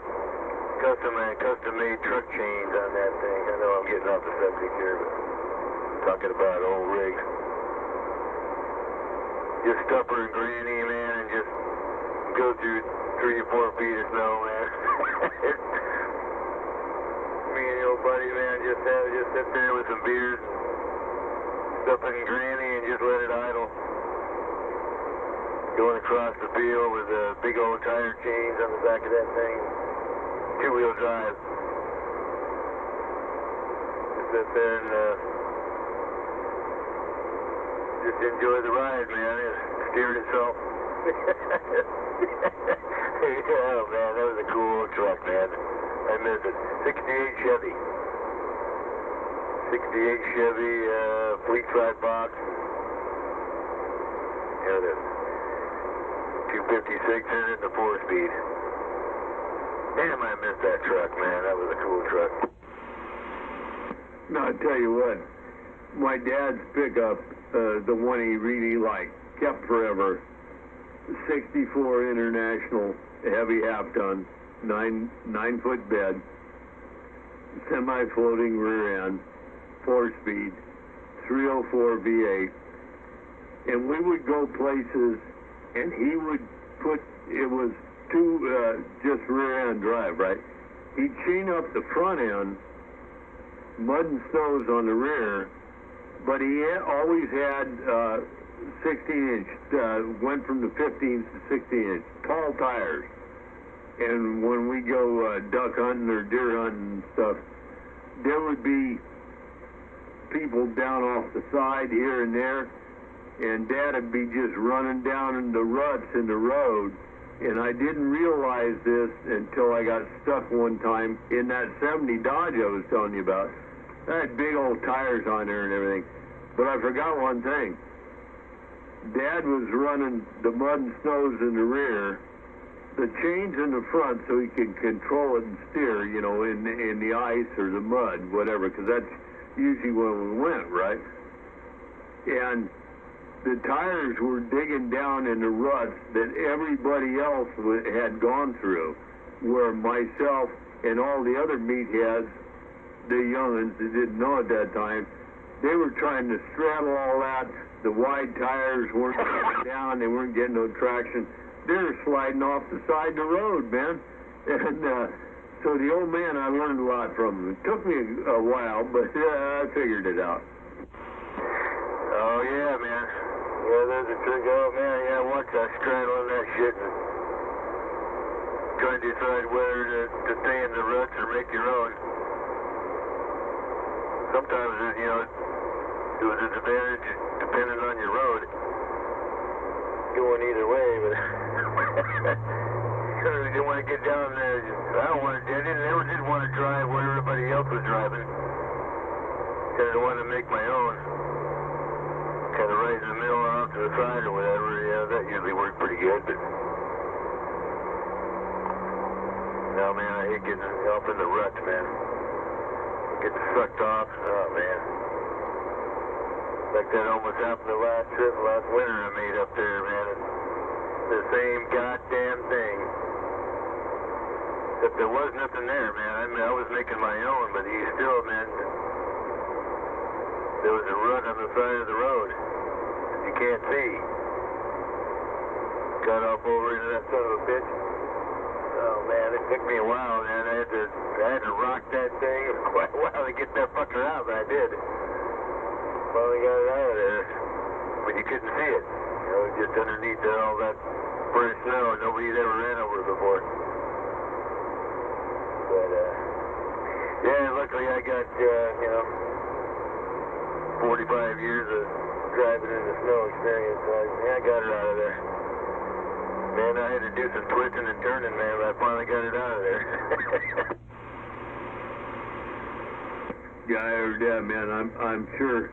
You know, I got some stories. You got, we all got them stories. I got one, the old truck, you know, and stuff like that, and talking about getting stuck and in the ruts. And at one time, I had bought some Dick C-Pec tires, and they were an experimental. I got them for, I think I got them for like $100 a piece, maybe even less. And they were real hard, you know, high durometer on them, and we were up somewhere and got in the mud and shitting around and stuff like that, and everybody was stuck, and I rolled in there, and, you know, I just put the pedal to the metal in third gear, all four wheels, third low, and, you know, just making noise. I thought nothing was going to happen, but when I started rocking the wheel back and forth, those C-Packs had enough knob on the sides that they started digging, and pretty soon I was out. I got the other side out, and I know where that was. That was before Big Sluice up on the Rubicon. Yeah, that's where it.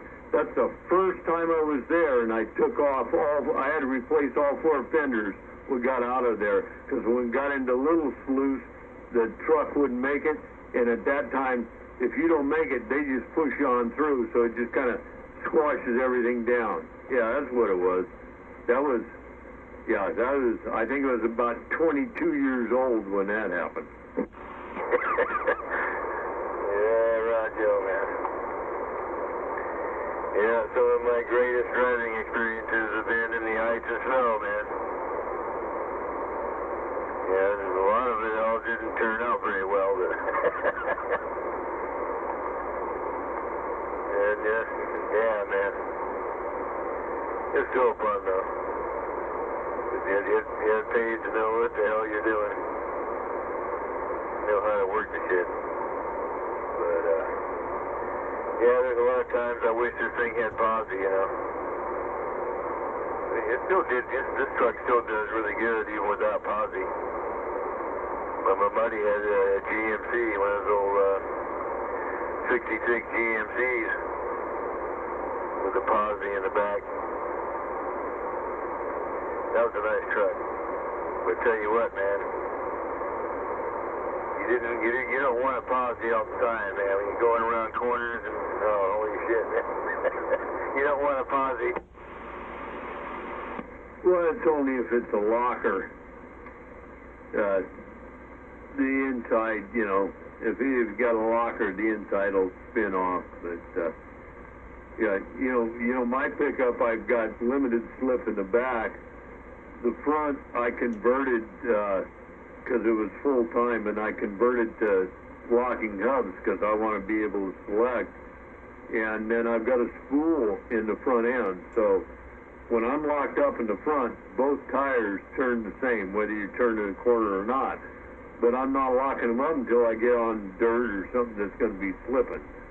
But that's what I learned way back when we were doing stuff. But yeah, so it's except for the limited slip in the back, which, you know, like every 3,000 miles you got to drain it, clean it, put the additive in it, otherwise the clutches don't want to work right. It's really poor. I ought to upgrade it, but I don't do any of that stuff anymore, so no big deal. But I mean, other than that, I mean, that is actually a full, when you call four-wheel drive, if the rear end's working right and I got the front end locked in, all four wheels are pulling equally.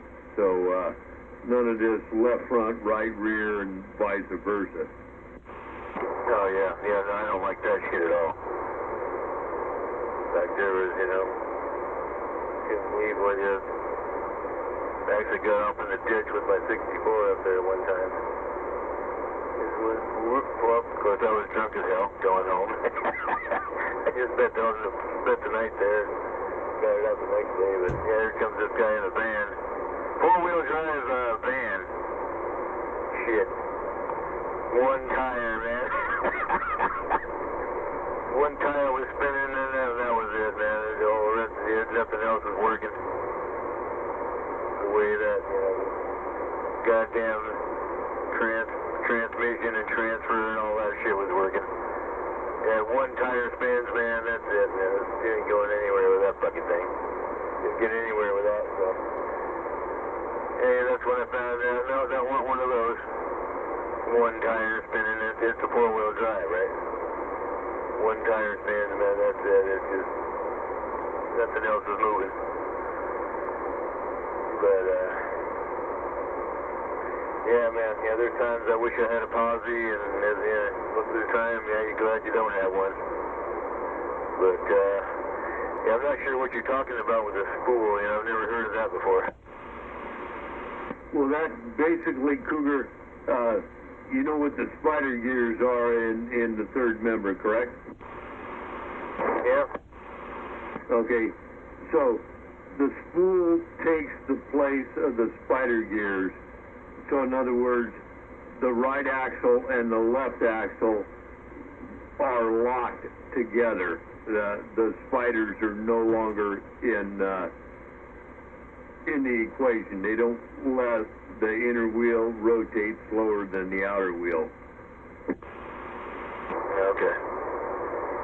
And that's on the front, you said? Say again? That's on the front? Oh, you can do it on the rear, too. We used to do it in the demo derbies. In fact, we popped the back cover off and just weld the spider gears, so, you know, they'd have to turn with the carrier gear the same way. You couldn't slip. Both rear tires be running the same way the same time. We used to do that with the demo cars. That's basically positive traction, except it's like having it's what they call it, like having a Detroit locker. Only that's where Locker got it from. But I mean, you just used to weld them up so one axle wouldn't turn left. Yeah, Roger. Yeah, I've heard a lot of cats doing that. Yeah, no doubt about it. Man, it's getting late. We get jaw jacking out here. Shit, it's 3:30. Coming out 3:30. Man, you might have to take a nap there. Yeah, I'm not going over there. No, I just, you know, for multiple reasons. So, yeah, I'll read the mail and I'll hear what all the good stuff was there. 460 is gonna buy it all up anyway, right? Anyway, get some rest and enjoy the day down there, man. No, I appreciate it. Yeah, if we see anything, we'll give you a text or something. But no, we're going there mainly to scope it out. and I'll probably go in here and have some chow, a little something to eat. I might nap, but I doubt it. It's the point now where it don't matter. 460 gonna be driving. I can nap going over there. I'll get a half hour. I'll be good. I'll crash tomorrow night, but whatever. Hey man, Cougar, take care. And I heard a guy. I don't know if you heard me tell somebody out there earlier. And I'm not getting down on you, but somebody asked me if I knew your real name. And I said, no, I don't think I ever did. I said, I really think that's because he's wanted in about 11 states. Have a good time. We'll catch you tomorrow. You know what? I've heard that a lot, and I tell them that's my name, and they don't believe me. I bet people laugh at me, that's my real goddamn name. They think it's fucking funny. Okay, hey, go ahead, laugh your ass off. If you think it's something else, then, go ahead. Use your imagination, whatever it is you're thinking my name is. But anyway, it's what it is. Alright, catch you later, Honk. Okay, man. I just thought I'd let you know that. And by the way, Cougar ain't bad. You're a skinny white old man, and you got a name like Honky. Think about it. We'll see you.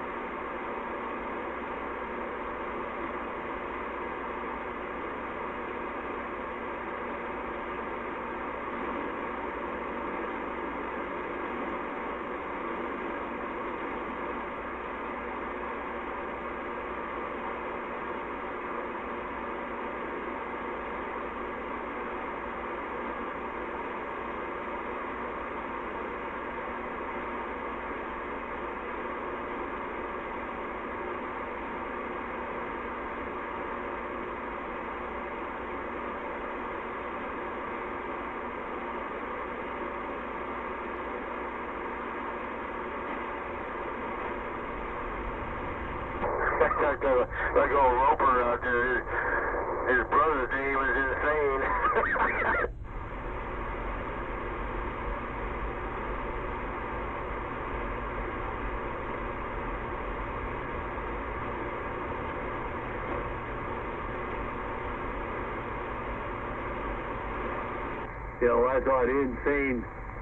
I thought insane was 900. There you go. Yeah.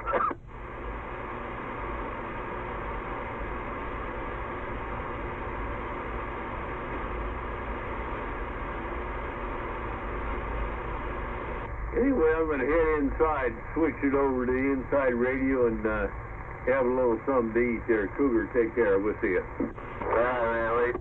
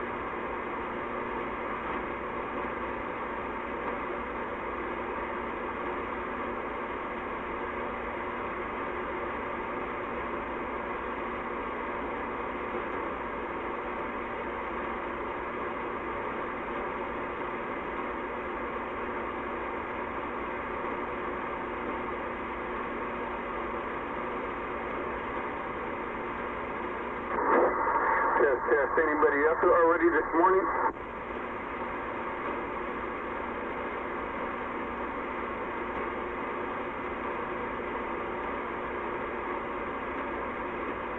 Not aware, Missouri 184. Moving on down the road.